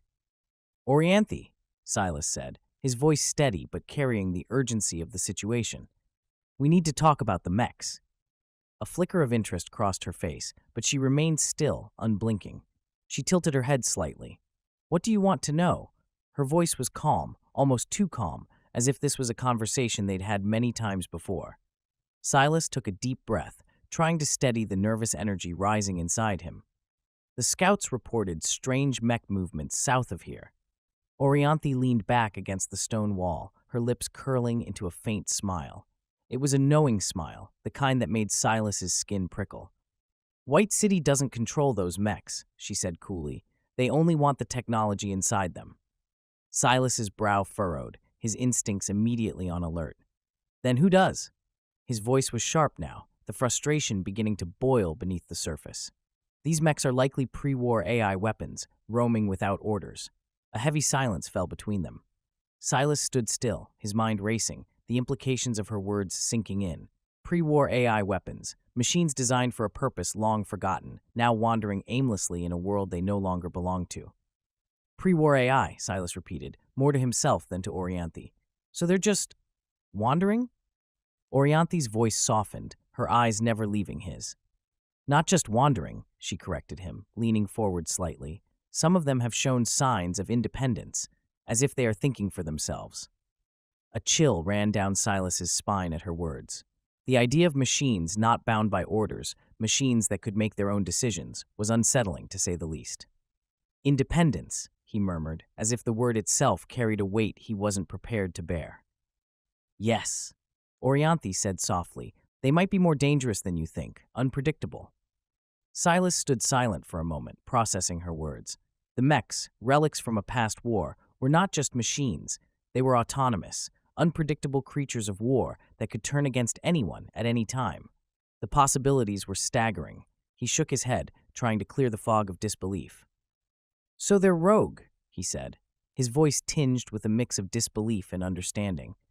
"They're not just soldiers, they're free." "Free," Orianthi repeated, her smile widening ever so slightly, "but that doesn't mean they'll be on your side." Silas's mind spun.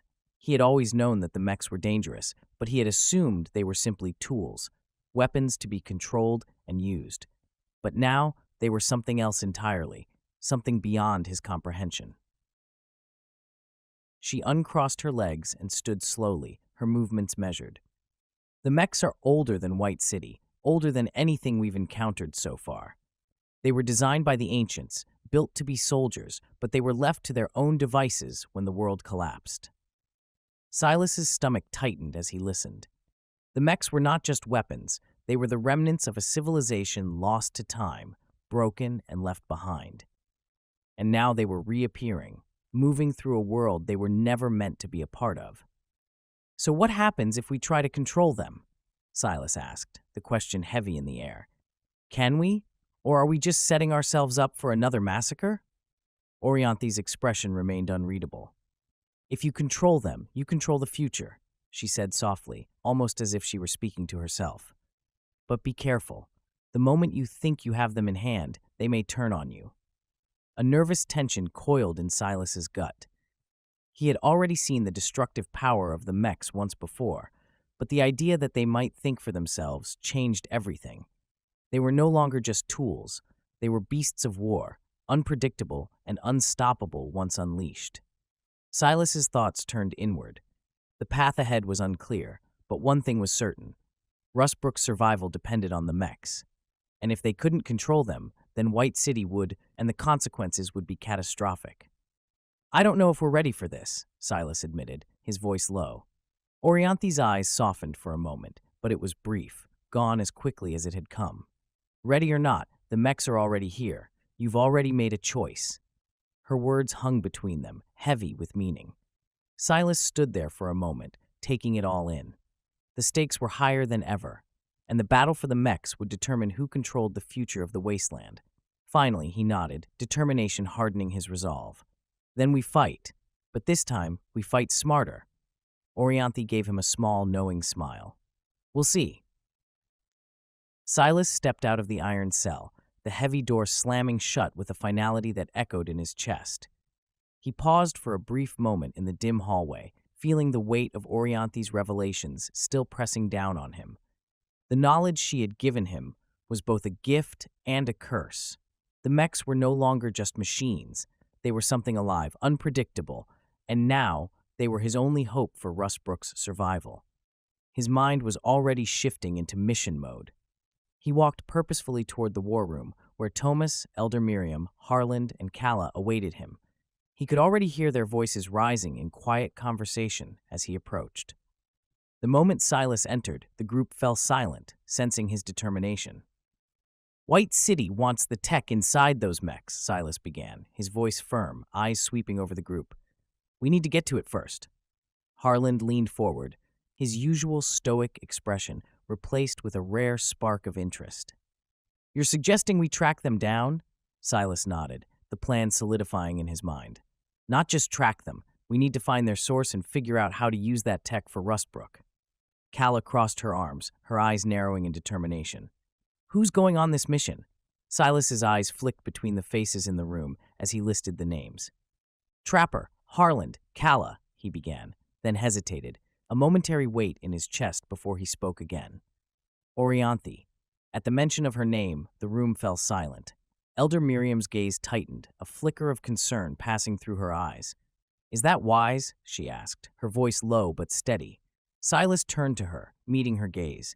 His voice remained calm, but there was an underlying urgency in his words. "We need her knowledge. She knows more about these mechs than anyone else here." Miriam's expression softened, but didn't entirely clear. "But can we trust her?" Silas's resolve never wavered. "We don't have a choice." Thomas, who had been listening quietly, let out a reluctant sigh before giving a terse nod. "All right, but we keep a close watch on her." "Agreed," Silas said firmly, turning his attention back to the plan at hand. He turned to Harland next. "Prepare the equipment. We leave at first light." Harland gave a curt nod and left the room quickly, a sense of urgency in his step. Silas's focus then shifted to Calla, the strategist. "Gather a few scouts with experience in infiltration. We need to be prepared for anything." Calla smiled, her expression fierce. "Understood," she said, moving to gather her team with efficiency and speed. Just as Calla left, the door to the war room creaked open, and Trapper stepped inside, his brows furrowed in curiosity at the gathered group. "We're tracking the mechs," Silas informed him bluntly, his voice carrying the weight of their mission. "You're leading the way." Trapper's eyes widened slightly, but the surprise quickly melted into acceptance. "Understood." His voice was steady, matching the seriousness of Silas's tone. As the team moved to prepare for the mission, Silas found himself momentarily alone with Elder Miriam, her weary gaze following the movements of the others. "Are you sure about this?" she asked quietly, her voice edged with concern. Silas met her gaze, his resolve unshaken. "We have no choice," he said simply, knowing the weight of his words would settle heavily between them. Miriam sighed deeply, but the tension in her features eased. She nodded her understanding before turning to oversee the other preparations. The quiet that followed left Silas with a moment of reflection, but it was short-lived. The urgency of the mission called him back to action. With a final glance at the door where the others had exited, Silas made his way to Orianthi's cell, his footsteps resolute. He approached the bars and spoke through the narrow opening. "We leave at dawn." His voice was steady, but a part of him felt the weight of what that meant. Orianthi's eyes met his, her expression unreadable as always, but there was something in the way she tilted her head. A faint smile spread across her lips, a knowing smile, enigmatic and unsettling. "I'll be ready." Her words were soft, but they carried an undercurrent of certainty that Silas couldn't quite place. As he turned to leave, Silas couldn't shake the feeling that Orianthi was playing a game, and he wasn't sure whether he was the player or the pawn.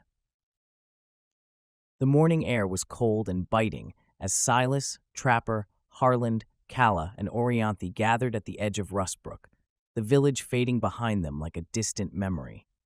The last of the night's chill still clung to the ground, and the trees stood like silent sentinels, their bare limbs creaking under the weight of the wind. Trapper adjusted his pack, his eyes narrowing as he surveyed the landscape, scanning for any movement, any sign of danger. He was the first to speak, his voice low but firm, cutting through the silence like a blade. "We stick to the plan," Trapper said, his tone brokering no argument. "No main roads. The terrain's treacherous enough without attracting unwanted attention." The group nodded in agreement, their faces set with a determination that belied the dangers ahead. Silas led them, the weight of their mission pressing on him as he fell into step behind Trapper, the rest of the team following in a tight formation. They moved into the dense forest that bordered Rustbrook, the thick canopy above them blocking out most of the early morning sunlight. The trees stood tall and silent, their branches intertwining like skeletal fingers, creating a natural barrier against the outside world. The forest was still, but there was a tension in the air, a feeling that something was watching, just beyond sight. The sound of leaves crunching underfoot was the only noise that accompanied them, broken only by the occasional snap of a branch. Harlan muttered curses under his breath, his Geiger counter crackling softly in his hand. They had encountered radiation pockets along their path, and each warning buzz sent a shiver down their spines. "Keep your distance from any glowing patches," Trapper called out, not looking back as he led them further into the forest. "The last thing we need is to end up glowing ourselves." The journey was slow, careful. Every step was calculated. The terrain here was unforgiving, littered with unstable ruins from a long-forgotten settlement. The crumbling structures seemed to loom around them, their skeletal remains offering little shelter from the harsh environment. Calla nearly lost her footing on a jagged piece of stone that had once been part of a wall, but managed to catch herself just in time. Her eyes darted around as she carefully placed her feet on more stable ground. "Watch where you step," she muttered under her breath. Orianthi's voice was calm, but with a clear edge of warning. "Watch your footing, all of you." The forest grew denser as they moved deeper into the wilderness, each step growing more challenging. The terrain was rougher now, sharp rocks jutted out from the earth, and hidden crevices threatened to twist ankles with every misstep, but Trapper led them with ease, guiding them through the thicket with grace and precision. The group moved in silence, each member focused, alert to their surroundings. But then, the sound of distant engines reached their ears, a low rumble, a warning of danger that made them freeze in place. Trapper held up his hand, signaling for them to stop. They crouched low behind a thicket, their eyes scanning the road in the distance. A white city patrol rolled past on an old dirt road, the heavy hum of their vehicles rumbling through the air. The patrol's uniforms gleamed with an unnatural shine, catching the sunlight as they moved. Once the patrol had passed, Trapper was the first to move. "We need to be more careful," he whispered, his voice low. "White City isn't the only thing we need to watch for." The group pressed on, moving cautiously but with purpose. Their path led them through open fields where rusting metal hulks from old machines lay scattered, a haunting reminder of battles fought long before their time. The landscape was scarred, a canvas of forgotten conflict. "We're getting close," Harlan muttered. He pointed towards a distant rise in the land, where the mechs were rumored to originate. Trapper slowed, his steps becoming more deliberate as he crouched to inspect the ground. He knelt, carefully brushing aside the foliage before signaling for the group to continue. The terrain had become increasingly treacherous. Radiation pockets flickered in the distance, their presence marked by the telltale hum of a Geiger counter. They maneuvered around unstable rubble, every step a calculated risk. The ground beneath them seemed to shift with each movement, but they pressed forward, knowing that there was no turning back now. At last, they reached a vantage point, a high ground overlooking a clearing below. The landscape stretched out before them, the dense forest breaking into an open expanse filled with rusted metal remnants and scattered debris. It was here that the mechs were said to have originated. The truth, the answers they were all seeking, were somewhere down there. They had made it this far unscathed, but the real challenge was just beginning. "Let's move," Trapper said, his voice low but with a sense of urgency. The team gathered their gear, preparing to descend into the clearing. As they made their way forward, each member of the group knew that the truth of the mechs was waiting just beyond the next step, and with it, the promise of both answers and danger. The team crouched at the edge of the rise, their breaths misting in the cold air as they peered down at the clearing below. The pre-war facility lay before them, a forgotten relic, its entrance barely visible amidst the overgrown vegetation and scattered rubble. Time had buried this place, but its secrets were still waiting to be unearthed. The structure itself was mostly underground, its long-forgotten purpose hidden beneath the surface, a remnant of a world that had fallen long before Rustbrook was even a thought. Silas motioned for the group to move, his hand low to signal them to stay quiet and keep their movements smooth. They began descending the slope, careful not to disturb any loose rocks or debris. The air was dense with tension as they neared the clearing's edge. From their vantage point, they could see the silent drones hovering at regular intervals. Their mechanical limbs twitched slightly, and their sensors swept methodically, scanning for any intrusion. Despite the years of decay and neglect surrounding the facility, the security systems were still very much alive, testament to the lasting power of pre-war technology. "We need to find a way past those drones," Harland muttered, eyeing the hovering sentinels warily. The drones moved with quiet efficiency, their presence a constant reminder that they were far from safe. "Wait," Orianthi said suddenly, her voice a whisper in the tense silence. She pointed toward a large metal door set into the hillside. The door was mostly hidden behind overgrowth, but the shape was distinct. "Look." The team focused their attention on the door. A mech approached the docking station from a narrow path, its massive form moving with surprising grace through the tangled underbrush. It paused in front of the door, which slid open with a smooth hiss, revealing a well-lit corridor beyond.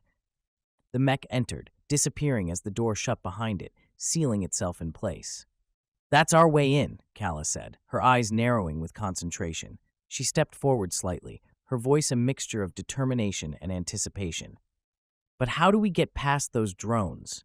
Silas asked, his voice low. The answer didn't come right away. Instead, Trapper stood still, scanning the surroundings with his usual sharp focus. After a moment, he nodded toward a nearby thicket, a patch of dense foliage that could provide cover. "We wait for another mech," he said, his voice steady and calm. "When it comes, we use it as cover." Without another word, the team hunkered down in the shadows, crouched low and waiting. Time stretched out, each minute feeling like an hour, until finally, the telltale sound of heavy footsteps reached their ears. The mech appeared on the horizon, its massive figure lumbering toward them, its movements deliberate and slow, as though unaware of the danger it unknowingly provided. Trapper raised his hand, signaling for them to move. They crept forward in a tight formation, staying low, using the mech's bulk as a shield against the drone's line of sight. The sound of its footsteps was steady and reassuring, masking their own movements as they pressed forward.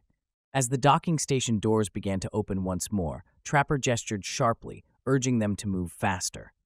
Silas led the way, his pulse quickening as they neared the entrance. The mech's heavy steps continued, but they were already within reach of the threshold. They slipped inside just as the doors closed, breath held as they passed into the facility's interior, undetected. Inside, the corridor was brightly lit, the harsh light reflecting off of polished, sterile surfaces. The air smelled faintly of ozone and machine oil, a scent both strange and familiar, mixing with the cold, metallic atmosphere of the facility. They hugged the perimeter, attempting to merge with the darkness, advancing with careful yet purposeful steps. "Stay sharp," Trapper whispered in a voice that barely broke the silence. "This place is bound to have more defenses inside." The team continued on, the sharp clicking of their boots the only sound that dared disturb the stillness. The facility felt strangely alive, despite its long abandonment, as though the walls themselves were waiting, watching. The winding hallways twisted and turned in labyrinthine patterns, and they encountered automated checkpoints that still hummed with life. Every entrance, every corridor served as a haunting echo of the complex's mysterious origins, and as they ventured further, an increasing sense of dread took hold.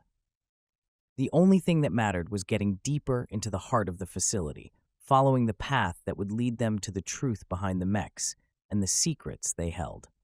The stakes had never been higher. Ahead, the faint hum of more security systems vibrated through the walls. Automated drones passed overhead, their presence felt before they were seen.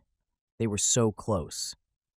"Stay quiet," Harland muttered as they passed through another checkpoint. The security was tight, but there were no immediate threats. As they continued their journey, Silas's thoughts wandered briefly to Rustbrook, to the people they were trying to save. The truth about the mechs and their potential could change everything for their village, but the cost was still unknown. As they advanced further into the facility, the corridors seemed to stretch endlessly, branching into multiple directions, each turn offering new possibilities, new dangers. The temperature plummeted as they pressed onward, with mechanical thrums resonating through the structure, signaling that age-old systems continued functioning within this abandoned complex. The team moved cautiously, their senses heightened, every shadow cast by the dim lights feeling more like a threat. Harlan paused, kneeling by a control panel embedded in the wall, his fingers lightly tracing the edges of the device. "This tech is ancient," he murmured, eyes narrowing as he studied the screen. "But still active, impressive." The words caught the attention of the others, and as they gathered around him, Orianthi stepped forward. Her gaze locked onto the screen, sharp and focused, a quiet intensity emanating from her. "Let me see that," she said, nudging Harland aside with a gentle but firm motion. Harland raised an eyebrow, but stepped back without a word, clearly intrigued but unwilling to argue. Silas watched closely, his suspicion about Orianthi growing. She wasn't just familiar with this technology, she was at ease with it. A deep knowledge radiated from her as she studied the panel, fingers moving over the keys in a fluid, practiced motion. After a brief moment, the screen flickered, then came to life, displaying a series of intricate schematics and data streams. "You know how to operate this?" Silas asked, his incredulity evident in his voice. Orianthi didn't look up. "I've had some training," she said curtly, her attention still fixed on the display. "Military tech isn't too different from what I've seen before." Kala leaned in closer, her eyes narrowing as she recognized some of the symbols flashing on the screen. "These are command protocols for deploying mechs," she said, her voice laced with both awe and confusion. "Where did you learn this?" Orianthi's lips pressed into a thin line, her expression hardening slightly. "Let's just say my past isn't as straightforward as you might think." The words were cold, dismissive, and Silas could feel the tension that lingered between them. Her past was a puzzle, one he couldn't help but want to solve. But now wasn't the time to ask more questions. Trapper frowned, but his focus remained on the information Orianthi had uncovered, not on the tension in the air. His gaze bounced from Orianthi to the streams of information she controlled, his mind visibly churning. "What more can we find?" he whispered to himself. "This shows current mech deployments and their control points within the facility," she said, her voice even, almost clinical. "We can use this information to avoid patrols and find what we're looking for faster." Silas studied her for a moment longer, the nagging feeling that there was more to her than she was letting on, tugging at the back of his mind. Still, he had to admit the truth. This was invaluable. "Good work," he said reluctantly. "Let's move." The team continued deeper into the facility, their pace picking up now that they had an advantage. With Orianthi's knowledge of the facility's control systems, they were able to avoid the more dangerous areas, circumventing security measures that might have stalled them or worse. Each time they came across another panel, Orianthi accessed it with ease, providing them with crucial insights into the facility's layout and the various threats they faced. As they moved through a particularly wide corridor, Harland couldn't help but voice what everyone was thinking. "You seem awfully familiar with this place," he said quietly, his tone low and cautious. Orianthi glanced at him, her face unreadable, before returning her gaze to the path ahead. "Like I said, I've had training," she replied without slowing down. The simplicity of her answer didn't satisfy Harland, nor did it ease the unease creeping up Silas's spine. He exchanged a look with Calla and Trapper. The question they had all been avoiding was now hanging heavily in the air. Just how much did Orianthi know about the facility, about its purpose, and about the mechs they were after? Orianthi's sudden knowledge and her ability to navigate the systems with such ease were too convenient to ignore. It was clear she had her own agenda.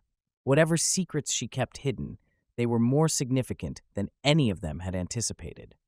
As the group pressed on, moving deeper into the facility's heart, their confidence grew.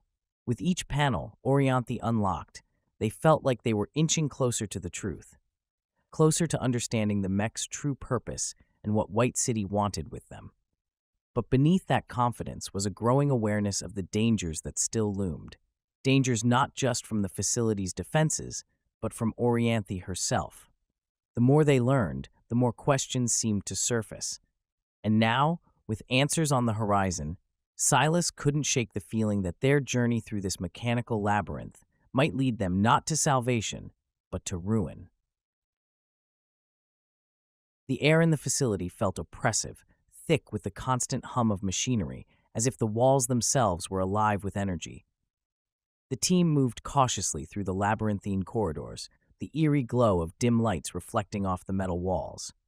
Every step was measured, every turn calculated, but in a place like this, nothing was certain. The deeper they ventured, the more dangerous and unpredictable it became. As they rounded a corner, the hum of machinery grew suddenly louder, an unsettling mechanical whirring filling the air. Before anyone could react, a pair of security turrets descended from the ceiling, their targeting systems snapping to life with a sharp whir. "Down!" Silas shouted, his instincts kicking in as he shoved Harland aside just as the turrets opened fire. The corridor was instantly filled with the sound of rapid gunfire, bullets spraying the air in a deadly arc. The team scrambled for cover, diving behind the thick metal supports that lined the walls. Harland wasn't fast enough. A round caught him in the leg, and he collapsed to the ground with a grunt of pain. "We're sitting ducks here," Calla yelled, her voice barely audible over the barrage of bullets. She darted her eyes around, searching for anything that could help them gain an advantage. Orianthi's eyes were already scanning the room, her focus sharp as she assessed their options. "There should be a control panel nearby. I can shut them down if I get to it." Silas nodded, a split-second decision. "Cover her," he barked, rising just enough to draw the fire away from Orianthi as she sprinted toward a recessed alcove on the opposite side of the corridor. Trapper moved into action, his rifle blazing as he fired at the sensor of one of the turrets, attempting to blind it. The air was filled with deafening noise, the smell of burning metal and gunpowder, and the constant clatter of bullets ricocheting off walls and metal supports. Orianthi reached the alcove in record time, her hands flying over the control panel with practiced precision. Her fingers moved in a blur, each keystroke pulling her closer to the shutdown they desperately needed. Come on," she muttered under her breath, her eyes flicking across the screen. Harland groaned in pain, clutching his bleeding leg. Calla wasted no time. She tore a strip from her sleeve and pressed it firmly against the wound. She sighed. "You're lucky, Harland. It's just a flesh wound. Could have been much worse." Harland nodded. "Still hurts, though," he grimaced, but he was already trying to get on his feet. Calla shot occasional glances at Orianthi, watching her progress with a mixture of hope and desperation. The turret's fire was relentless, each burst of bullets only increasing the pressure on the team. Trapper's rifle clicked empty. He swore under his breath, quickly ducking lower behind his cover to reload. Silas's muscles were coiled tight, his eyes never leaving Orianthi as she continued to work under intense pressure. Each second felt like an eternity. And then, Finally, a triumphant exclamation from Orianthi. Got it! The turrets froze mid-fire, their barrels retracting back into their housings as the system powered down with a soft click. Silas let out a breath. Everyone okay? His voice was strained, but relief was evident in the tension that eased from his shoulders. Harland grimaced, but managed a nod, though his voice was thick with pain. Just peachy, he muttered through gritted teeth, trying to keep the pain at bay. Silas turned to Orianthi as she moved away from the panel, her expression unreadable but determined. Good work, he acknowledged, his voice clipped. Despite his gratitude, there was an edge to his tone. He didn't trust her fully yet, but he couldn't deny the value she'd brought to the mission. He knelt beside Harland. We need to move quickly before something else decides we're intruders. Orianthi didn't hesitate. Her voice was calm, matter-of-fact, as always. I'll make sure that doesn't happen again. She was already scanning the area, her eyes constantly on the lookout for any other potential threats. The team regrouped quickly, their movements swift and efficient despite the tension. The danger of the moment had passed, but they all knew it was just the beginning. With Orianthi's unexpected expertise and their resolve hardening, they pressed on through the facility. The corridors seemed to stretch endlessly ahead of them, the hum of machinery growing louder, filling the air with a constant, oppressive noise. Each step forward brought them closer to their goal, but also deeper into the heart of this mechanical labyrinth. The facility, with all its secrets and dangers, had barely begun to reveal its full scope. Can you get us deeper into the facility? Silas asked, his voice sharp with urgency but laced with the quiet respect that was growing for her skills. Orianthi didn't look up from the panel, her focus entirely on the task at hand. Working on it, she replied, her voice almost a monotone, as if this were just another routine mission. Moments later, the screen flickered and a schematic of the facility appeared before them. The blueprints revealed vast corridors and hidden chambers, each labeled with cryptic codes and numbers that seemed almost too precise for a place that had been abandoned for so long. What's this? Kala asked, pointing to a large section of the facility marked Research and Development. Orianthi's gaze narrowed as she examined the layout, her eyes tracking the lines and symbols. Looks like the heart of their operations, she said after a moment. Let's see what they were up to. The team advanced warily, their movements guarded and tense, while they wound through the serpentine passageways, accompanied by the distant drone of decrepit equipment that lingered in the air. Finally, they reached a massive room, the door opening to reveal rows of dormant machinery and deactivated mechs lined up like forgotten soldiers. The sight sent a chill down Silas's spine. Harlan's eyes widened as he took in the room, scanning the rows of mechanical giants. These are pre-collapse models, he murmured under his breath. His voice betrayed a mixture of awe and concern. Silas approached a console in the center of the room, his pulse quickening as he activated it. The screen flickered, and as it came to life, it revealed detailed blueprints of the mechs. A series of text-based annotations ran alongside them, revealing their intended purpose. They were built as enforcers, Silas read aloud, piecing together fragments of data, meant to maintain order before everything went to hell. Kala nodded thoughtfully, the weight of their discovery settling in. But when society collapsed, they were abandoned, she said, her voice tinged with a mix of understanding and disbelief. No one left to control them. Trapper glanced around warily, his eyes flicking from one end of the room to the other. And now they're running wild, he said, his words laced with both caution and frustration. Harland continued to study the blueprints, his brow furrowed as he traced the designs with his finger. These designs, they show advanced AI capabilities, he noted. They could operate independently without human oversight. Orianthi's gaze lingered on the screen, her face impassive, but her mind clearly elsewhere. They were meant to protect, she said softly, almost to herself, but without guidance, they've become something else entirely. Silas stood still. These mechs, autonomous AI soldiers designed to protect society, had now been abandoned, their purpose lost to time. But without oversight, those same mechs had turned into something far more dangerous than the creators could have ever imagined. The knowledge was staggering. He straightened up from the console, turning to his team with a mix of frustration and resolve. "We've learned about the mech's origins," he said, voice laced with determination. "But there's still too much we don't know. Who's controlling them now? And more importantly, why?" Kala stepped forward, her gaze flicking back to the inactive mechs that lined the room. "Whoever's controlling them now, they're playing with forces that no one should control." Trapper glanced around the room, his wariness growing. "We need to move. These mechs might be dormant for now, but they're only a trigger away from becoming active again." The group shared a brief moment of understanding before their focus shifted back to the task at hand. The facility was vast and dangerous, and the deeper they ventured, the greater the risks became. They had uncovered much, but the true test was ahead, finding out who was still operating this place and what their true intentions were. As they began moving forward again, their steps more cautious but resolute, the corridor ahead stretched before them like an endless maze, filled with both answers and dangers yet to come. The heart of the machine was waiting to be uncovered, but at what cost? Silas and his team ventured deeper into the facility, the narrow corridors giving way to vast, echoing chambers. The temperature plummeted as they advanced, while dormant equipment hummed more forcefully around them. They crept forward with calculated precision, treating each threshold and turn as a possible threat. But Orianthi's guidance and the schematics she had unlocked allowed them to keep their bearings, offering them an edge in a place where time had long since forgotten its purpose. They turned a corner and entered a vast chamber, its ceiling stretching high above them, lost in the shadows. The room felt like a tomb, filled with silent sentinels, the mechs.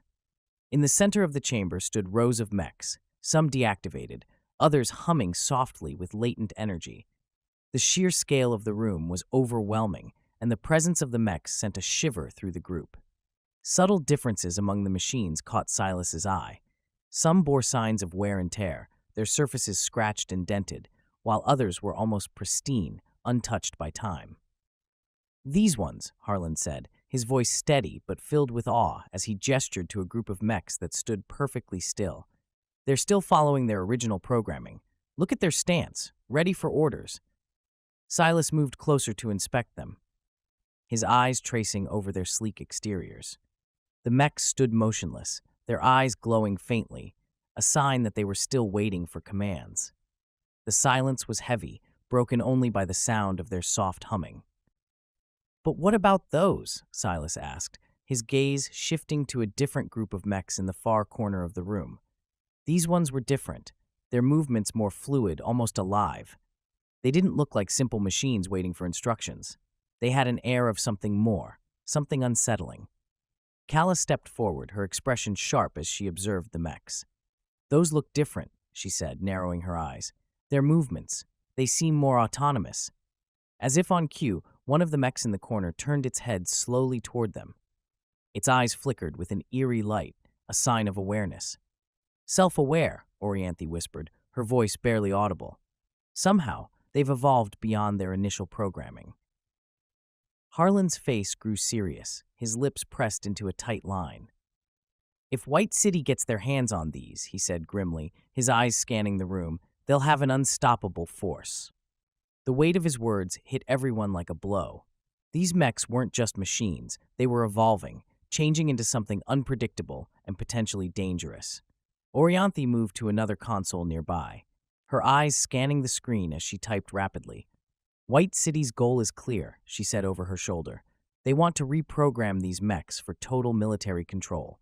Her fingers flew across the console, decrypting a series of encrypted files. The faint glow of the screen illuminated her face as she worked with remarkable speed and precision. After a moment, she paused, her eyes widening slightly. "Found something?" Silas asked, stepping closer to her. Orianthi nodded, her fingers moving quickly to pull up a specific file labeled Control Module. "This is a control module," she explained, her voice calm but with a hint of urgency. "It's likely the key to commanding these mechs." Silas leaned in to study the schematics displayed on the screen. The control module appeared to interface directly with the mech's central processors, capable of overriding their current programming and giving whoever controlled it the ability to command the mechs at will. If we can get our hands on it, Kala said thoughtfully, her gaze fixed on the screen, we might be able to turn this situation around. The possibility of gaining control over the mechs sent a wave of hope through the group. But they knew the stakes. They weren't the only ones after this power.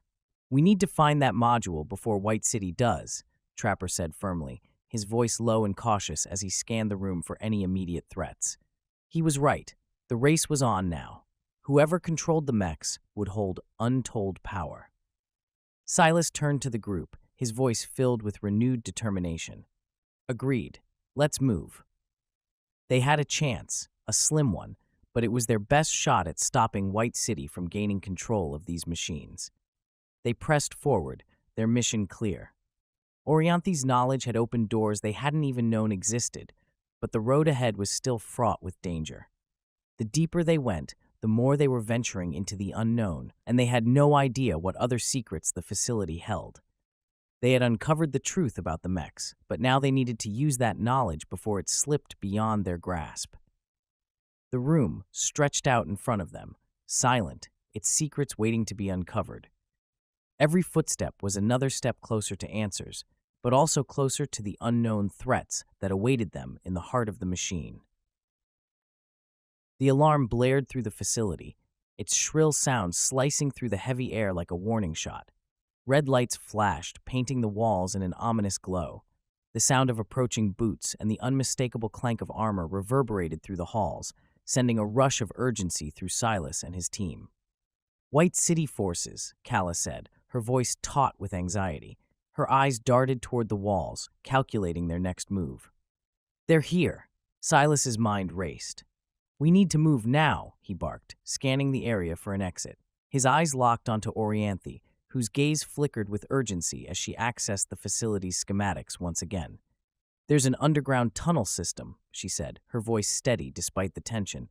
It leads out of here. She pointed to a hidden access panel on the map. It's our best shot. Silas didn't hesitate.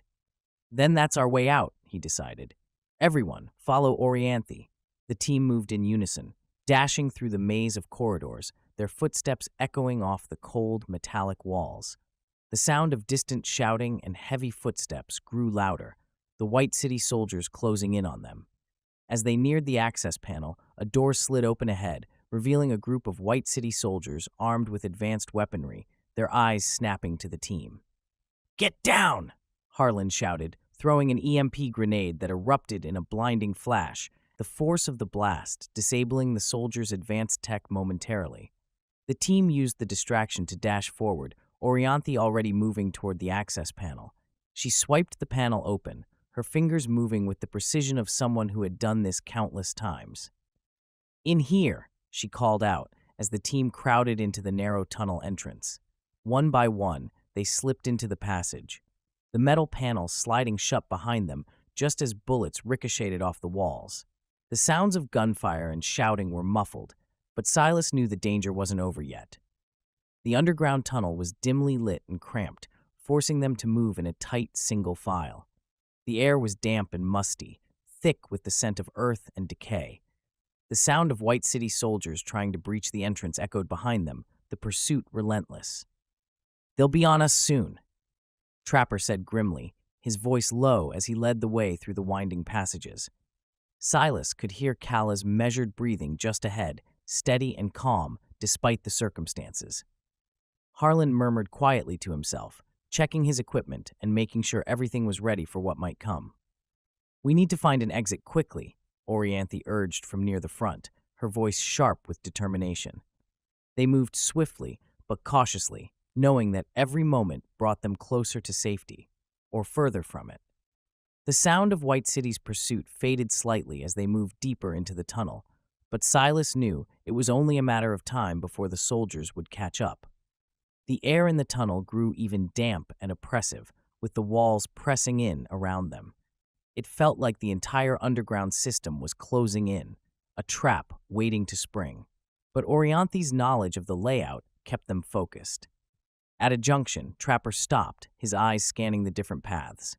Which way? He asked over his shoulder, his voice heavy with urgency. Orianthi consulted her map again, her eyes narrowing as she focused on the path ahead. Left, she said confidently. They moved quickly, the winding passages feeling like they were stretching endlessly before them. Silas kept his senses alert, every shadow an immediate threat. The group pressed forward, determined to reach the exit, to put as much distance between themselves and the White City soldiers as possible. Finally, Trapper spotted a ladder leading up to a heavy metal hatch. He climbed up first, pushing against it with all his strength. The hatch creaked open slowly, revealing the dark night sky and the faint outlines of tree branches. "Go," Trapper urged, holding the hatch open for the others to climb out. The team moved quickly, one by one, each of them scrambling out of the hatch and into the forest beyond. The sounds of the facility faded as they emerged into the night, the cool air a welcome relief from the suffocating atmosphere of the tunnels. Silas was the last to climb out, pulling himself up just as Trapper slammed the hatch shut behind them. They were alive, but there was no time to rest. Breathing heavily and covered in dirt, the team gathered beneath the canopy of trees, their bodies aching but their spirits bolstered by the narrow escape. They had made it out, but Silas knew the real battle was far from over. For now, they had escaped the immediate danger, but the threat of White City was still very much looming. Rustbrook's future depended on the secrets they had uncovered and the knowledge they had gained about the mechs, the facility, and White City's ambitions was just the beginning. Silas glanced at his team, each of them breathing heavily but resolute. The next steps would be critical, and time was running out. They were not safe yet, but for now, they had their freedom, and that would have to be enough. "You're back," Miriam said, her voice a mixture of weariness and relief. "What did you find?" Silas wasted no time, the weight of the situation pressing down on him. "White City knows we were at the mech base," he said bluntly, letting the words land with the full impact of their meaning. A wave of tension rippled through the villagers nearby who had overheard the exchange. Miriam's face tightened, her jaw setting as the gravity of the situation settled in. "We have to assume they'll come here next," Kala added. She glanced at Silas, then back at Miriam. "They'll be expecting us to defend this place." Miriam nodded sharply, her mind already working on the next steps. "We need to fortify our defenses further and prepare everyone for what's coming." Harlan stepped forward, still holding the control module they had risked so much to obtain. His face was drawn with exhaustion, but still determined. "This might give us an edge," he said, his voice heavy with the weight of their discovery, "but we need time to understand it fully." Silas turned to his team, looking at each of them. Despite their exhaustion, there was a fire in their eyes, a resolve that was unmistakable. "We'll find that time," he declared firmly, "whatever it takes." Around them, the village began to stir, the shock of their return giving way to the urgency of action. The villagers, though weary from their own struggles, began to mobilize once more. Standing motionless, Silas sank deep into contemplation. The revelation about the mechanical beings weighed heavily, yet he knew this was merely the start of their ordeal. The response from White City remained uncertain, their future actions unknown. Yet there was no doubt, the fate of Rustbrook hung in the balance of their coming decisions. Silas stood in the village hall, the low light from a few flickering lanterns casting long shadows across the worn wooden floor. The hall was filled with the soft murmur of villagers preparing, the scraping of chairs being moved, the clicking of tools, the rustling of fabric as people donned their armor or fortified their homes. But amidst the bustle, Silas couldn't shake the feeling of impending doom that hung heavy in the air. Though her expression remained inscrutable, the gravity of her bearing permeated the chamber, as if the burden of their choices pressed down upon her frame. She lifted her gaze to meet his, and in that stare he found no comfort, only keen, analytical intensity. "We need to use the mechs," she declared, her words slicing through the ambient din. "If we can control them, they'll give us a significant advantage." Silas shook his head, the tension already rising between them. "It's too risky," he said, his voice firm but tinged with doubt. "We don't fully understand how they work. One wrong move, and we could lose everything." Orianthi's eyes flashed with frustration, the faintest flicker of impatience breaking through her otherwise composed exterior. "Running won't save us either," she retorted, her voice hardening. White City will hunt us down. At least with the mechs, we stand a chance of defending Rustbrook. His muscles tightening, Silas moved forward. Though friction had always existed in their relationship, the current atmosphere crackled with their conflicting determination. What happens when they break free of our command? He demanded, his tone escalating. Suppose they attack us instead? We'd be inviting destruction straight into our sanctuary.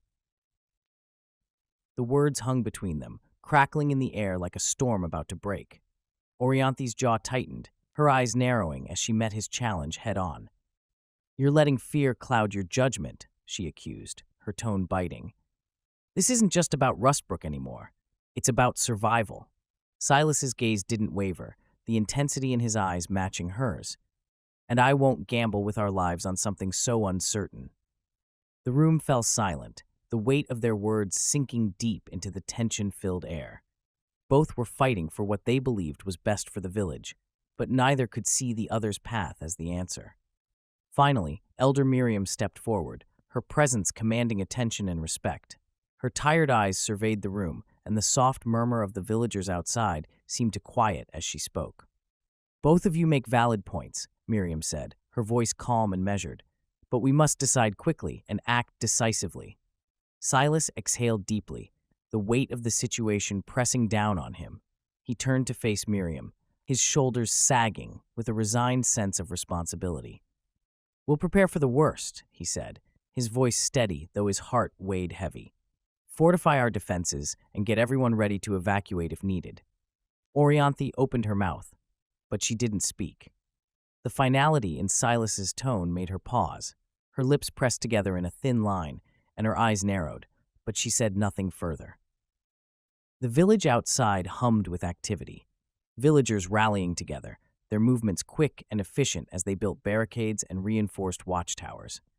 Kala and Thomas directed groups of villagers to strengthen their defenses, their voices carrying through the square as they organized the work. Harland, ever the perfectionist, worked feverishly on the control module, his hands moving with practiced efficiency as he integrated it into the defense systems. Children carried supplies while the elders distributed food and water, their faces lined with weariness but resolute determination. Every person in the village played their part. Some worked in the shadows, others in the open, but all were contributing to the collective effort. As night fell, the lanterns flickered to life, casting a warm orange glow over the village square, illuminating the faces of those who had stood with Rustbrook through every trial. The sense of community was palpable, a strength that had kept them standing through everything. Silas stood by one of the watchtowers, his eyes scanning the horizon, though the distant gates and barricades provided little comfort. The looming darkness beyond the village was filled with uncertainty. We'll be ready, he murmured to himself, more to reassure himself than to affirm any certainty. Beside him, Orianthi remained silent, standing still like a sentinel in the night. Her gaze was focused on the village, but there was a tension in the air between them. Even now, despite the urgency of the moment, she didn't speak. It was as though she, too, had retreated into the quiet space between action and inevitable conflict. The village, now fortified and braced for battle, had taken on an air of determined resilience. But Silas knew that this was just a moment of calm before the storm. Whatever came next, whether it was White City or the mechs, Rustbrook had one last chance to make it stand. And whatever the outcome, it would decide everything. As the team and the villagers continued their preparations, the air seemed to hum with the weight of choices made and the uncertainty of what was to come.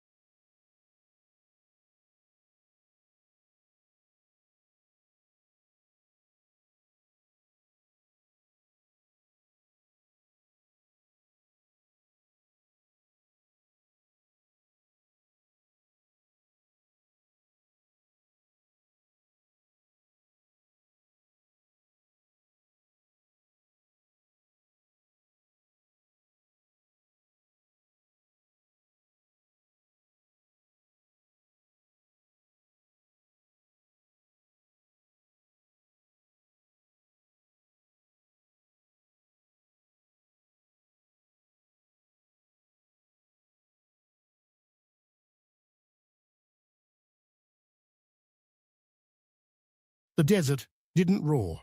It rasped, a slow, scraping sound, like bone on rust.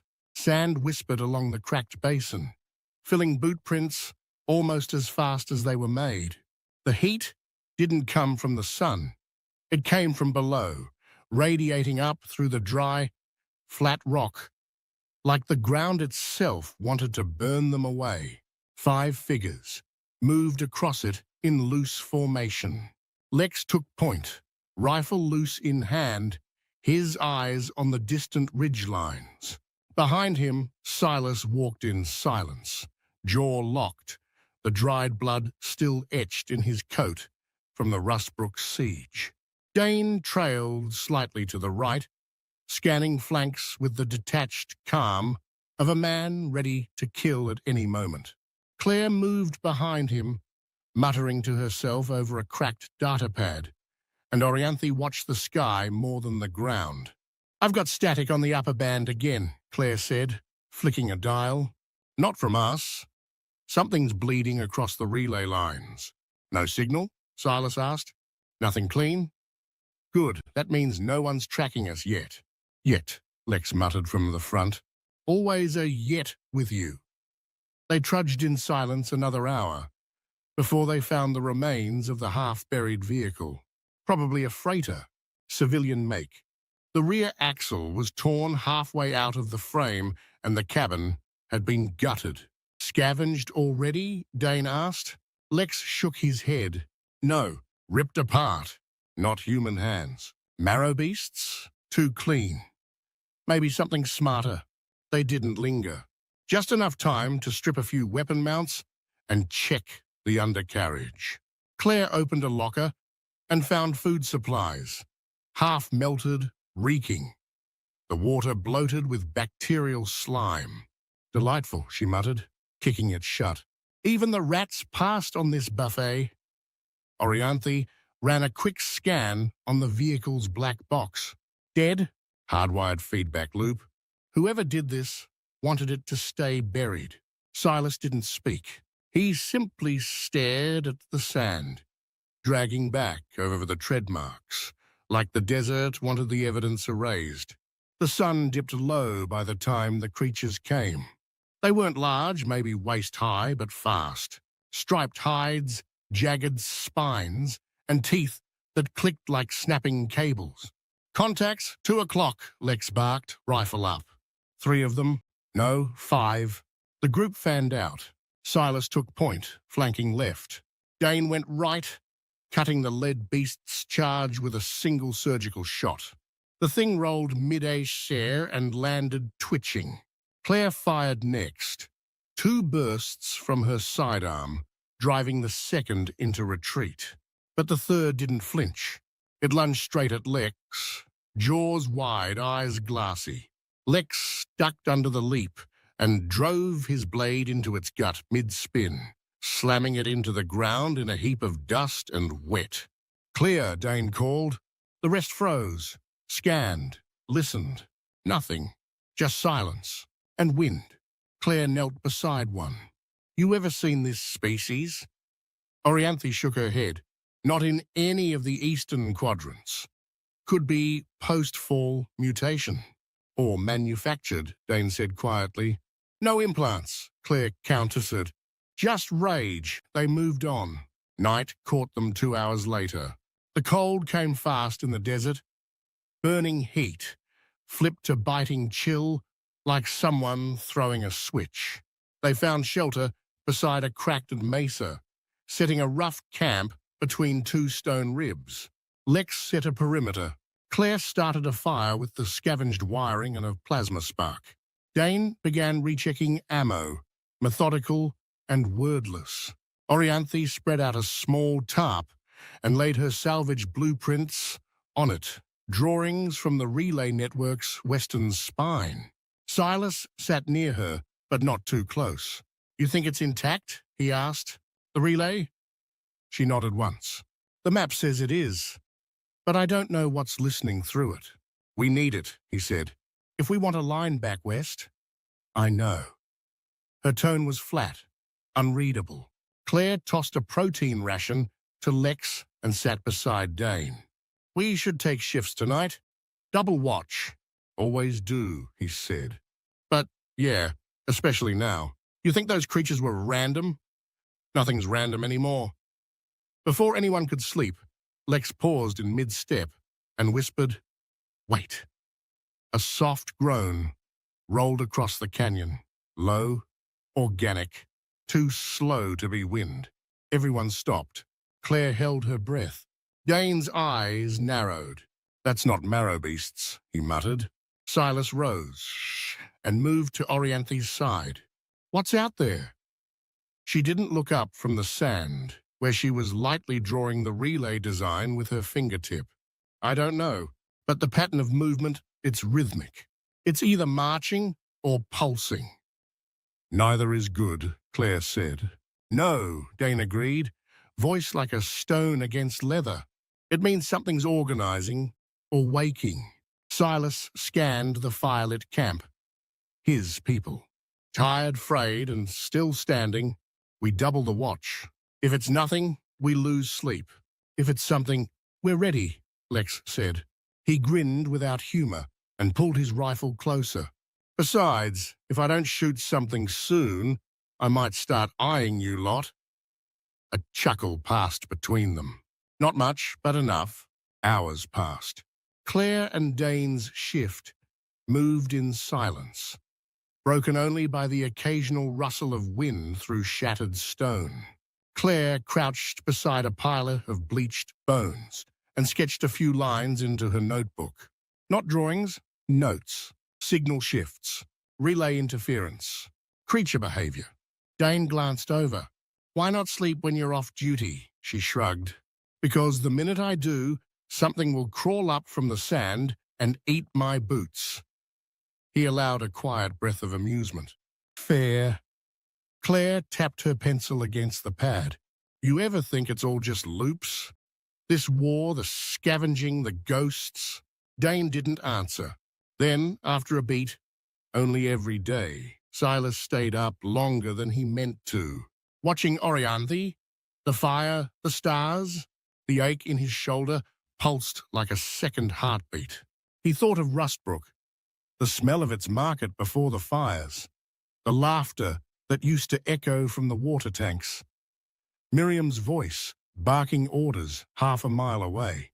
He missed it more than he admitted. Orianthi finally spoke, her voice as low as the wind. "You're not sleeping." "I don't like what's out there." "You think it'll follow us?" He hesitated. "No, I think it's already ahead." She closed the blueprints. "Then let's be the ones who walk into it with our eyes open." They sat together a moment longer. Beyond the canyon wall, the desert whispered, the sound of something that hadn't yet forgotten them. Just after midnight, Dane paused mid-step on a patrol and signaled Claire to halt. She crouched instinctively, following his gaze to a sloped ridge, silhouetted in the starlight. Something moved, low, crawling. Not fast, not noisy, but deliberate.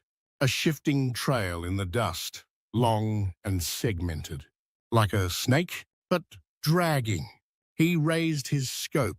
There was nothing there, only empty sand and a thin shimmer, like heat distortion, pulsing once, then gone. Claire whispered, "Did you see that?"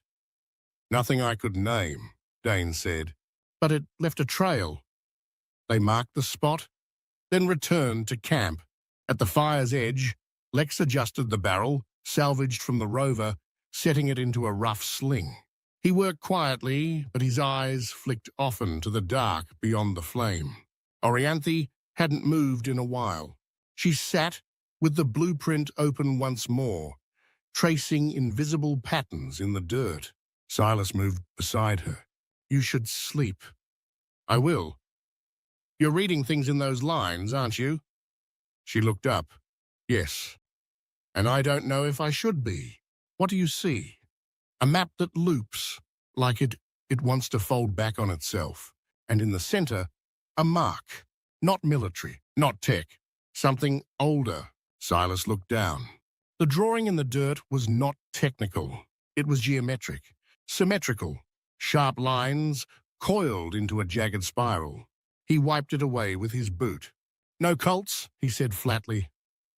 "Not again?" Orianthi didn't argue. Claire and Dane returned and gave their report. No creatures seen, but the trail remained. Lex took first watch with Silas. The others settled in, restless in the warmth of a fire that no longer felt protective. In the distance, the wind shifted, a long, soft, metallic tone, like wind blowing through the rith of a dead machine. Lex cocked his head. "You hear that?" Silas nodded. "Yeah." Neither moved. Just two men, listening to a sound that had no business being alive out here. Dane lit a small flare at the canyon's edge, not out of necessity, just habit. He watched the slow, steady burn for a moment before tossing the dead shell into a pocket. Claire raised an eyebrow. "You always burn one?" "Every time I bunk somewhere new," he said. "If I see the flare in a dream, I know I'm not dreaming." She blinked. "That's weirdly clever and kind of sad." Dane didn't reply. Orianthi had finally laid down, but not before slipping the blueprints under her makeshift bedroll. Silas stood nearby, glancing once more toward the dark horizon. "Do you ever think we'll see Rustbrook again?" Claire asked from beside him. Silas didn't answer right away. "Only if we make it matter that we left." He crouched to tighten the straps on his gear. "If this is all just for running, then no. We won't deserve to." Claire watched him for a moment longer, then turned toward her bedroll. Before sleep took them, another sound stirred in the distance. Not claws, not skittering, something like breathing. Slow, measured, mechanical. Lex muttered, "That's not marrow beasts." Dane's fingers wrapped around the grip of his rifle. "No, that's a machine trying to sound like it's alive." Silas stepped away from the firelight, scanning the darkness. "Either way, it knows we're here." He looked back at his team, scarred, tired, half-broken, and felt that tight coil in his chest again. But he didn't speak it aloud. They would reach Gravepoint, or they wouldn't. Chapter 2. Dust Signals. The desert didn't end so much as hesitate. The winds fell still as the basin opened before them, revealing Gravepoint, a town that looked like it had been dropped from the sky and barely survived the landing. It wasn't large, but it was dense, tangled. It carried the kind of silence that wasn't peace, but the pressure of watching eyes. Gravepoint had been many things: a rest stop before the fall, a trade depot for the Western Line, a boneyard after the fires. Now it was something else, a surviving thing, a body that refused to die. Its four main zones had grown up around the wrecked train lines: the core spine, the rims, the rail bones, and the East Bastion. The spine was the heart. A market strip packed with barter stalls, grease-stained fabric roofs, and hand-painted signs that meant everything and nothing. People here didn't speak loudly. They weighed their words like ammo. One wrong trade could ruin you. The air stank of welding grease, smoked root, and scorched plastic. It never quite cleared. Brass wind chimes made from spent cartridges clinked softly in the breeze like a warning, whispered too late. Wint Malik walked this zone like he owned the dirt. Tall, narrow, with a face that looked like it had never smiled properly. He controlled permits, supplies, and most importantly, food rations. No one knew exactly how he kept it all balanced. Some said blackmail. Others said deals with the Black Luswine traders underground. Most just kept their heads down. When he passed, people leaned away instinctively, even if he hadn't looked at them. Yorick Vale, by contrast, ran quiet. He commanded the militia with soft orders and clear eyes. He had a scar down his throat from before the fall and never raised his voice. He didn't need to. His men obeyed because they trusted him and feared what Gravepoint would become without him. Yorick kept the bastion clean, the patrols sharp, and went in check. Mostly, his presence steadied things, like the weight of a loaded rifle on a table during an argument. But Gravepoint was more than two men. The Railbones was the forgotten zone, an old maintenance yard converted into labs, shops, and scrap silos. Here the steel creaked like tired lungs, and wind howled through gaps in the metal. It was here that the two engineers, Dre and Lysa, worked, argued, and refused to cooperate with anyone not holding parts or offering silence. Dre was ex-military, hard to approach. Lysa was younger, her mind too quick to hold still. She'd been tracking frequencies lately, swore something was moving underground. 3 of her contacts, signal rats, had gone missing near the old relay. She'd warned them not to go alone. They hadn't listened. One came back, barely 13, name unknown. Wouldn't speak, not even to Lysa. She didn't push him. She just took the shard he offered. Black, translucent, pulsing with low, sickly light, and placed it on her bench under a dome scanner. The pulse wasn't regular. It beat like a damaged heart. It made the metal in her bench vibrate at odd intervals. The bench bolts began to loosen. One cracked, and Lysa stared at it for a full minute before realizing her hand had gone numb. The boy sat motionless by the corner of the lab, knees pulled tight to his chest, eyes darting to the shard every few seconds. When she tried to feed him, he flinched at sudden movement. Lysa's hands trembled more than she expected when she adjusted the scanner focus. She didn't even realize she was whispering to herself, echoing numbers and waveforms that hadn't been stable since the last power cycle. She caught herself staring at the shard too long. Breath held, like it might whisper back. Mazrik. The broker came that same night. He didn't knock. He never did. "You know what that is?" he asked. His voice was dry, stripped of curiosity. "Just a test." Lysa didn't answer. He stared at the shard for a long moment, then whispered something the boy couldn't hear. His expression didn't shift, but his shoulders lowered just slightly, like surrender or preparation. "Don't let Wint see it," he said, and left. He didn't say goodbye. Meanwhile, the town's routine stumbled on. In the core spine, 2 families clashed over water rights. Someone had sabotaged the Western collector pipe. Yorick's men arrested both sons, but Wint insisted on holding the father until the trade season passed. It wasn't justice. It was leverage. A 3rd family offered to replace the pipe if they could take the old family's ration slot. Yorick refused. Wint didn't. In the rims, an older scaver named Torley had set up a shadow market, selling copper and old alcohol out of a coffin-shaped case he rolled through alleys. The militia looked the other way. For now, rumor said he traded in relics, too. Things no one wanted to admit existed. Then Torley vanished. One morning, the slag pits near the Railbones went quiet. A worker screamed. They found something in the cooling runoff. Twisted, burned, fused with melted copper and scrap wiring.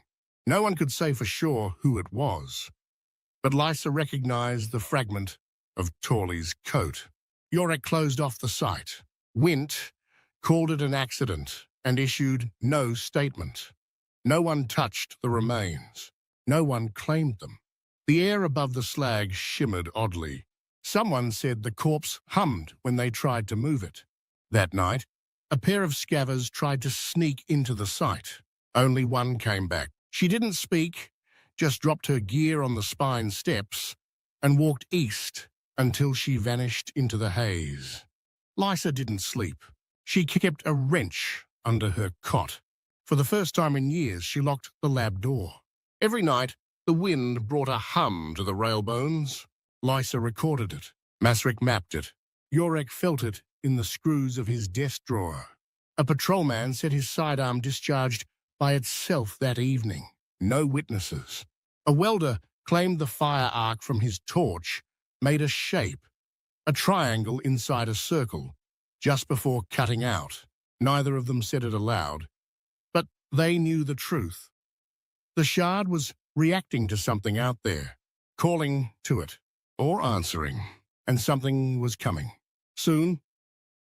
Chapter 3. The approach, morning in Gravepoint, broke over taut nerves. The body in the slag pit hadn't stopped humming. It was a low, persistent sound, barely audible but felt more than heard, like the town itself had been wounded and was trying to whisper the pain away. By now, the edges of the fused corpse had cooled, but the surrounding area was cordoned off and eerily avoided. Masric circled it from afar, noting not the body, but the patterns around it. Scraped grooves, burned ash in curves, geometric, intentional. There was a rhythm to the symbols that made his stomach tighten, though he couldn't say why. He made a slow mark in the corner of his notebook and slipped away before the patrols could ask questions. Yorek stood nearby, arms folded. He hadn't slept. The scar at his throat twitched as he clenched his jaw. A flicker of unease passed behind his steady eyes as he watched Wint approach. Wint's expression was as unmoved as ever, mask-like, unreadable, as if nothing could startle him anymore. "Militia wants to know what we're calling it," Yorek said, not looking away from the sight. "An accident," Wint replied. "You think that's going to hold?" Wint shrugged. "Long enough? Someone melted a man into steel. That's not accidental." "Then start an investigation," Wint said flatly. "I'm not stopping you. Just don't expect it to matter." Within the hour, the spine was rippling with tension. Half the market, vendors, wanted answers. The other half didn't want to talk about it. The few who had traded with Torley grew quiet, guarded. One man tried to pawn a knife he said came from Torley's cart. Yorek had him detained and posted 2 patrolmen near the cart's last known location. By midday, the body was still unidentified. Lysa had disappeared back into the railbones with the boy and the shard. Dre hadn't emerged from his silo lab at all. Masric left no traces, just his shadow on the edge of things. Small rumors began to take root. Whispers of cursed salvage, of the old relay's shadow stretching into the town, of something drawn to the shard's pulse. Superstition and tension fed one another like sparks in dry brush. A widow named Mirren crossed herself 3 times and closed her tailor stall. A few slag pit workers refused to return, claiming the humming followed them home. In the rims, someone scrawled a spiral symbol on the wall of the old grain shack. No one admitted to it, but no one painted over it either. Near the healer's den, a girl began sketching symbols she couldn't explain. Lydia Keller locked the sketchbook away. Behind closed doors, people talked. Some feared another relay event. Others feared the truth behind Torley's death. At the perimeter, the militia ran silent drills. The sound of boots echoed beneath the spine. The town had the feel of something bracing. Yorek pressed a thumb to his comm and called for Masric. No answer. He tried again. Nothing. He glanced toward the railbones, then toward the black sky boiling at the edge of the east horizon. Something didn't sit right. Not just fear, something older. Then came the alert. A guard on East Bastion spotted movement through binocs. At first just dust trails, then shapes, tall, moving with purpose. Eyes on a group, the guard said into his comm. 5, maybe 6, armed. No insignia. Moving tight, like ex-Mill or Mercs. He paused. Not raiders, gears too clean. Another voice chimed in over comms, nervous but composed. They're making no effort to hide. They're just coming. Yorick arrived at the tower within minutes. He took the binocs, swept the ridgeline, then narrowed his eyes. He saw them, marching through the heat shimmer, headed straight for Gravepoint. No banner, but no attempt to hide either. Purposeful, controlled. He passed the binocs back. Raised the alarm, bastion protocol. Alarms rang across the spine. Autocannons clicked into life. Shields on the outer gate shimmered faintly. Militia scrambled. Vendors slammed shutters. Children disappeared into buildings. A woman in the rims pulled a flare from a drawer and lit it in silence. 2 signal rats scrambled up a comm tower and vanished into the ventways. Gravepoint held its breath. Out in the desert, Silas Kane lowered his scope. Gravepoint rose like a rust-blotched fortress, ugly, layered, watching. "So that's it," said Lex. "Looks bigger than I thought." "It'll feel smaller once we're inside," Silas said, voice dry. Charon checked his scatter beam's charge. Nadia stared up at the clouds. Orianthi studied the outer wall. "They see us. Let them," Silas replied. "Think they'll open the gates?" Lex asked. "Eventually." "Should we circle west?" Charon asked. "No." "No," Silas said.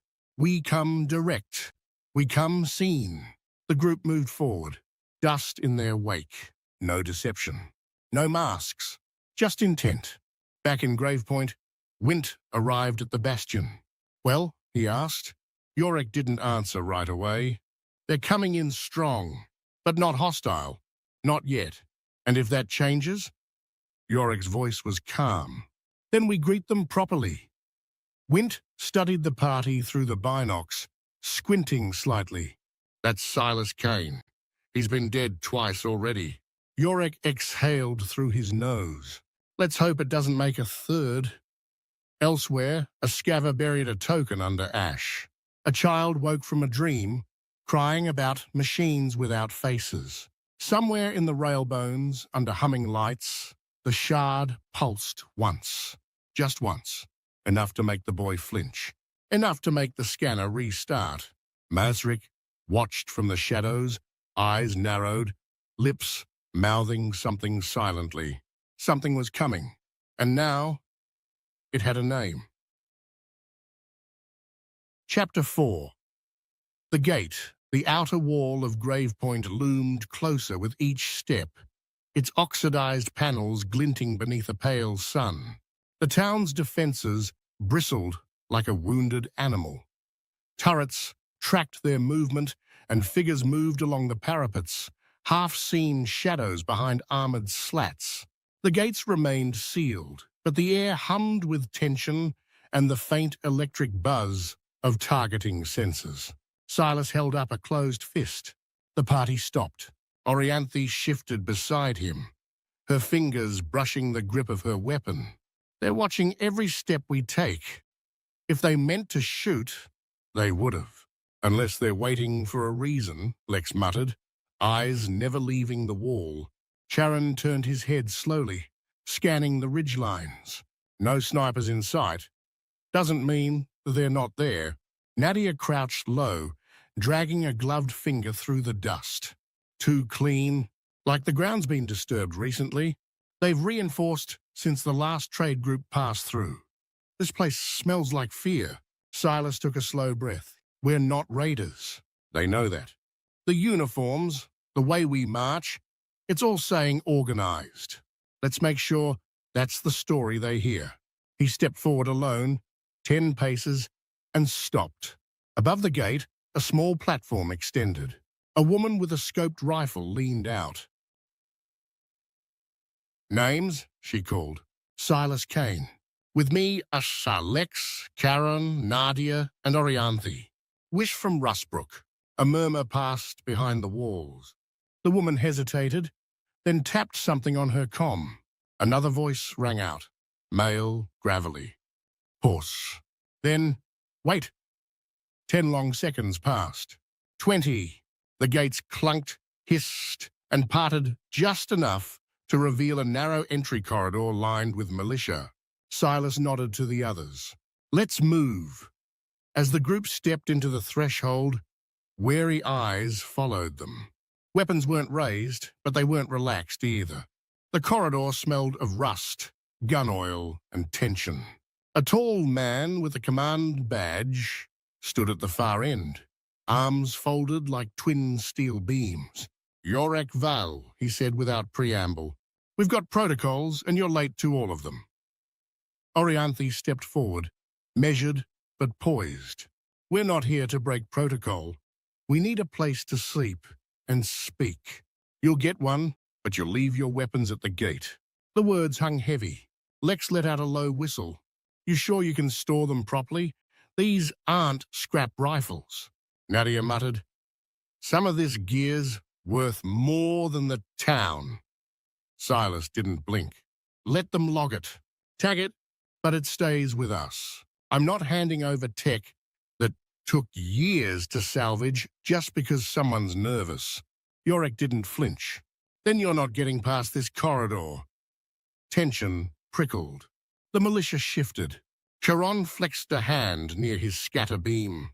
Orianthi spoke, voice calm but steel-edged. "We'll compromise. Lock the armory. Post your men on us if you have to. But we don't disarm in the wastes." Yorick stared for a moment. "We'll hold them in internal checkpoint 6. One entry, no exits but ours. You'll be watched." Silas nodded once. "Fine. We've been watched before." As they were escorted through the checkpoint, Orianthi slowed, her gaze drifting toward the ground beneath them. Her hand hovered for a moment near the grip of her pistol. Not in alarm, but in quiet instinct. "Something's pulling," she muttered under her breath. Lex glanced at her. "What?" She didn't answer right away. Her eyes tracked along the metal corridor floor, the way the wiring curved unnaturally at the seams. Something here wants to be found. A strange pressure prickled at the back of her mind, like a whisper too soft to catch, but persistent. A memory surfaced. The relay station, that same hum before the machines woke. Minutes later, as they passed a narrow service hall, Orianthi paused, turning her head toward a reinforced bulkhead down the side corridor. A faint hum reached her ears, too low for the others to hear. She took a step toward it. "You can't go there," barked a nearby guard, snapping his rifle up halfway. "Restricted zone." Silas stepped between them quickly. "Orianthi?" She blinked as if waking from a trance. "I didn't mean to. Just later," he said, voice firm.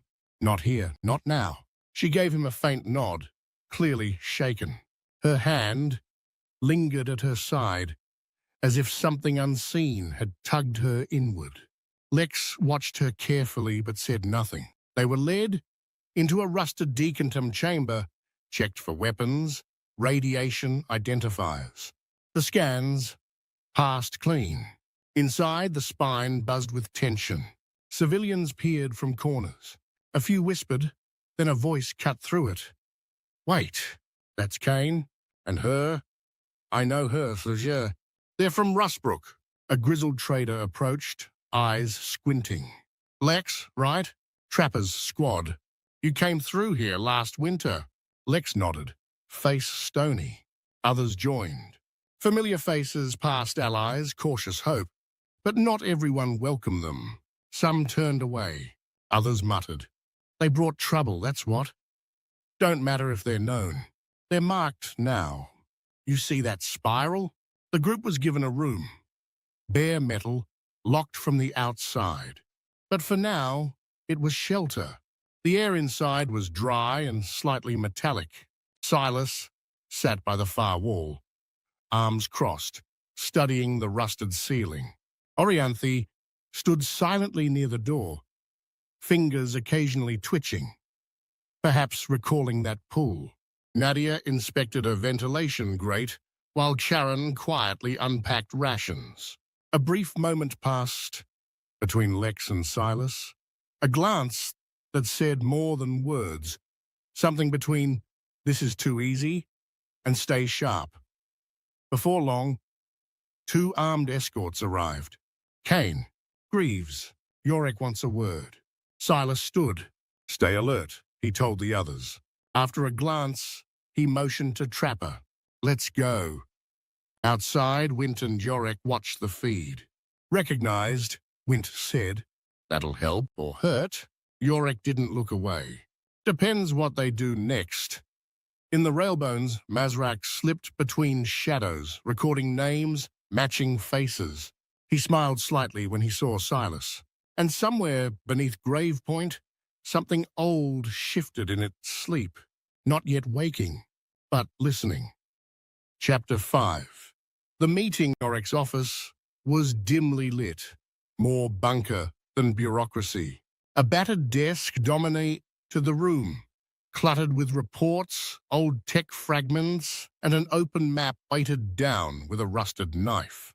Silas and Trapper stepped in, their boots echoing against the reinforced steel floor. Yorick sat behind the desk, Vint to his left, arms crossed, watching with the indifference of someone trained to expect betrayal. "Take a seat," Yorick said, not unkindly.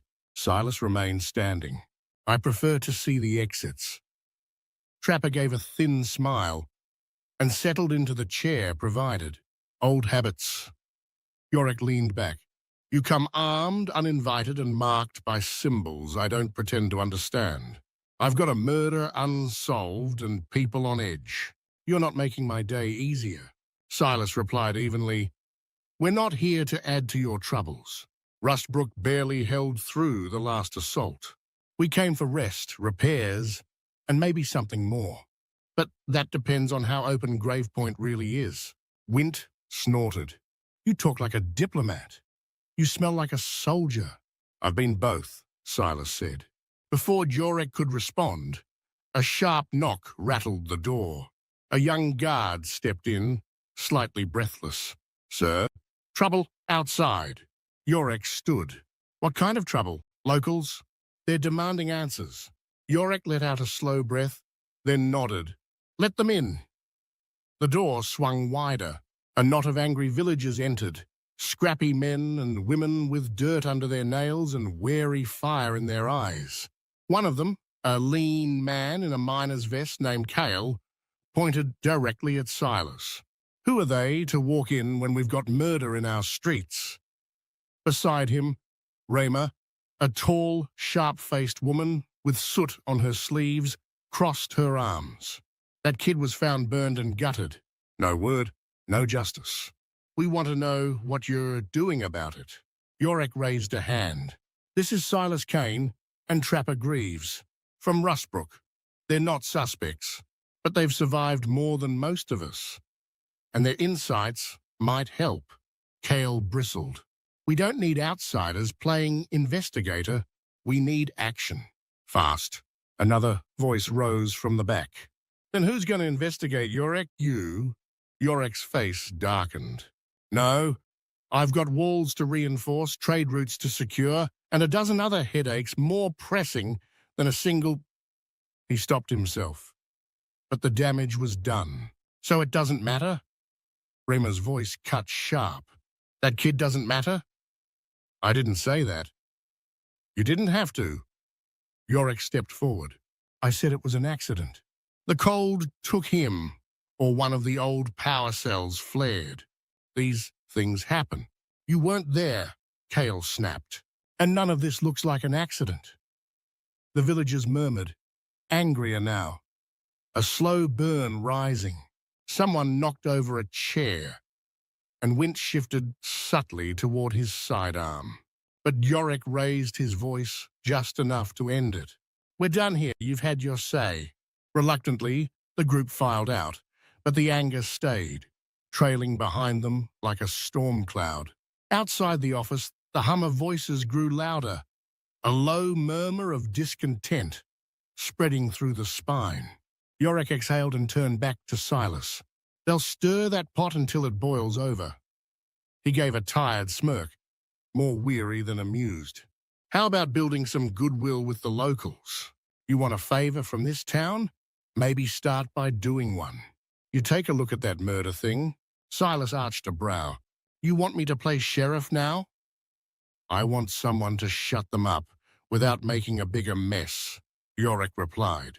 They trust outsiders more than they trust me right now. Use that. Trapper scratched his chin. And what do we get in return? Yorick didn't blink. We'll talk. But first, solve the damn murder. He paused, and something faltered in his posture, just for a moment. Truth is, I don't want to dig too deep. Not because I don't care, but because I'm afraid of what's under it. This place, it holds things. Old things.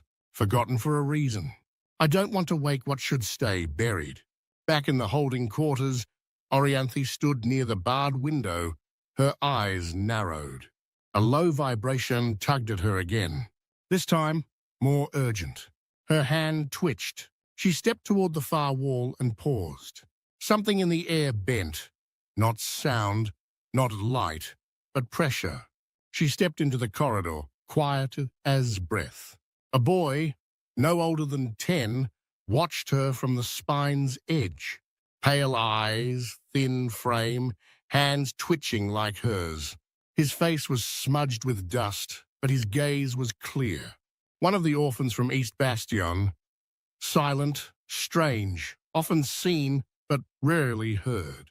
He moved toward her with silent purpose. A guard moved to intercept. Kid, get back! Orianthi raised her hand. Let him. The boy stopped a foot away. She knelt, meeting his gaze. You feel it too, don't you? He nodded. His lips barely moved, but his eyes shone with something ancient. Recognition, maybe. A tether forming. Neither of them smiled. Neither spoke again.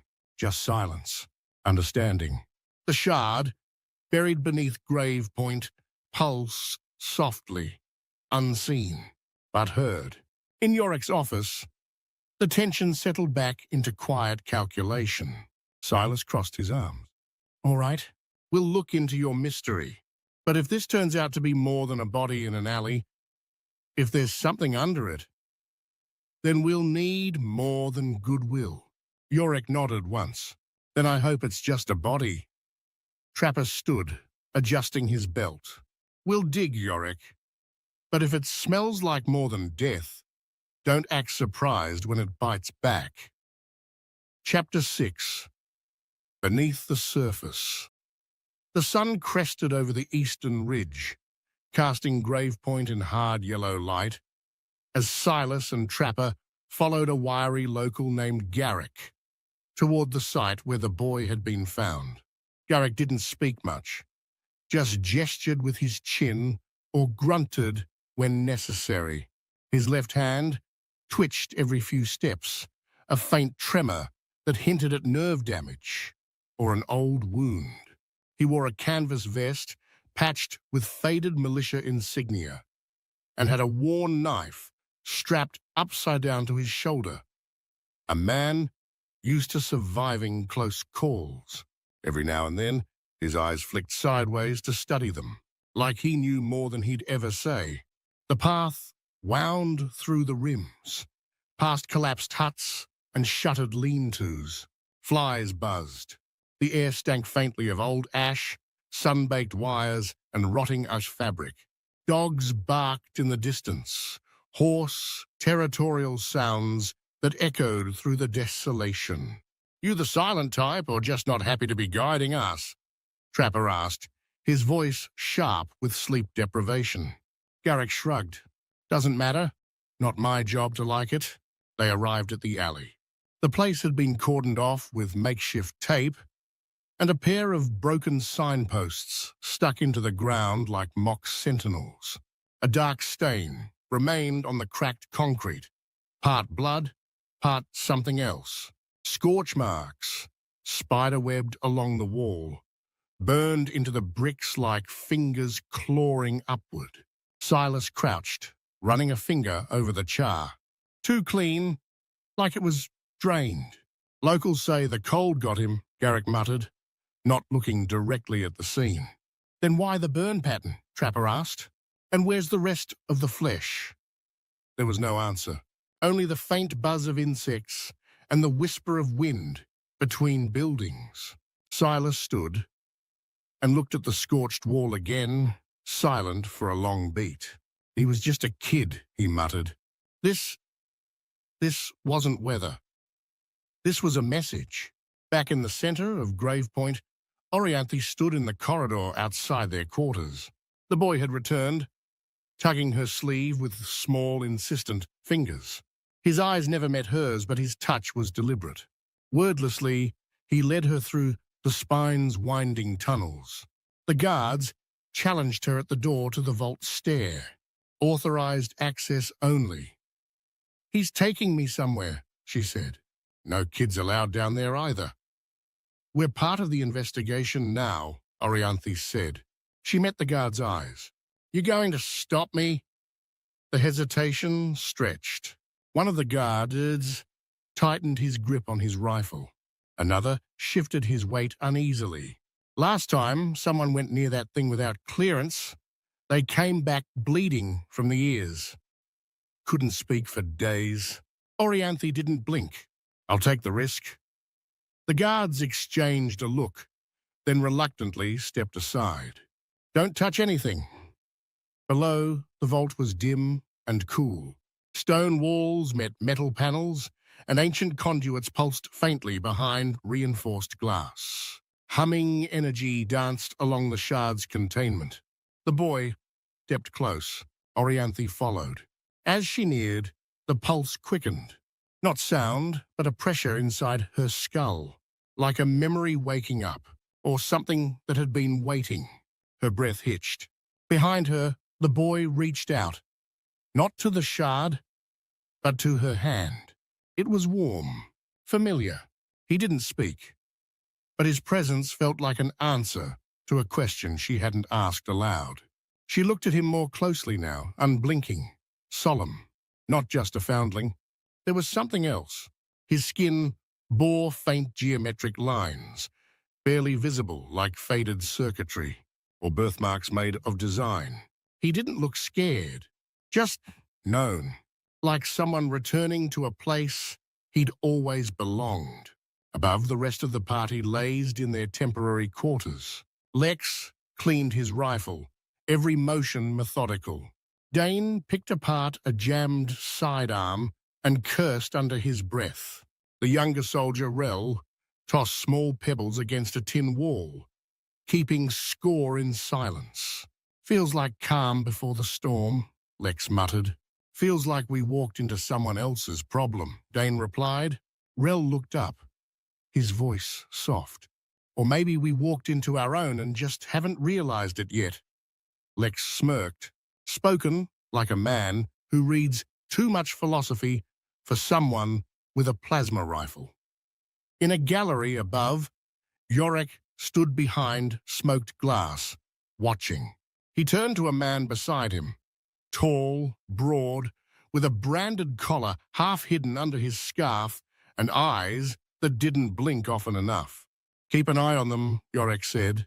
"Especially the big one. I don't trust easy, and they didn't come this far for a free meal." The man nodded and vanished into the hallway without a word. His name was Goran, once a scaver, now Yorick's shadow. Yorick lingered a moment, rubbing his temple as he stared through the glass. Beneath the bravado, something gnawed at him. The vault hadn't pulsed in years. In the vault, Orianthi reached out. The shard pulsed again. Brighter, stronger. She didn't touch it.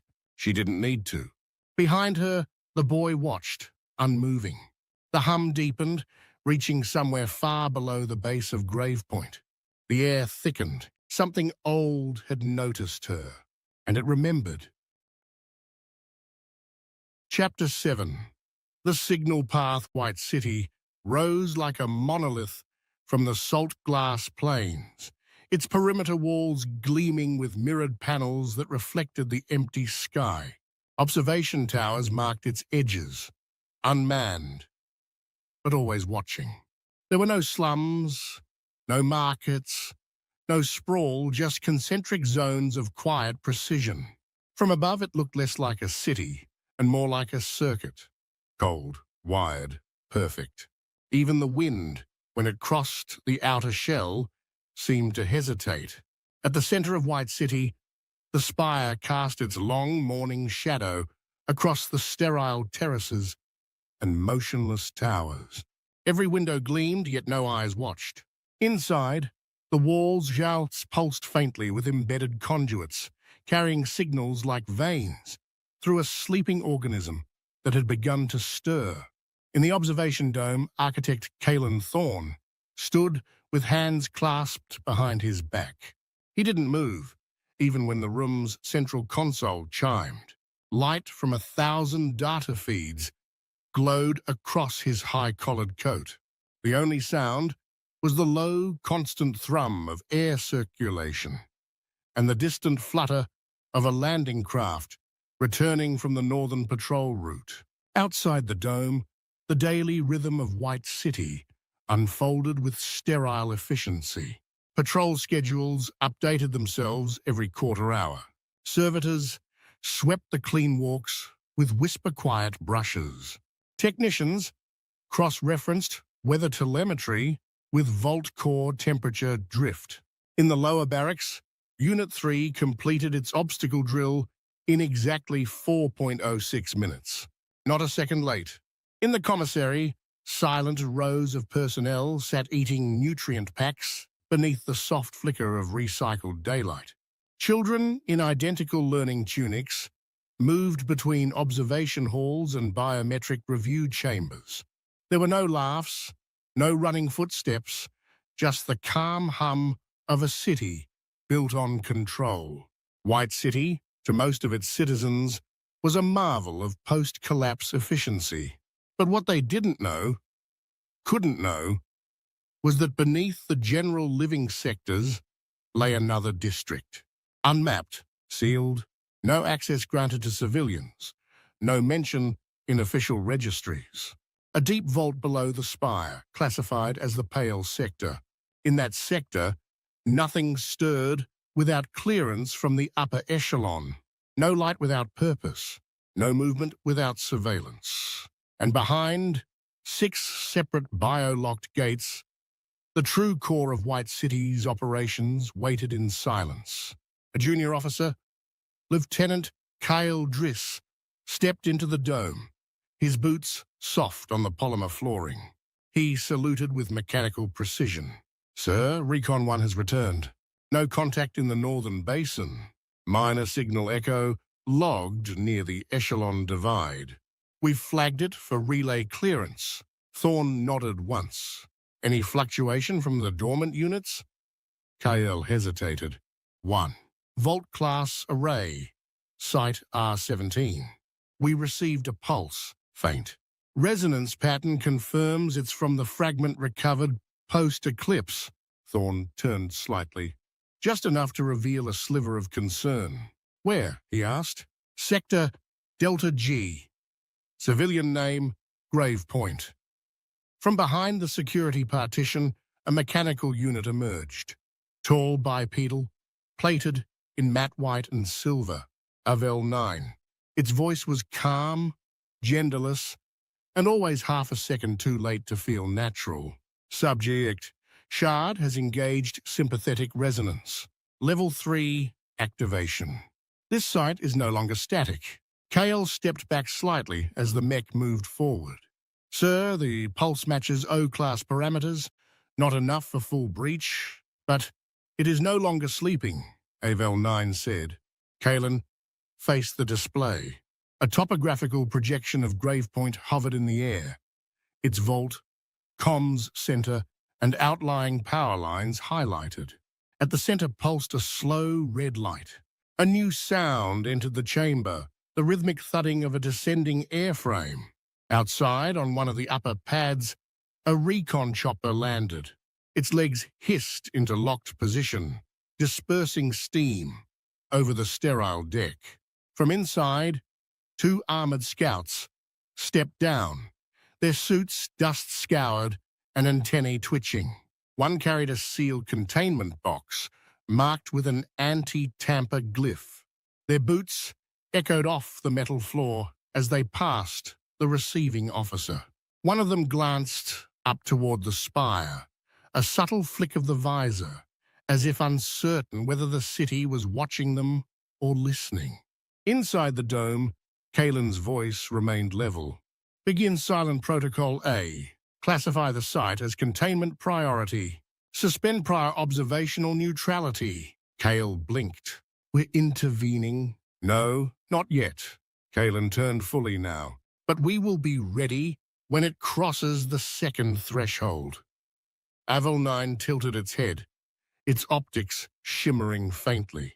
One of them is awake. The conduit is not alone. Kale frowned. You think she knows what she's carrying? Thorn didn't answer. He tapped the red marker on the display. The pulse spiked as if it felt the attention. Draft a notice to peripheral outposts. Flag all vault sites for reassessment. And Kale? Sir? If Gravepoint falls, we contain. We do not recover. Kyle nodded grimly and left, sparing a glance at the containment box as the scouts passed by. He didn't like the look of it, or the way it seemed to hum, almost imperceptibly. As the door slid shut, Aval 9 remained by the projection. It is awake, the machine said again, and it remembers the shape of its last failure. Kalen didn't respond. His eyes were already on the next data stream, fingers slowly curling as one by one, the pulse markers began to multiply. Let it remember, he said quietly. But this time, Chapter 8, The Signal Path, White City, rose like a monolith from the salt glass plains, its perimeter walls gleaming with mirrored panels that reflected the empty sky. From afar, it looked too symmetrical, too polished, unnaturally precise. The approach was silent, but not welcoming.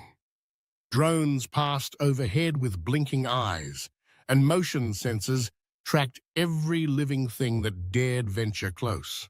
Supply skiffs skimmed across elevated rails, vanishing through unseen gates. Not a speck of dust touched the road without permission. Observation towers marked the city's edges, unmanned, but always watching. The spire cast its long morning shadow across the sterile terraces and motionless towers. Every window gleamed. Inside, the walls pulsed faintly with embedded conduits, carrying signals like veins through a sleeping organism that had begun to stir. In the observation dome, architect Kalen Thorn stood with hands clasped behind his back. He didn't move, even when the room's central console chimed. Light from 1,000 data feeds glowed across his high-collared coat.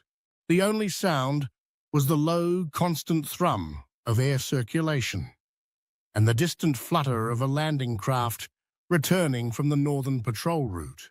Outside the dome, the daily rhythm of White City unfolded with sterile efficiency. Patrol schedules updated themselves every quarter hour. Servitors swept the clean walks with whisper-quiet brushes. Technicians cross-referenced weather telemetry with vault core temperature drift. In the lower barracks, Unit 3 completed its obstacle drill in exactly 4.06 minutes. Not a second late. In the commissary, silent rows of personnel sat eating nutrient packs beneath the soft flicker of recycled daylight. Children in identical learning tunics moved between observation halls and biometric review chambers. There were no laughs, no running footsteps, just the calm hum of a city built on control. White City, to most of its citizens, was a marvel of post-collapse efficiency. But what they didn't know, couldn't know, was that beneath the general living sectors lay another district, unmapped, sealed, no access granted to civilians, no mention in official registries. A deep vault below the spire, classified as the Pale Sector, In that sector, nothing stirred without clearance from the upper echelon. No light without purpose. No movement without surveillance.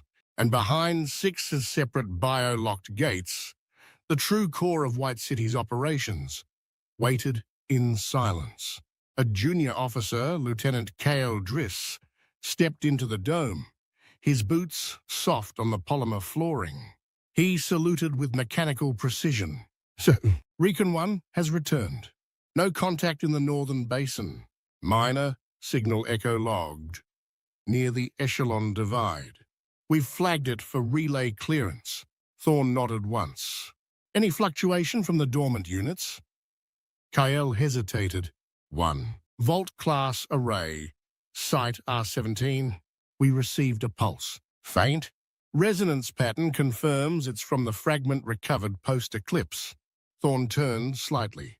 Just enough to reveal a sliver of concern. Where? Sector Delta G. Civilian name, Gravepoint. From behind the security partition, a mechanical unit emerged. Tall bipedal. Plated in matte white and silver. Vel 9. Its voice was calm, genderless, and always half a second too late to feel natural. Subject, Shard has engaged sympathetic resonance. Level 3, activation.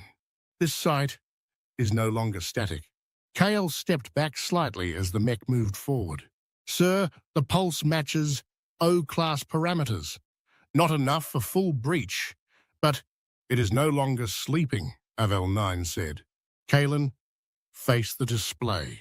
A topographical projection of Gravepoint hovered in the air. Its vault, comms center, and outlying power lines highlighted. At the center pulsed a slow, red light. A new sound entered the chamber, the rhythmic thudding of a descending airframe. Outside, on one of the upper pads, a recon chopper landed. Its legs hissed into locked position, dispersing steam over the sterile deck. From inside, 2 armored scouts stepped down, their suits dust-scoured and antennae twitching. One carried a sealed containment box marked with an anti-tamper glyph. Their boots echoed off the metal floor as they passed the receiving officer. One of them glanced up toward the spire, a subtle flick of the visor, as if uncertain whether the city was watching them or listening.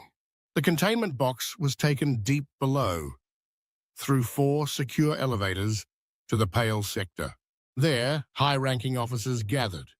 Kalen Thorne, Avel 9, Kyle Driss, and a senior vault technician, known only as Director Sellian. The box was placed on a secured platform and scanned twice. Then it was opened.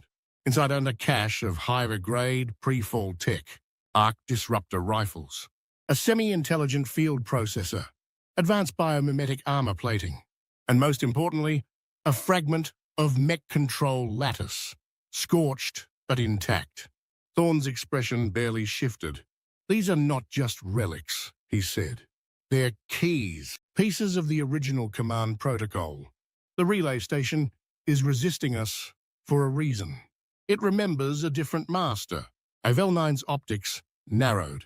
Relay node Alpha remains unreached. Inversion attempts have failed. It is acting defensively, Kale interjected. We're making no progress. In fact, the system's pushing back harder each day. Then we escalate, Thorne said. And we prepare for breach contingency. Just as those words were spoken, alarms chirped quietly in the upper tiers. Outside the eastern perimeter, a band of raiders had broken from the flats. A dozen figures, armored, in scavenged gear, charging recklessly across the Salt Ridge. Thorne observed them on the domed display. Berserker pattern, desperate, possibly decoys. Noted, Kale said.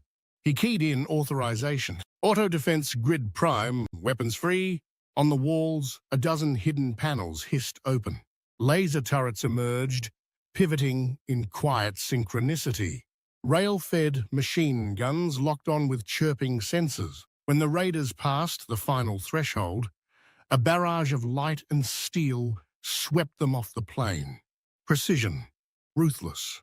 Not a single defender was deployed. Thorn didn't flinch. Tell Central Archives to log it as failed infiltration. Disregard DNA recovery. Not worth the time. Avel 9's voice was quiet. The signal is growing. Thorn looked once more at the shard fragment, then at the blinking red dot on Gravepoint. Let it, he said. Chapter 9. Relay Contact. Outside the relay station, dust devils spiraled through the desert heat, scattering grit across cracked ground and rusted hulls. The old world's bones lay half buried in the sand. Antennae, plating, solar panels bent like broken limbs. The sky was clear, harsh, and watching. Above the dunes, heat shimmered in slow ripple, warping the horizon like a mirage. From a distance, the relay station looked like a fallen god, vast, silent, and half consumed by sand and time. Within the sterile walls of White City's command sector, the mood had shifted from control to quiet urgency. Architect Kalen Thorn stood once more at the helm of the observation dome, flanked by Lieutenant Kale Driss and Avil 9. The morning routine had passed in silence. Report briefings, ration logs, diagnostic sweeps.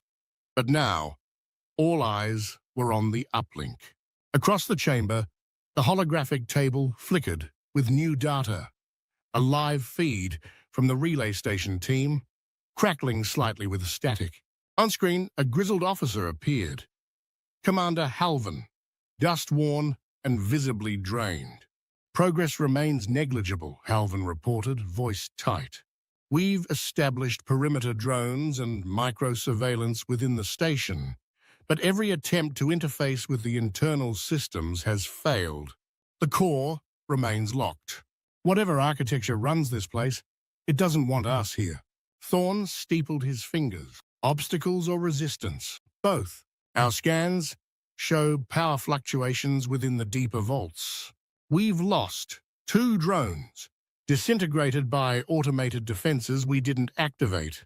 Avel 9's mechanical voice cut through. System integrity of Relay Node Alpha remains self-contained. Attempts to override have met anti-inversion protocols. Commander Halvan leaned in slightly. Sir, there's something else. Minor at first, but strange. Thorn's eyes narrowed. Explain. Halvan tapped something off screen. Last night, just before dawn, a pulse spike came through the secondary floor, barely registered. Then, a single defense turret activated, shot down one of our perimeter guards. No warning, no motion detection trigger. Then it powered off again. No one saw it happen. Earlier that day, troops had been patrolling the upper corridors of the relay station. Corridors coated in dust and eerily intact wiring. Every step echoed through hollow metal. One team reported finding scorch marks on the wall, melted in patterns that didn't match any known weapon signature. Another swore. They heard the whine of a power relay humming somewhere beneath the floor. Except no relays were active. Near the command hub, a group of techs had rigged up a scanning array, trying to interpret a static-laced data line that looped an unknown phrase over and over. Directive incomplete. Directive incomplete. Just after shift rotation, a private on guard duty vanished. They found his charred remains, slumped near corridor E7. The turret still smoking above. No one had heard it fire. The squad leader, who discovered him later, claimed his headset had gone dead moments before. Silence hung in the dome. Thorn slowly turned toward the shard fragment, locked in containment, nearby. And you're sure it was the turret? Positive. Surveillance was corrupted, but audio and impact markers match. Kale Driss stiffened. A warning shot, a message. Avel 9's optics flared dimly. System behavior. suggests defensive awareness, possibly semi-sentient. Thorn waved a hand. We continue. Increase surveillance. Analyze the kill pattern. Full report within the cycle. Alvin nodded, lips tight, and the screen blinked dark. Below, in the relay station's depths, that same turret nestled into the wall's framework, silent, indistinct from the rest. Power dormant, again. But within its casing, a single filament glowed faintly. Listening. Back in White City, Thorn turned to Avel 9. The signal from Gravepoint, has it changed? Avel 9 paused. Increased resonance detected. Slight frequency drift. It is moving closer to command language patterns. Then it's waking up, Thorn murmured. His gaze lingered on the shard. And it remembers something we don't. Something it never meant for us to see. Chapter 10. Echoes of truth, Silas and Trapper emerged from the spire's shadow into the cracked streets of Gravepoint.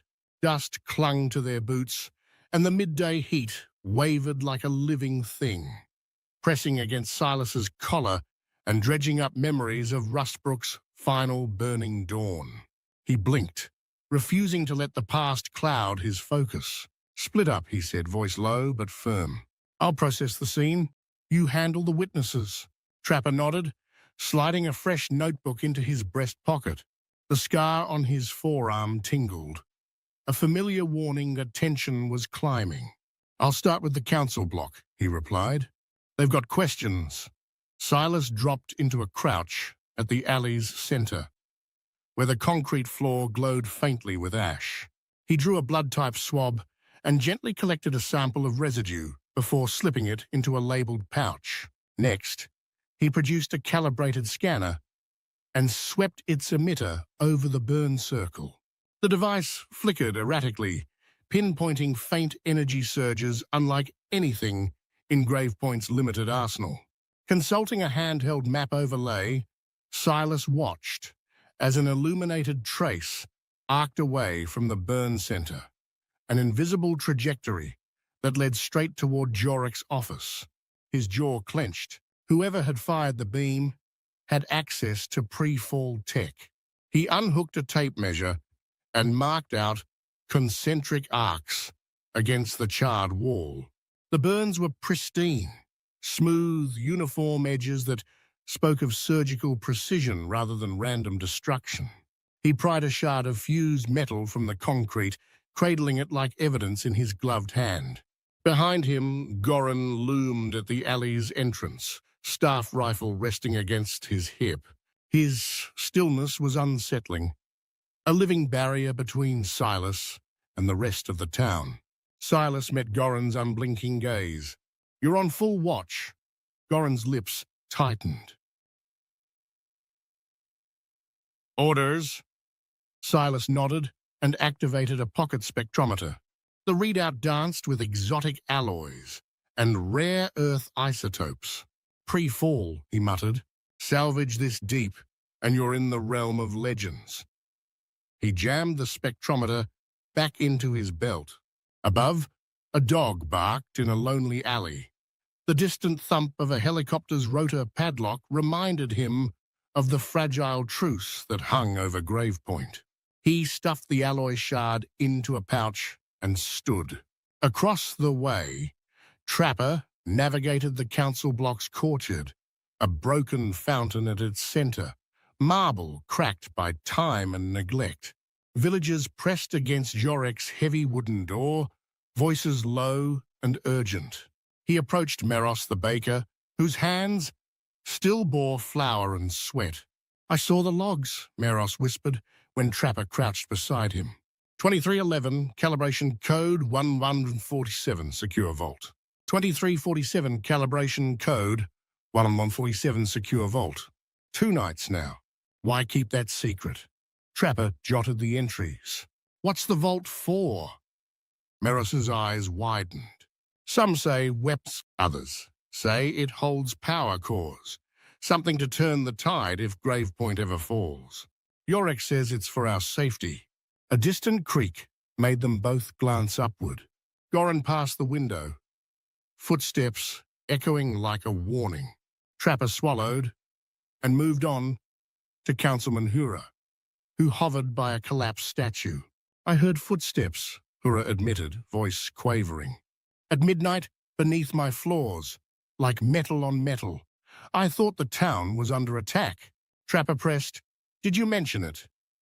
Hura shook his head. I feared Jorek's wrath if I spoke out. Trapper's pen paused. Fear of Jorek. Exactly the undercurrent he'd sensed. Back in the alley, Silas slid the spectrometer's lead across melted wire remnants. He traced a faint warmth behind a loose panel, newly installed conduit, hidden from any town survey. He yanked the panel free, revealing a cable linked to the council block's grid. Footsteps on gravel brought Trapper to the alley's mouth, face pale. "Data," he said, offering his pad. "Alloy shard, secret conduit, calibration logs, midnight patrols. We're locking onto something." Trapper exhaled, wiping sweat from his brow. "We need to see that vault." Goran stepped forward, rifle loose in his grip. "Council demands answers." Silas fixed Goran with a steady gaze. "Answers come on our terms." They advanced toward Jorek's carved door, the wood inset with a silent, painted horse. Gravepoint's emblem. Silas ran a finger over the oil residue in the lion's head carving, feeling the grooves of power etched there. Silas leaned close to Trapper and murmured, "Stay ready." Trapper nodded, hand tightening on his steel-tipped pen. The council chamber lay beyond the door, where truths would be tested, and beneath Gravepoint's fractured streets, the shard pulsed, its rhythm entwining with theirs, priming the secrets buried in the dark to bees into the light. Chapter 11. Town Under Tension. Silas and Trapper moved through Gravepoint's winding lanes, the late afternoon sun washing the crumbled stone in bruised gold. Dust clung to their boots. Every step kicked up grit that settled in their hair. Villagers paused mid-task, washing clothes, tending goats, sweeping porches, to watch the investigators pass in their dust-flecked coats. Councilman Hura hurried to fall in alongside them, voice low. "Find anything yet?" Silas's hand lifted in a half-salute. "Working on it," he replied, scanning faces for tells. Hura's gaze flicked to the dusty residue on Silas's gloves. He swallowed. "Be careful. Feelings run high." Ahead, the blacksmith Venz's hammer rang sharp against metal. Sparks bloomed like fiery petals. He slammed the tool down and spat on the ground. "Jorek's secrets choke this town," he growled. "Trust him and you bleed." Trapper offered a measured smile. "Not everyone agrees."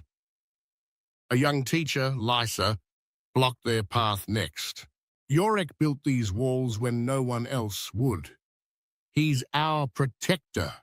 Silas nodded once, then turned his focus down a narrow alley where a burly farmer, Kieran, stalked forward. "The victim, he bled us dry," Kieran snapped, nostrils flaring. "Asked Jorek why the price kept climbing." "Profit?" Trapper murmured. Kieran's spit fell in a dark dot at his feet. "Maybe, or something worse." From the corner of Silas's vision, Goran appeared, silent as a shadow. He stepped forward, muscles taut, rifle resting casually. "Quiet!" Goran barked, rough as gravel. Kieran's eyes flickered. He won't break me easy, Kieran thought, but he'll leave a mark. He lurched back, hitting a wall with a grunt. Silas leaned between them, chest tight. "Enough," he roared. "This is not your war." His heart pounded in his ears, sweat beading at his brow. Goran's gaze snapped to Silas, fury crackling in his eyes. In one fluid motion, he punched Kieran's jaw. The farmer crumpled to the cobbles, tasting dust and blood. Silas lunged, grabbing Goran's arm. Goran shrugged free, fists clenched.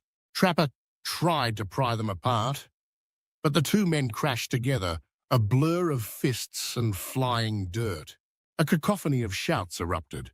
Town guards poured from doorways, boots thundered, and rifles swung up. The air stank of sweat and gun oil. "Break it up," a sergeant hollered, wrenching a rifle free. Its barrel pressed under Silas's chin. "Hands where I can see them." Goran froze. Silas tasted metal on his tongue. Two guards seized Silas's arms and dragged him toward the council hall as Trapper was shoved aside, pain flaring in his ribs. The council doors thundered closed behind Silas. He heard the echo of the iron lock and felt a flicker of betrayal. This was meant to be investigation, not imprisonment. Murmurs and stifled gasps drifted through the hall. Only the shard's distant pulse echoed faintly, as if mocking their plight. Torchlight danced off marble pillars as Silas was thrust before Yorek's dais. Yorek's eyes, cold as steel, bore into him. "You attack my men? As guests in my home?" Yorek's voice rolled like distant thunder. Silas forced calm. His chest heaved. "I intervened. I didn't strike first. I apologize for the chaos." Yorek spat on the floor. "Apology or not, my people bled." Silas bowed his head. "I'm sorry for the blood." Yorek waved an imperious hand. "Lock them away. We speak tomorrow." Guard cuffed Silas and Trapper, their metal links biting cold. A guard spoke softly. "The girl? She and the boys study the shard?" Yorek's lips curved in a cold smile. "Let them worship that relic. If she steps out, lock her away. Resist, and she dies." Goran bowed, darkness flickering in his eyes. Silas and Trapper were led down a torchlit corridor to the guest chambers. The clang of iron boots on stone echoed in his chest, each step a reminder of his sudden captivity. Later that night, Gravepoint's streets lay deserted. Silas pressed his back against the chamber door as distant owl calls and the whispering wind kept him company. His breath shallow with uncertainty. Goran moved like a predator, rifle slung. He paused at a pale moonlit patch where Kieran's body lay. The farmer's broken nose and dried blood glowed in silver light. Goran's gloved hand flexed. The fabric was stained dark. He unclipped a walkie and breathed. "It's done." The walkie crackled. "Understood?" Yorek's finger tapped his temple, stealing his resolve. The device clicked off, and beneath Gravepoint's fractured streets, the shard pulsed, its heart beating in time with the coming storm. Chapter 12. Relay Station Uprising. Back at Relay Station Alpha, the morning sun revealed devastation even before the alarm sounded. Viewport slats were twisted, walls marred by scorching, and pools of half-frozen hydraulic fluid shimmered on the floor. Communications specialist Loara's eyes darted across the security holofeed. Private Rask lay motionless at the outer gate, his rifle warped by intense heat. An ear-splitting klaxon shattered the tense quiet. Red 2! Red 2 system breach! Lieutenant Kale Driss barked over the comms, his voice tight. Technicians leapt to life, fingers pounding control panels. Monitors flickered with urgent red error codes. Laura slammed her fist on the video uplink console. Commander Halvin's face materialized. "Major Thorne?" A thunderous roar interrupted him.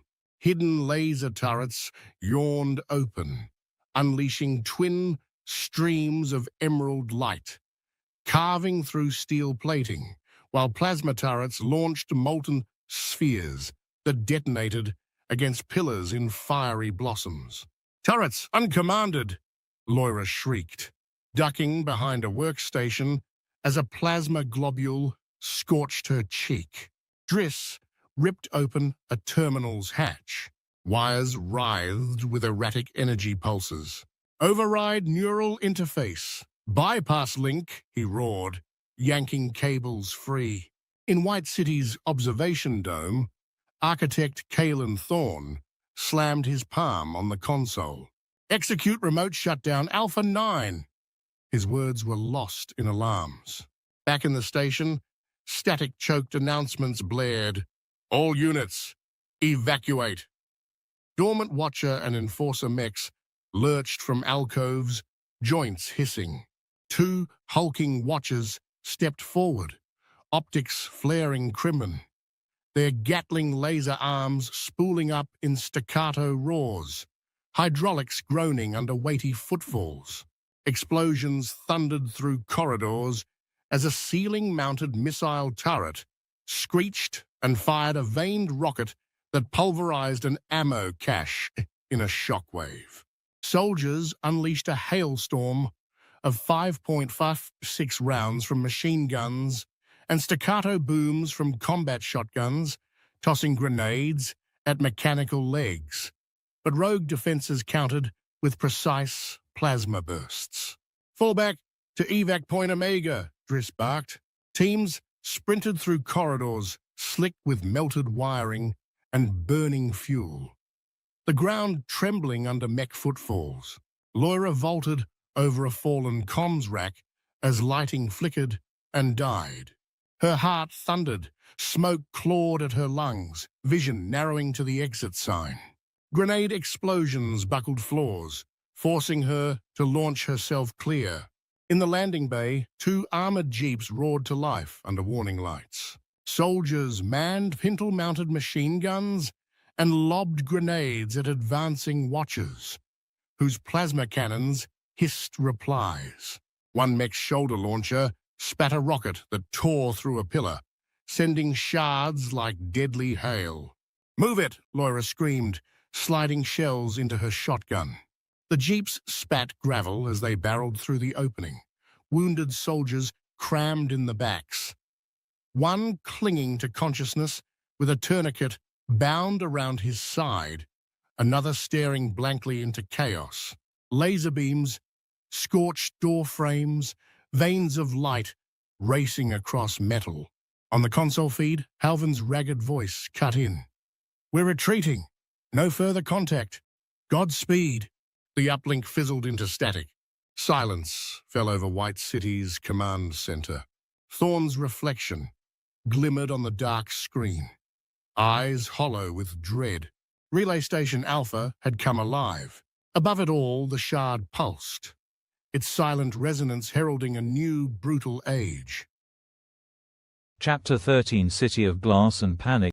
The glass tower of White City's central tier stood in silence.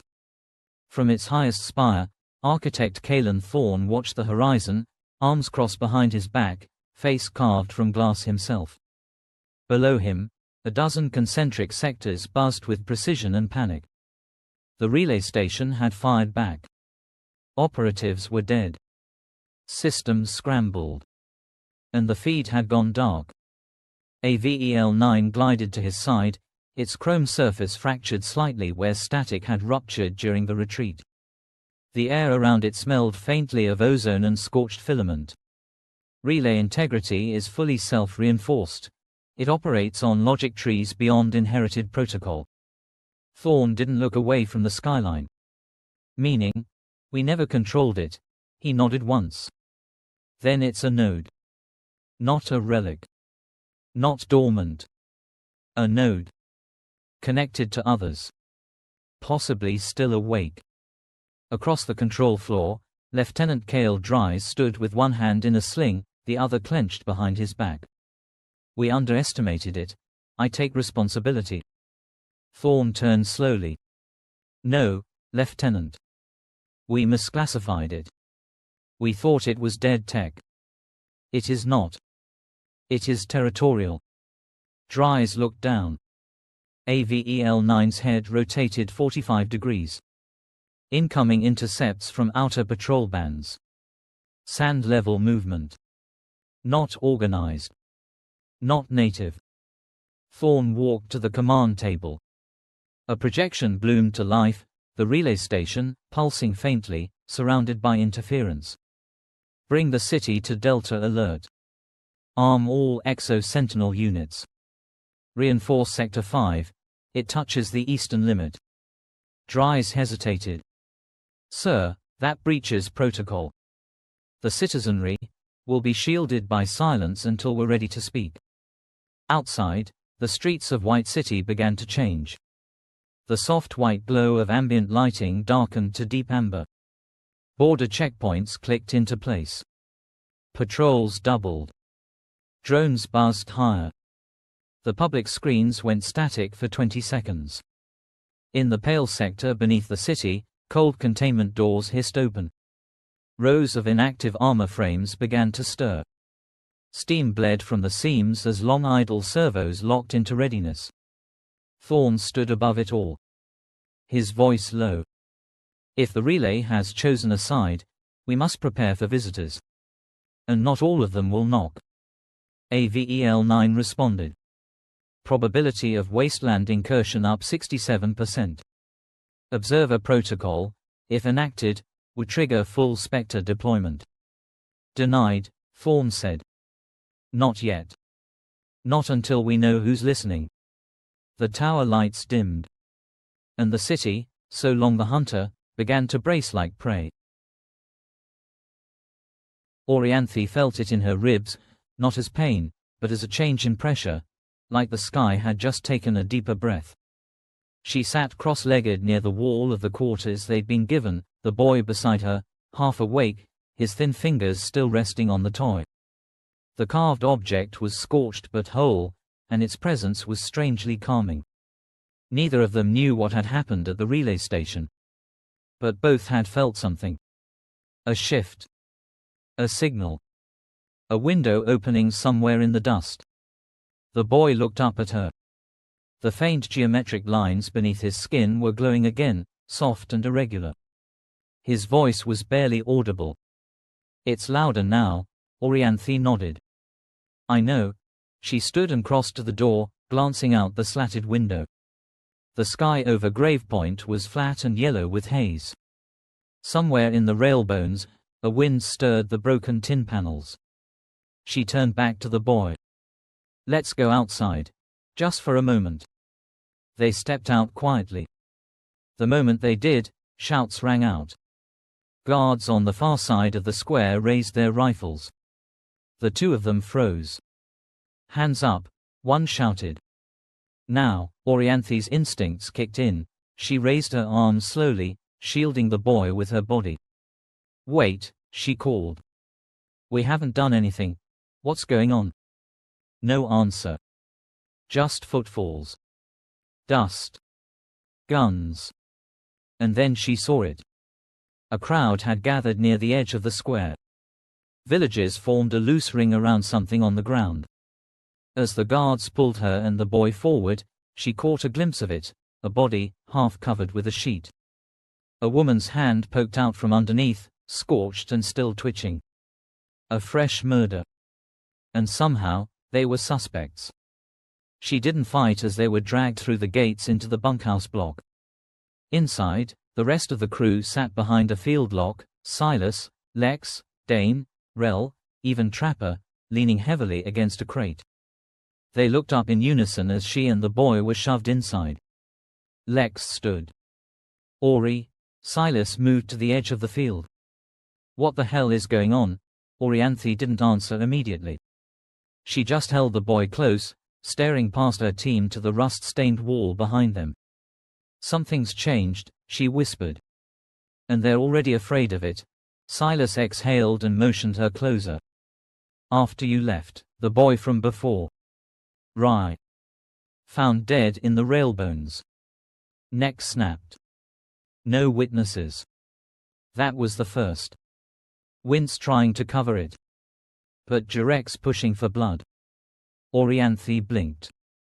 Then there's more, She told them what she saw, the body in the square, the villagers gathered, the twitch of a scorched hand beneath a blanket. This one's fresh. Female. Burn marks. They looked at me like I did it. Trapper groaned from his corner. That makes 2 bodies in 24 hours. We're being set up. Or someone's clearing a path.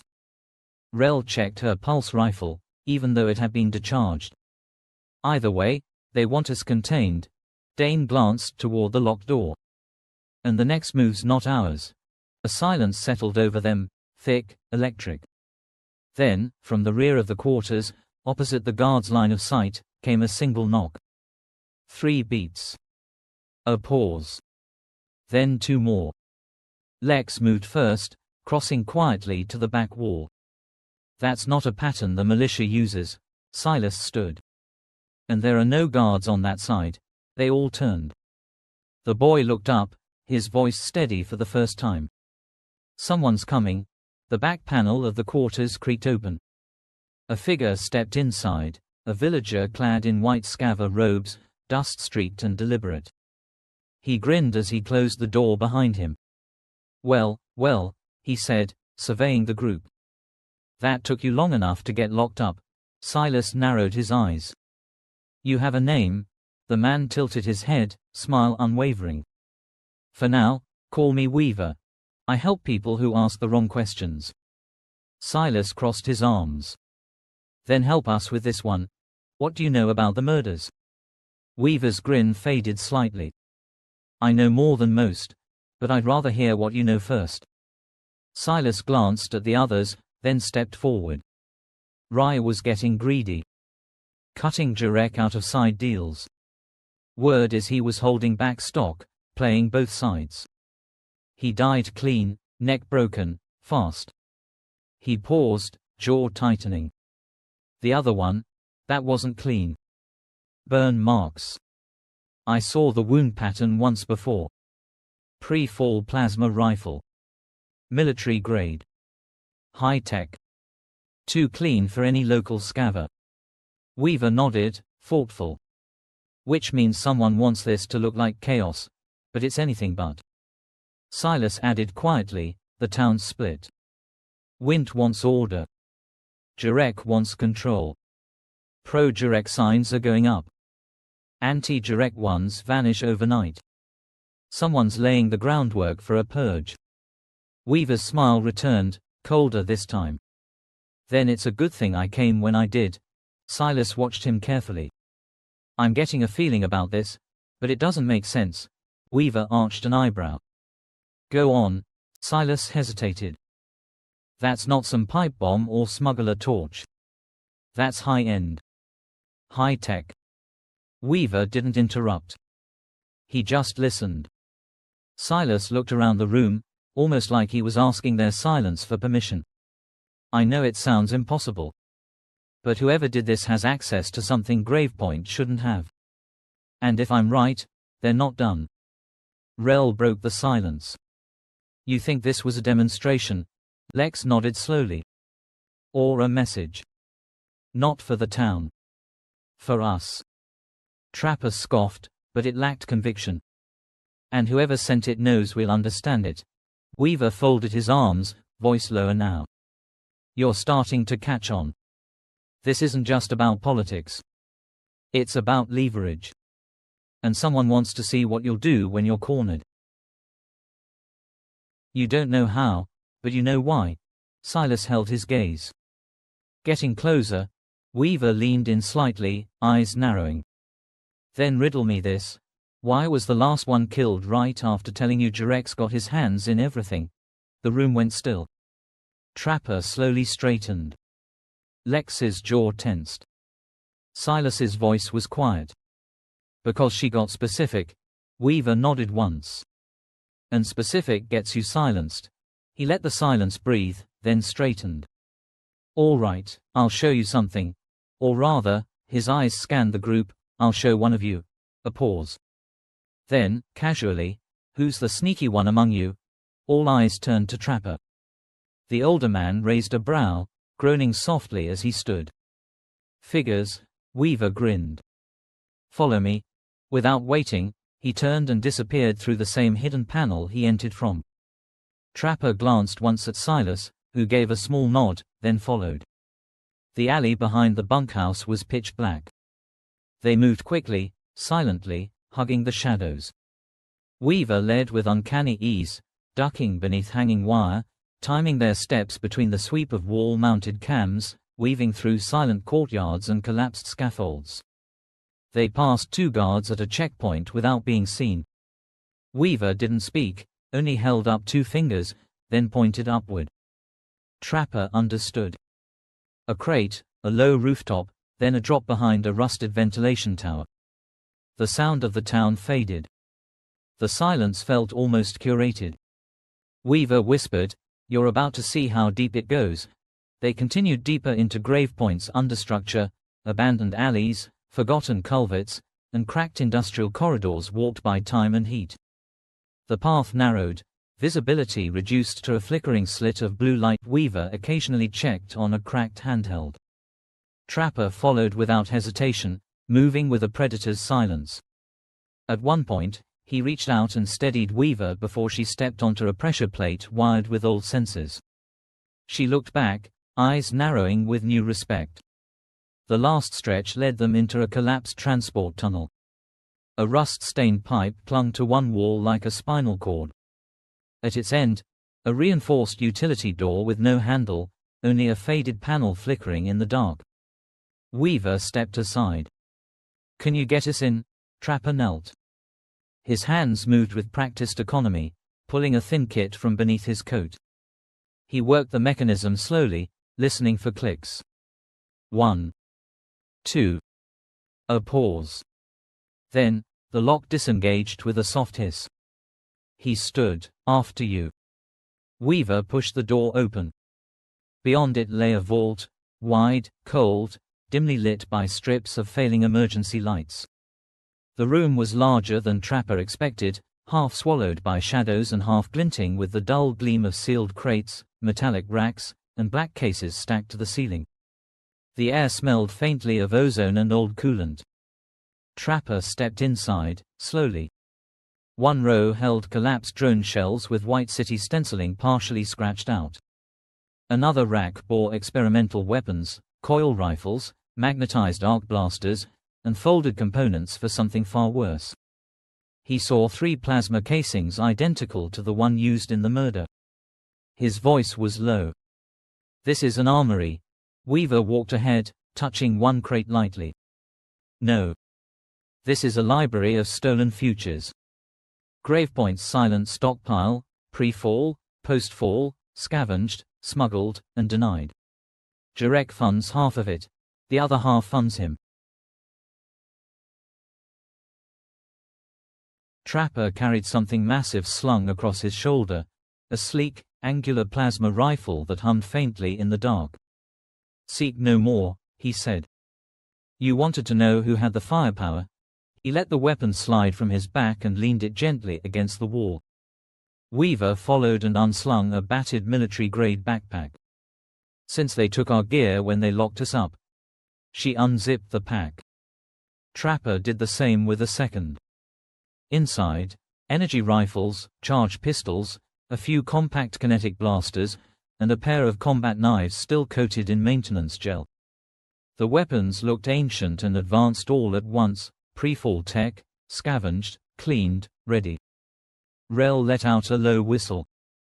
Dane's eyebrows climbed. "Where the hell did you?" Lex started, then stopped. Silas stepped forward, slow. "Does it matter?" He met Trapper's gaze. "You brought us a way out." Everyone began reaching into the packs, selecting weapons instinctively. Rel grabbed a pulse carbine and holstered a sidearm with a practiced flick. Dane picked out a short-barrel rifle and a collapsible baton. Lex took a modular blaster and tucked an energy knife into her boot. Trapper slung a coil-charged shotgun across his back. Silas didn't stop them, but he raised a hand as they finished. "One rule: everyone takes an energy sidearm." He held one up, a dull silver pistol with a selector switch on the side. "Set it to stun." We don't want to kill unless we have to. This isn't a war yet. The others nodded. Rel thumbed her pistol's switch. Lex muttered, "Copy that," and checked the setting. They were armed again. But the air felt heavier, not lighter. Like they'd crossed a line none of them could walk back from. Outside, the first hints of dawn began to pale the sky with a dull violet wash. It gave the moment a fragile edge, like the quiet before an explosion. Orianthi holstered her blaster, then stepped forward. "We have to get back to the relay station. The shard, it's linked to whatever happened." "We felt the pulse, Silas. It wasn't random. It was a door." Silas shook his head. "First, we have to get out of here, alive." He glanced toward the locked front, then to the back panel where Weaver had entered. "No use chasing the truth if we're gunned down before we reach it."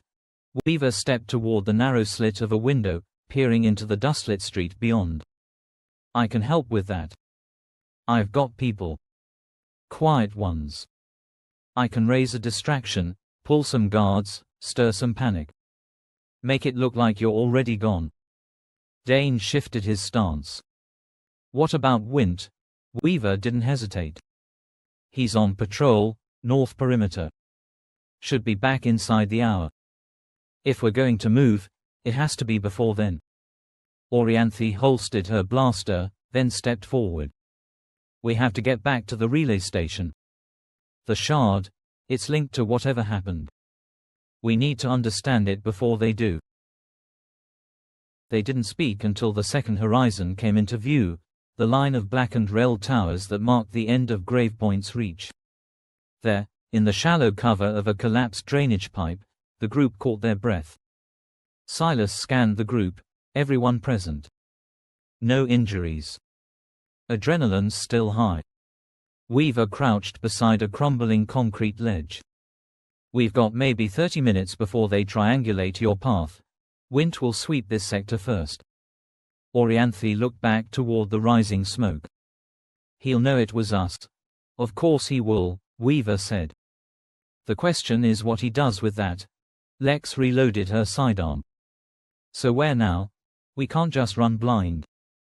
Silas nodded. "We don't. We run intentional.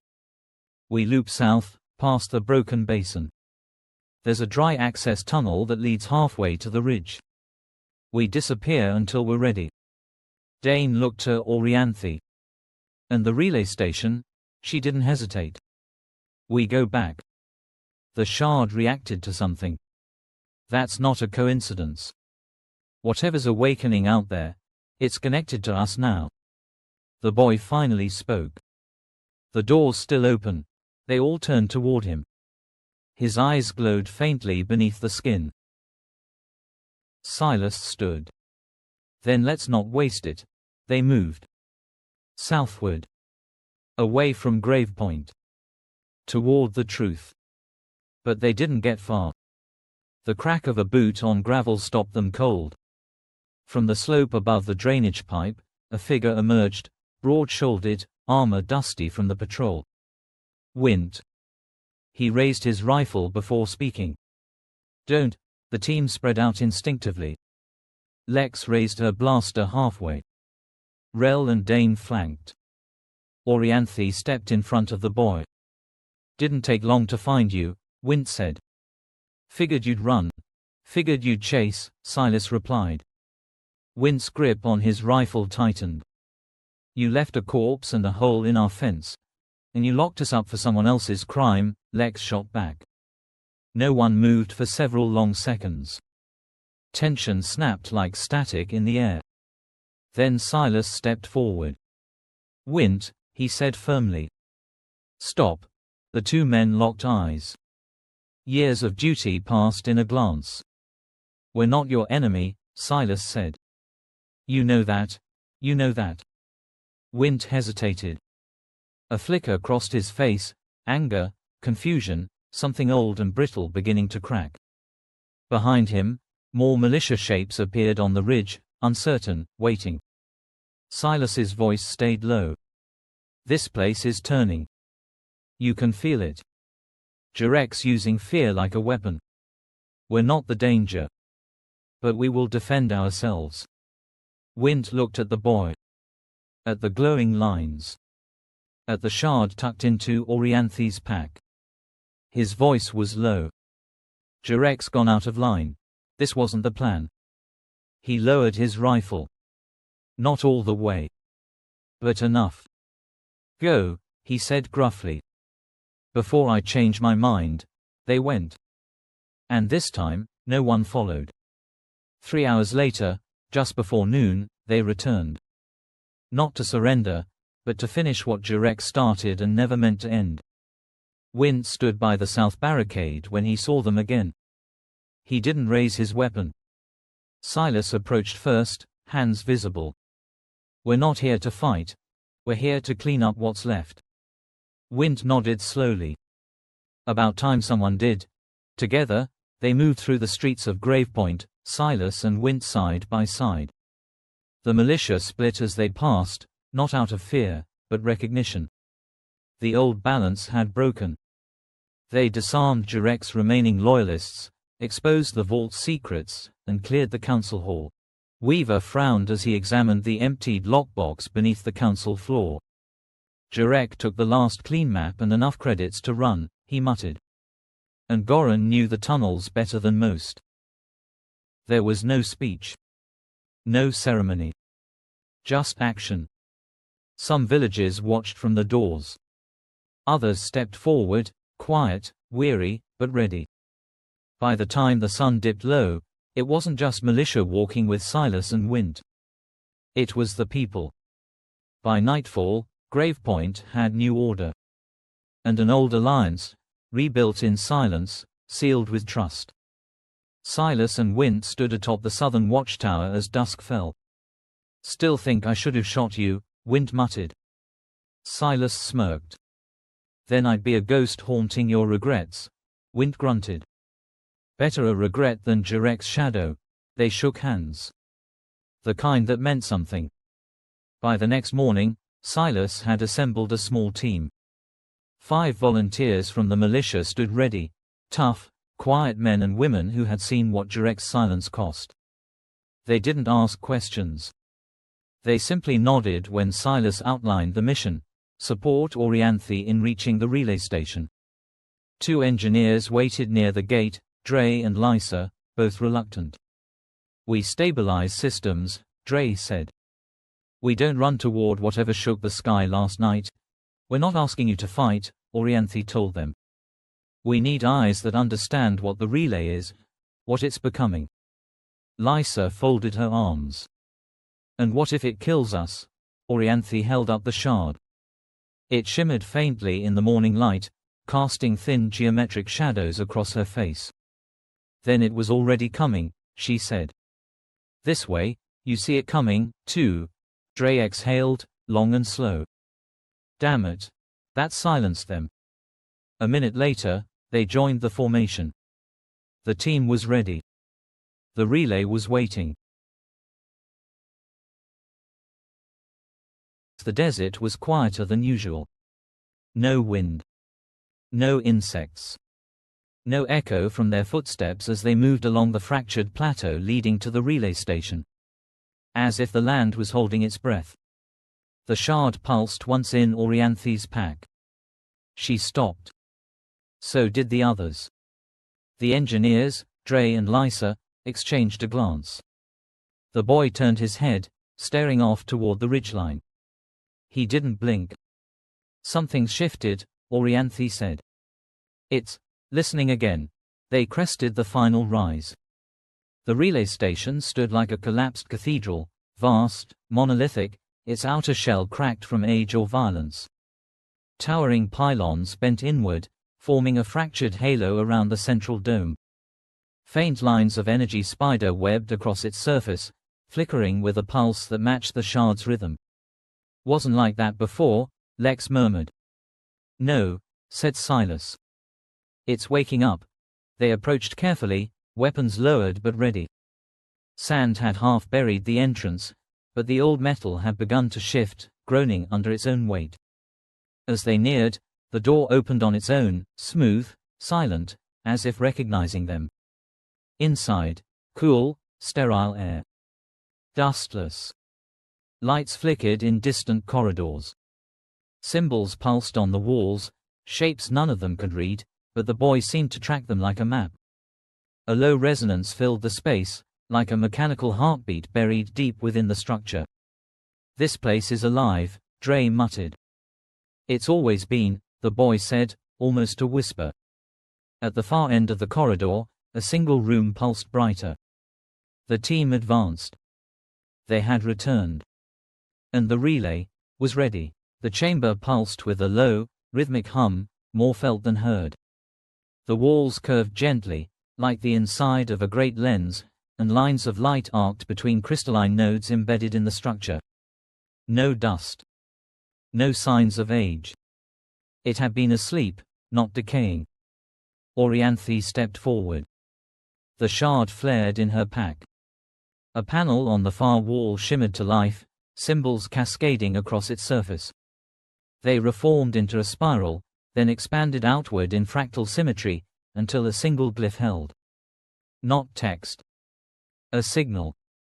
The boy walked toward it, as if in trance. When his palm touched the wall, the entire room responded. A pulse spread outward in concentric rings. The hum deepened, and the light dimmed momentarily, as if something immense had stirred below. "What's he doing?" Dre asked, backing away. "He's opening something," Silas said quietly. Another panel slid open. Inside, a suspended console, still active.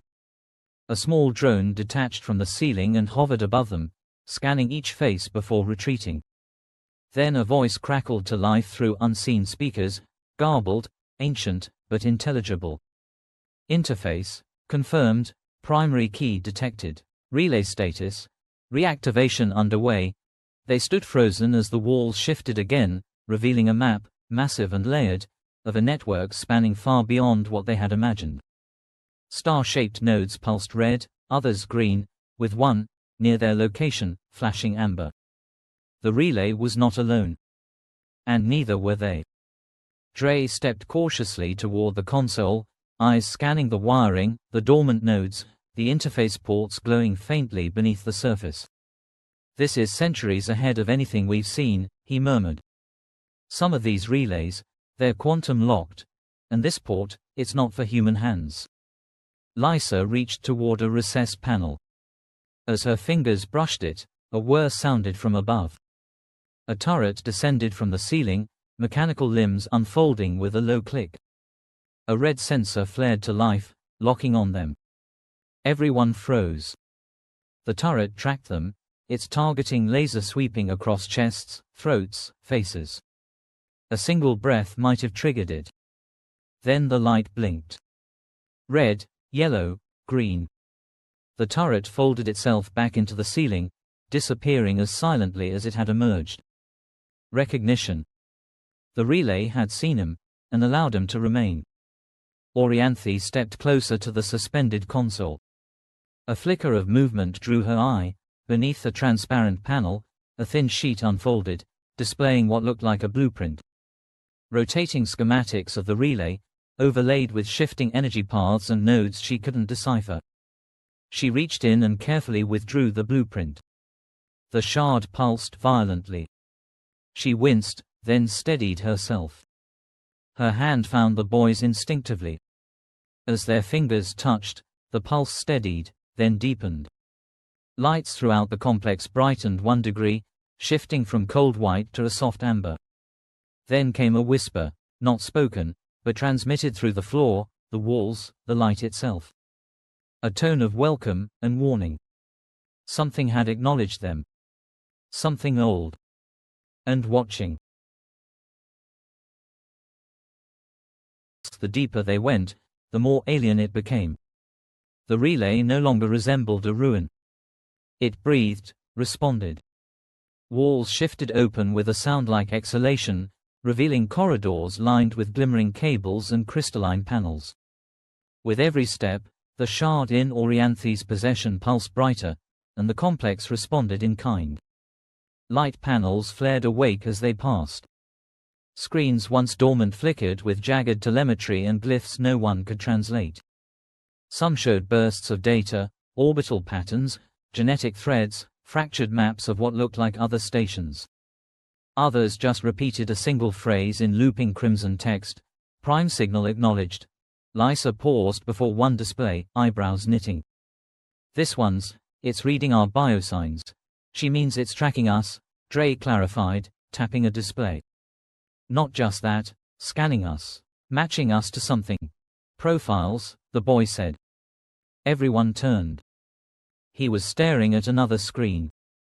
It showed their faces, flickering, tagged, each with strange code beneath.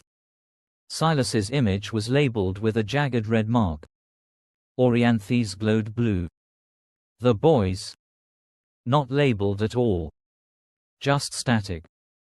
Why aren't you tagged? Lex asked. The boy didn't answer. A low vibration ran through the floor. Not an earthquake. Not mechanical. Rhythmic, deliberate. The relay wasn't just watching. It was calling something. Orianthi tightened her grip on the blueprint she'd taken. We need to go deeper. Another door opened ahead, without touch, without command. And from within, a voice none of them had heard before spoke clearly through the air, key carrier and catalyst. Proceed. They stepped forward. The complex obeyed. The corridor narrowed. Ceiling arched lower. The walls no longer metal, but something like obsidian, veined with shifting light. The relay was not merely advanced. It was evolving. Symbols flowed across the surfaces as they passed. Not static carvings. Alive, reactive. The shard pulsed again, and the symbols pulsed in return, mirroring its rhythm. Can a machine dream? Dre whispered. Orianthi didn't answer. Her eyes stayed fixed on the blueprint, which now pulsed in her hands. One corner had begun to glow, a chamber marked deep in the station's heart. They reached a lift. No buttons. No controls. The door opened as they neared. It descended, fast, smooth, soundless. Then stopped. Before them lay a chamber unlike the rest. A cathedral of shadow and light, its walls curved and sweeping like the inside of a shell. In the center, a suspended platform hovered, above nothing. Beneath it, a void fell away, filled with threads of glowing filaments stretching into infinity. The boy stepped forward first. The platform lowered to meet him. And far below, something stirred. Not violently, but with weight. A whisper filled the chamber, not words, but presence. The relay had brought him to its core. From the edge of the platform, narrow bridges unfurled, extending to peripheral chambers that hadn't existed moments before. Orianthi, the boy, and Dre crossed into one. It was circular, dim, and quiet. Crystal filaments floated mid-air, each one containing a suspended shape, faces, battles, long-forgotten cities. The echo chamber. These are memories, Orianthi murmured. As they moved between the floating memory filaments, one pulsed brighter than the rest, then activated. A projection filled the chamber, not a moment, but a history. A vast planetary network. Relay stations, hundreds of them, spread across the globe like a neural web. Each one connected to others, pulsing data, energy, and intent. The relays were constructed in the final phase of the pre-fall civilization, a voice narrated, neutral and mechanical. They formed the backbone of the Planetary Oversoul Initiative, a distributed system designed to preserve knowledge, stabilize ecology, and link settlements across vast distances. The display shifted, showing conflict. Sabotage. Cities lost. Flickering nodes. As the collapse neared, certain nodes sought autonomy, others were corrupted. The system fragmented. Oversoul shut down. Emergency protocols sealed the relay cores. Access denied until proper catalyst, key alignment re-established. The vision dissolved, leaving only the pulse of the shard, and the knowledge that they now stood inside one of the last active relays on the planet. Stored, preserved, they approached a node. It flickered to life, displaying a scene, a catalyst and key carrier, different people, standing where they stood now. The memory shimmered, distorted, then broke. Another orb lit up. A voice this time, fragmented. Connection failed, synthetic integration, threat undefined, fallback protocol initiated, they backed away. More orbs lit up in response, as if aware of their presence. Dozens. Then hundreds. Then a door opened in the floor. A shape rose from below, silver-skinned, sexless, vaguely human, and glowing softly with the relay's pulse. Its face was blank. Then it opened its eyes. Key carrier, it said, voice layered with metallic harmony. Catalyst, Orianthi raised the shard. The being inclined its head. I am the interface. You have breached the core. You have awakened what was sealed. What was sealed? Silas asked. The interface turned to him. Purpose, power, and consequence. It looked to the boy, and for the first time, hesitated. No record, no framework, no match. Can you explain what he is? Orianthi asked. I can only confirm what he is not. The relay around them shifted again. Another pulse. Another door unlocking. Something deeper waited. The interface raised a hand. You must decide, proceed, and risk alignment, or return, and remain blind. No one moved. The boy stepped forward. I remember, he said softly. But it's not mine. They followed the interface through another corridor, this one narrower and humming with a rising frequency that made the walls vibrate. At its end, a monolithic pillar, seamless and silver, with a shallow depression at its base, shaped exactly like the shard. Orianthi froze. This is it, the keyhole. No one spoke. Lex shifted uneasily. Dre stepped forward, scanned the interfaces. If this activates the relay, we might not be able to turn it off. Or it activates everything connected to it, Silas added. Stations, weapons, mechs. The interface stood silent. We don't know what we're waking up, Lysa whispered. For a moment, no one moved.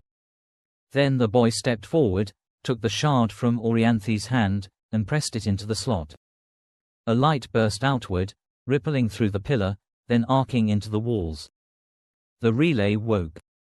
Throughout the station, systems surged to life. Data streams cascaded. Lights turned blinding white. The distant rumble of power surged upward from the deep. In vaults unseen, massive machines stirred. Mechs, hundreds of them. Red eyes blinked open. The relay was fully online. The relay's pulse didn't just wake the machines, it woke the world. High above the desert where the station was buried, satellites blinked to life. Not all were human. A few hadn't sent data in decades. But now they turned. Tracked.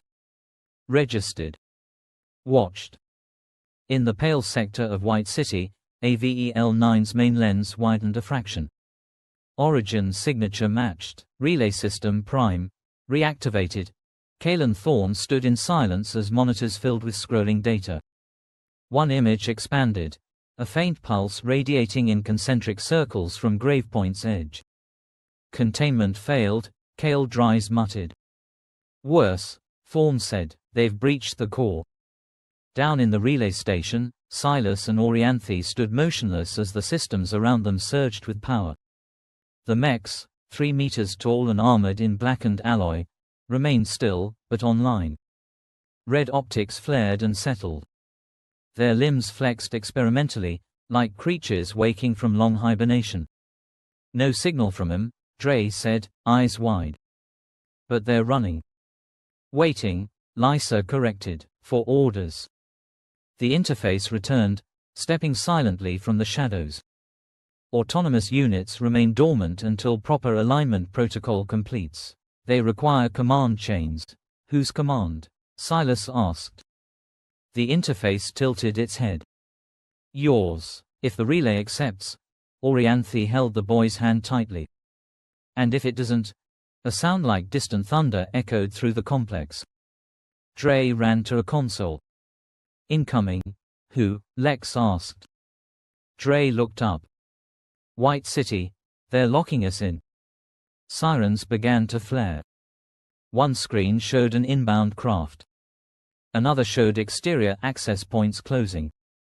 A third showed one of the newly activated mechs shutting down violently, crumpling into smoke and sparks. Lysa gasped. They're sending a kill signal. External override, Orianthi asked. No, Dre whispered. This was buried, old code, designed to burn the whole system if it ever came back. The interface raised its hand and the screen blinked off. Sabotage code active, relay under siege. The boy stepped forward. His eyes glowed faintly now. He placed a hand against the pillar again. The glow spread. One by one, the remaining mechs shuddered, then steadied. Lights returned. The sabotage halted. The interface stared at him. Manual override. Impossible. Silas looked around. Not impossible, just unexpected. The relay had chosen its defender. And somewhere, White City knew it had failed to stop what was coming. Lysa turned. Something's opening. A section of wall that had previously read as seamless now folded outward, revealing a narrow passage lit with pale blue strips. At the end, a sealed room marked with the glyph for memory. They entered carefully. Inside were rows of stasis pods, most dark, but a few blinking slowly. The remains inside wore uniforms, aged, torn, but still bearing a crest none of them recognized. One pod had been shattered from within. Lex crouched beside a control panel, brushing away layers of ash. Who were these people? Dre found an intact console and activated playback. A flickering image appeared. A woman's face, tired, bloodied. This is Catalia Vaughn. Final attempt at integration. We couldn't find a viable key. The relay rejected the pairs. Internal sabotage suspected.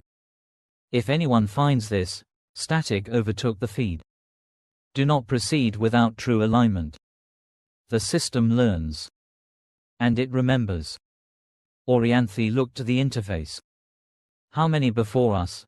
The interface responded slowly. 15 attempts, 0 full integrations. This instance is anomalous.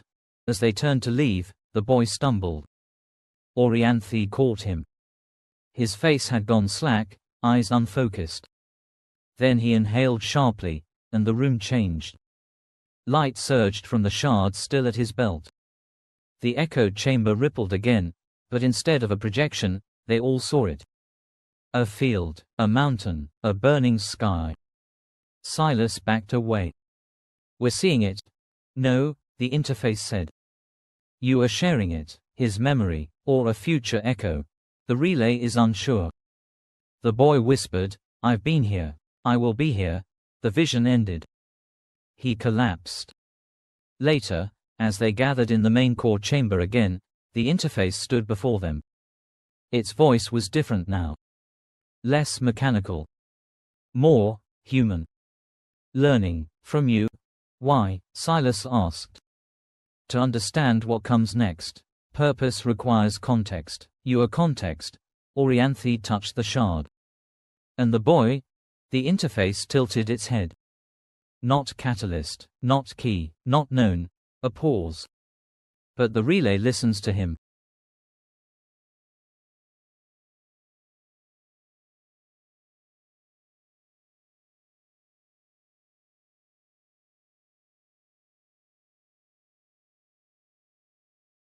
Chapter 20 Reverberations. The relay did more than wake the machines. It woke the world. In the pale sector of White City, alarms whispered before they screamed. The central display chamber filled with crimson glyphs. Kalen Thorne stood in silence, eyes fixed on the pulse map expanding from Gravepoint. Behind him, Lieutenant Cale Dries clutched the static-filled headset. No contact with East Vault. Defense rings are dark. Thorn didn't blink. Relay system prime is active. I want everything below Sector 10 on lockdown. AVEL-9's voice floated overhead.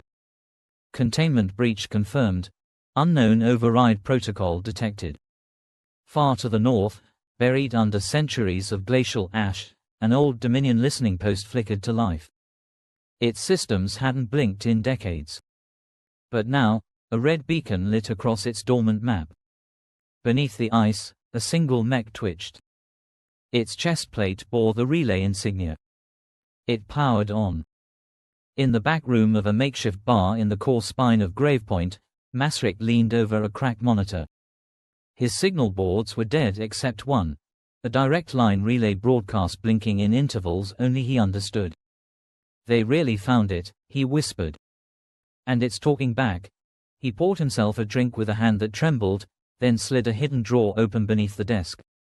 Inside, an old earpiece and a marked envelope. He hesitated, then took both. Beneath the scorched remains of an ocean platform, once part of the pre-fall Leviathan Ark, a sealed door cracked open for the first time in over a century. Inside, a circular chamber shivered. Dozens of nodes, each housing a dormant construct, blinked once. Then again. Then together.